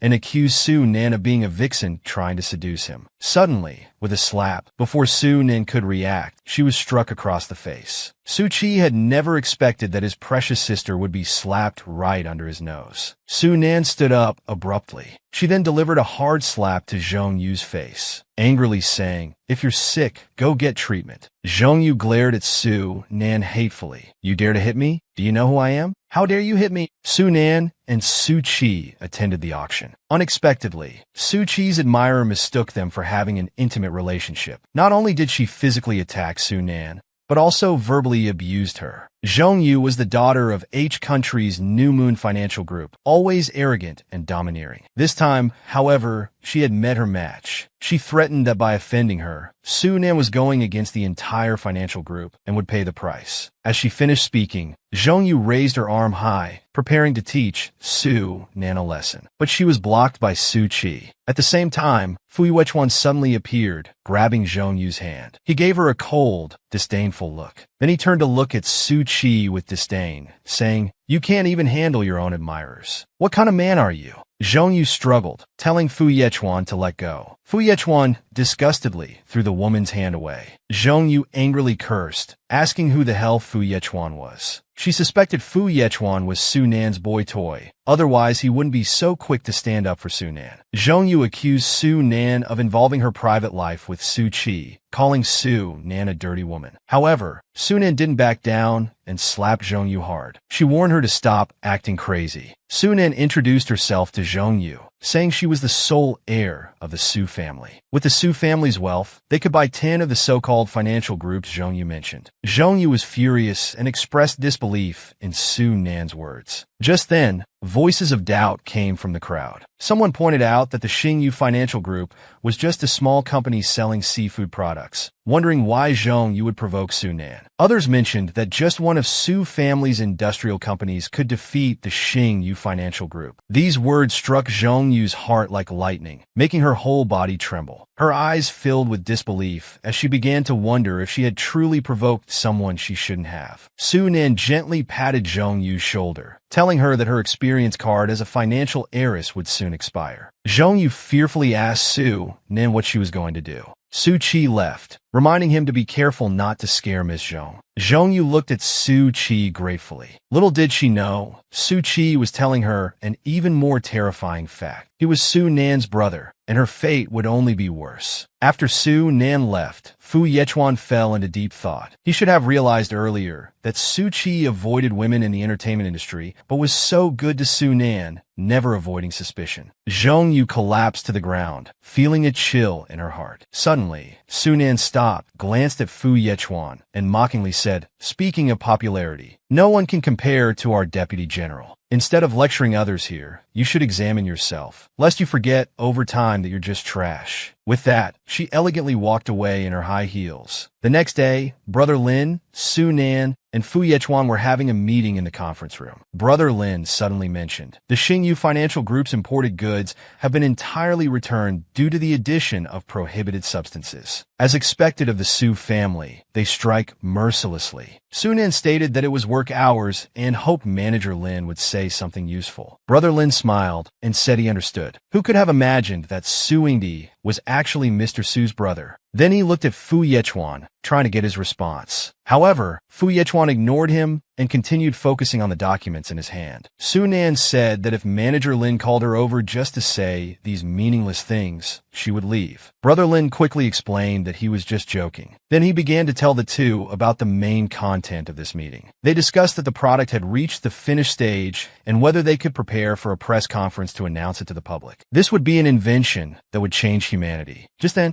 Brother Lin's secretary burst in to inform them that the Su family branch in S-City had preemptively released a preview of their new smart chip. The design concept and usage were highly similar to theirs. Everyone immediately turned their gaze to Su Nan. Su Nan assured them that she had never leaked any information about this project. Fu Yechuan speculated that there was a mole and suggested a quick investigation. Su Nan promised to give both partners an explanation. To resolve this issue, Su Nan decided to personally go to S-City to investigate. Fu Yechuan thought this was a good opportunity to repair his relationship with Su Nan, so he suggested going together. Su Nan refused without hesitation, but Fu Yechuan insisted, stating that it involved the common interests of their three families and he couldn't let her handle it alone. Brother Lin also agreed with Fu Yechuan's view, believing that going together would allow them to look out for each other. He would stay behind to control public opinion. After some consideration, Su Nan finally compromised. She pushed the documents to Fu Yechuan. She asked him to familiarize himself with them so as not to hold her back. Watching Su Nan's departing figure, Fu Yechuan felt heavy-hearted. It was as if a hand was squeezing his heart tightly. He silently vowed not to disappoint Su Nan again. This scumbag was trying to salvage his relationship with his ex-wife, but the ex-wife firmly refused to give him any chance. Despite the scumbag's efforts to reconcile, Su Nan still insisted she didn't need Fu Yechuan's help. At the press conference, Professor Meng Kong, an expert in artificial intelligence, was introducing his latest research achievement, the smart chip. Just then, Su Nan burst through the door, interrupting Meng Kang's speech. She pointed out that this chip was the research direction of the joint experimental laboratory of Su Shi, Linz, and Fuji. Su Nan snatched the microphone from Meng Kang's hand, demanding to know why he had stolen their research results. She asked Professor Meng to give her an explanation. Meng Kong responded mockingly, claiming the new product was his own work. He also accused Su Nan of being a young girl who knew nothing about scientific research. He called security to have her thrown out. However, Fu Yechuan blocked the security guards, angrily telling them to get lost. Meng Kong glared at him, not understanding why Su Nan was disrupting his press conference. He threatened to sue her. Su Nan gave him a contemptuous look, saying he couldn't win a lawsuit with stolen goods. At that moment, Su Yinian suddenly appeared. He stated that what belongs to the Su family belongs to everyone. Looking at Su Nan, he said sarcastically, "It's been so long, Nan. You're still as hot-tempered as ever." Su Nan directly accused him, unauthorized disclosure of group project secrets, and plagiarism. "Uncle, it's time to replace you as the branch president." Meng Kong and Su Yinian argued that there was no plagiarism in research, just a matter of who came first. They claimed that Su Nan's failure to seize the market opportunity didn't mean others couldn't. Su Nan interrupted, saying she didn't want to argue about who came first. She firmly stated that if they hadn't plagiarized, they should provide evidence. Otherwise, she would pursue the matter to the end. After speaking, Su Nan turned to face the cameras, announcing that in 3 days, right here, they would debate face to face. The media below, with countless camera flashes, seemed to herald an intense showdown about to unfold. Su Yinian looked at Su Nan provocatively. "You're now now the president of Susure. No matter what, you're still in charge. Isn't that a bit unfair? Su Nan stood her ground, firmly stating, if you can provide evidence that there's no plagiarism, the Susure presidency can be yours. Upon hearing this, Fu Yechuan was shocked by Su Nan's decision. He couldn't help but remind her, Su Nan, you're being impulsive. However, Su Nan responded, it's just a president's position. Whoever cares about it loses. Fu Yechuan said he would help her and that she didn't need to say such serious things. Unexpectedly, Su Nan dropped a not needed and turned to leave. Su Nan arrived at the hotel. Su Jing, hearing she had encountered trouble, called to tell her she had found someone to help. Su Nan wondered who it could be. Just then, she saw a figure in front of her. It was Shang Qian, whom she hadn't seen in a long time. He smiled at Su Nan and said, Nan Nan, long time no see. His appearance instantly made Su Nan happy. She exclaimed in surprise, Shang Qian. Shang Qian pointed to the documents in his hand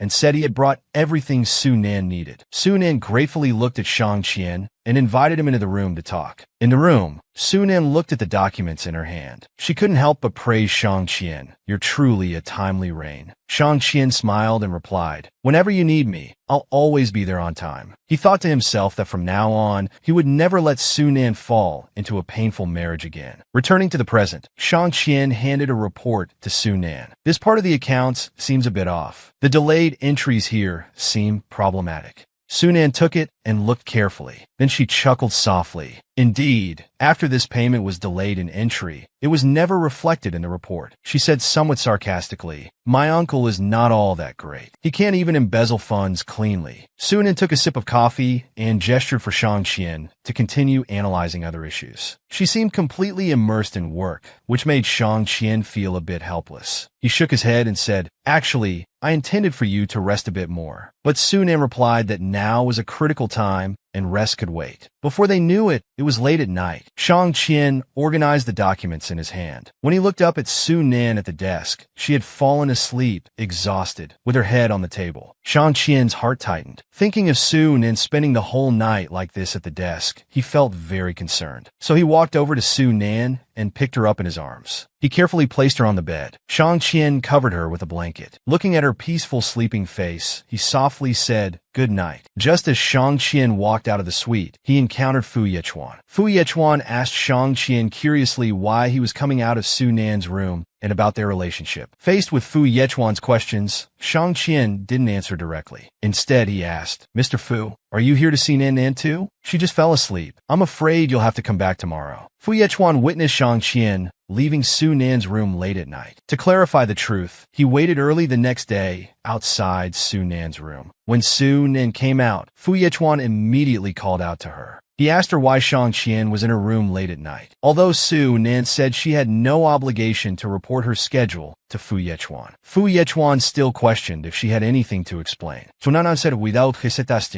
Meng Kong watched their argument with amusement, claiming that before the press conference even started, they were already in disarray internally. He asked if they were feeling guilty. Facing Meng Kang's provocation, Su Nan sneered and stated that she and the vice president were not together. She added that she was fully capable of dealing with small-minded people like Dr. Meng who steal others' materials. See you at the press conference, Dr. Meng. With that, Su Nan turned and left. When she walked out of the hotel, Shang Qian was waiting for her at the entrance. After greeting each other warmly, Shang Qian offered to drive her to the press conference. At this moment, Fu Yechuan caught up. He argued that this was their business cooperation and outsiders shouldn't be involved. However, Shang Qian replied that he was just Su Nan's driver for the day, asking if Su Nan didn't deserve to have a driver. Su Nan sarcastically responded, in Fu Yechuan's eyes, I'm just a blood bag. How could I deserve a driver? Fu Yechuan was momentarily unable to retort. Watching Su Nan leave, Fu Yechuan fell into deep thought. He suddenly realized he couldn't let Su Nan misunderstand him like this anymore. He had to find a way to clear her impression of him. In the press conference break room, Su Nan looked at the news on her phone. Today, a well-known domestic AI research doctor, Meng Kong, was embroiled in a plagiarism scandal. Meng Kong stood before the camera. I know my research is significant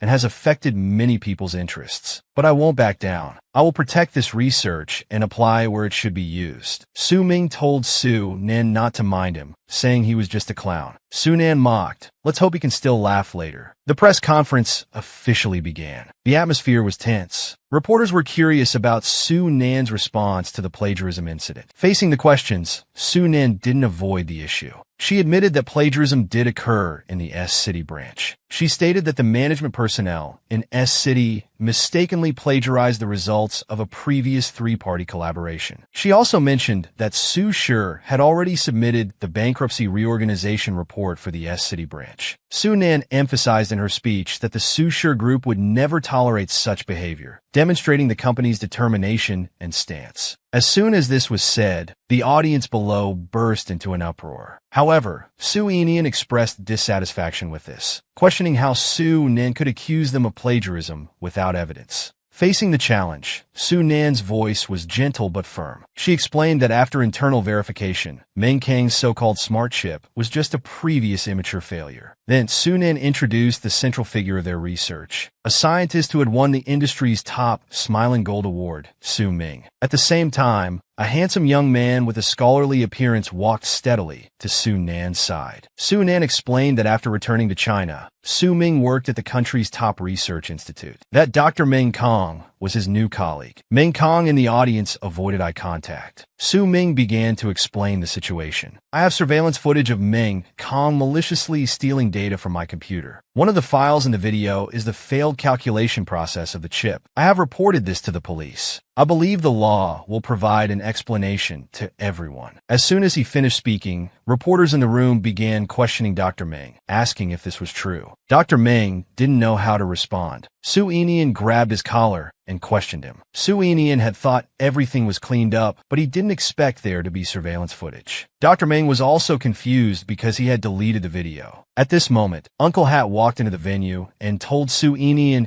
he was suspected of economic crimes and asked him to come with them for investigation. Su Nan then reminded Su Enian that he should worry about his own problems. He was suspected of embezzling 100 million, and she believed he would be operating a sewing machine for life. Su Enian looked at Su Nan in shock, unable to believe all this. Brother Lin watched from the side, sighing softly. He never thought such a thorny issue could be resolved so easily by Su Nan. In the cutthroat business world, perhaps only the little fox Su Nan could emerge unscathed. Fu Yechuan's lips curled slightly upward. His gaze swept over Su Nan. She was indeed very impressive. Just then, Su Enian suddenly broke free from Uncle Hat's grasp and rushed toward Su Nan. He angrily shouted, "Su Nan, you dead woman, I must." The next second, Su Ming appeared in front of him, blocking his path. Immediately after, Su Enian was subdued again. Facing Su Enian's threat, Su Nan frowned and responded, "That depends on whether you have the ability." Faced with Su Nan's cold attitude, Fu Yechuan felt deeply hurt. Constant pestering wasn't a good strategy. Brother Lin suggested that he should try to cater to her interests first to ease the relationship, then consider the next step. After the press conference, Su Nan and Shang Qian went to the underground parking lot together. Shang Qian reminded Su Nan that this press conference might bring trouble, so he asked if she needed protection. Su Nan firmly refused, stating that this was the effect she wanted. Shang Qian looked at her helplessly, marveling at her boldness. Su Nan said she had no choice. Some people only learn when they fall hard. Then Shang Qian suggested taking her out for a meal. Su Nan gladly agreed, saying she would treat this time. At this moment, Fu Yechuan and Brother Lin drove up to them. They reminded Su Nan of a project meeting she needed to attend. Fu Yechuan offered to give her a ride. Brother Lin also suggested that Su Nan should have a meeting with internal staff to explain the plagiarism incident. Seeing this, Shang Qian told Su Nan not to worry and to remember to eat after the meeting. Su Nan bent down, ignoring Fu Yechuan. She spoke directly to Brother Lin, saying that Su Shi had already issued a statement explaining the incident. The statement was her stance, and she didn't want to attend this meeting. Brother Lin frowned, seeming troubled. But Su Nan was one of the project initiators, so it wouldn't be good if she didn't go. Fu Yechuan eagerly agreed with Brother Lin, saying that as one of the causes of the incident, Su Nan should attend the meeting. Su Nan suddenly interrupted Fu Yechuan, saying there was no need for further discussion. Anyone with questions could come to her directly. With that, she turned and left. Fu Yechuan watched her retreating figure, his mood heavy, his eyes revealing pain and regret. Su Nen walked up to Shang Qian, finding him lost in thought, and urged him to leave quickly. Shang Qian was startled, then smiled and agreed. Brother Lin looked at Fu Yechuan and teased, "Old Fu, looks like you couldn't keep Su Nan." Fu Yechuan ignored him and told him to follow Su Nan's car. In the restaurant, Su Nan joked, "Thanks, Mr. Shang. Are you still playing the pretty boy today and PE with your rich sister?" Shang Qian said he'd do anything as long as Su Nan liked it. Su Nan's face instantly turned red. Seeing their interaction, Fu Yechuan's eyes narrowed, dangerous and sharp. Brother Lin greeted them with a smile. "So Su is also dining here." The two naturally walked over and sat at their table. Fu Yechuan looked at Su Nan, trying to ask if she minded sharing the table. Su Nan smiled and replied, "Vice President, you didn't give me a chance to refuse." At this point, Fu Yechuan looked at the dishes on the table and suddenly said, "He's just taking you to eat, such simple waiter." Su Nan stood up abruptly, angrily accusing Fu Yechuan and demanding he drop his self-righteousness. She added that his behavior was really annoying. Fu Yechuan was stunned, not expecting Su Nan to be so angry. Su Nan turned to leave with Shang Qian. Fu Yechuan hurriedly tried to keep Su Nan. Shang Qian said that the food wasn't important. What mattered was suiting Su Nan's taste. "You don't understand, but someone does." With that, the two turned and left, leaving Fu Yechuan and Brother Lin alone in this awkward situation. Brother Lin reminded Fu Yechuan that Su Nan was clearly indifferent to him now. Constantly hovering around her wouldn't work. It would be better to cater to her interests first, to ease the relationship, then consider the next step. After hearing this, Fu Yechuan decided to try Brother Lin's suggestion. A few days later, in the CEO's office of Su Corporation, Su Nan looked at the invitation in her hand in surprise. "Isn't this an invitation to the World Business Conference?" Su Nan asked Secretary Yu who sent this. Secretary Yu replied that it was sent by the Vice President. He said it was an apology gift for you. Su Nan held the invitation card and raised his eyebrows slightly. Although he didn't know why Fu Yechuan would be so kind as to inform him of this opportunity, he wouldn't miss this rare chance. This was a private gathering that only about a dozen entrepreneurs from around the world could attend.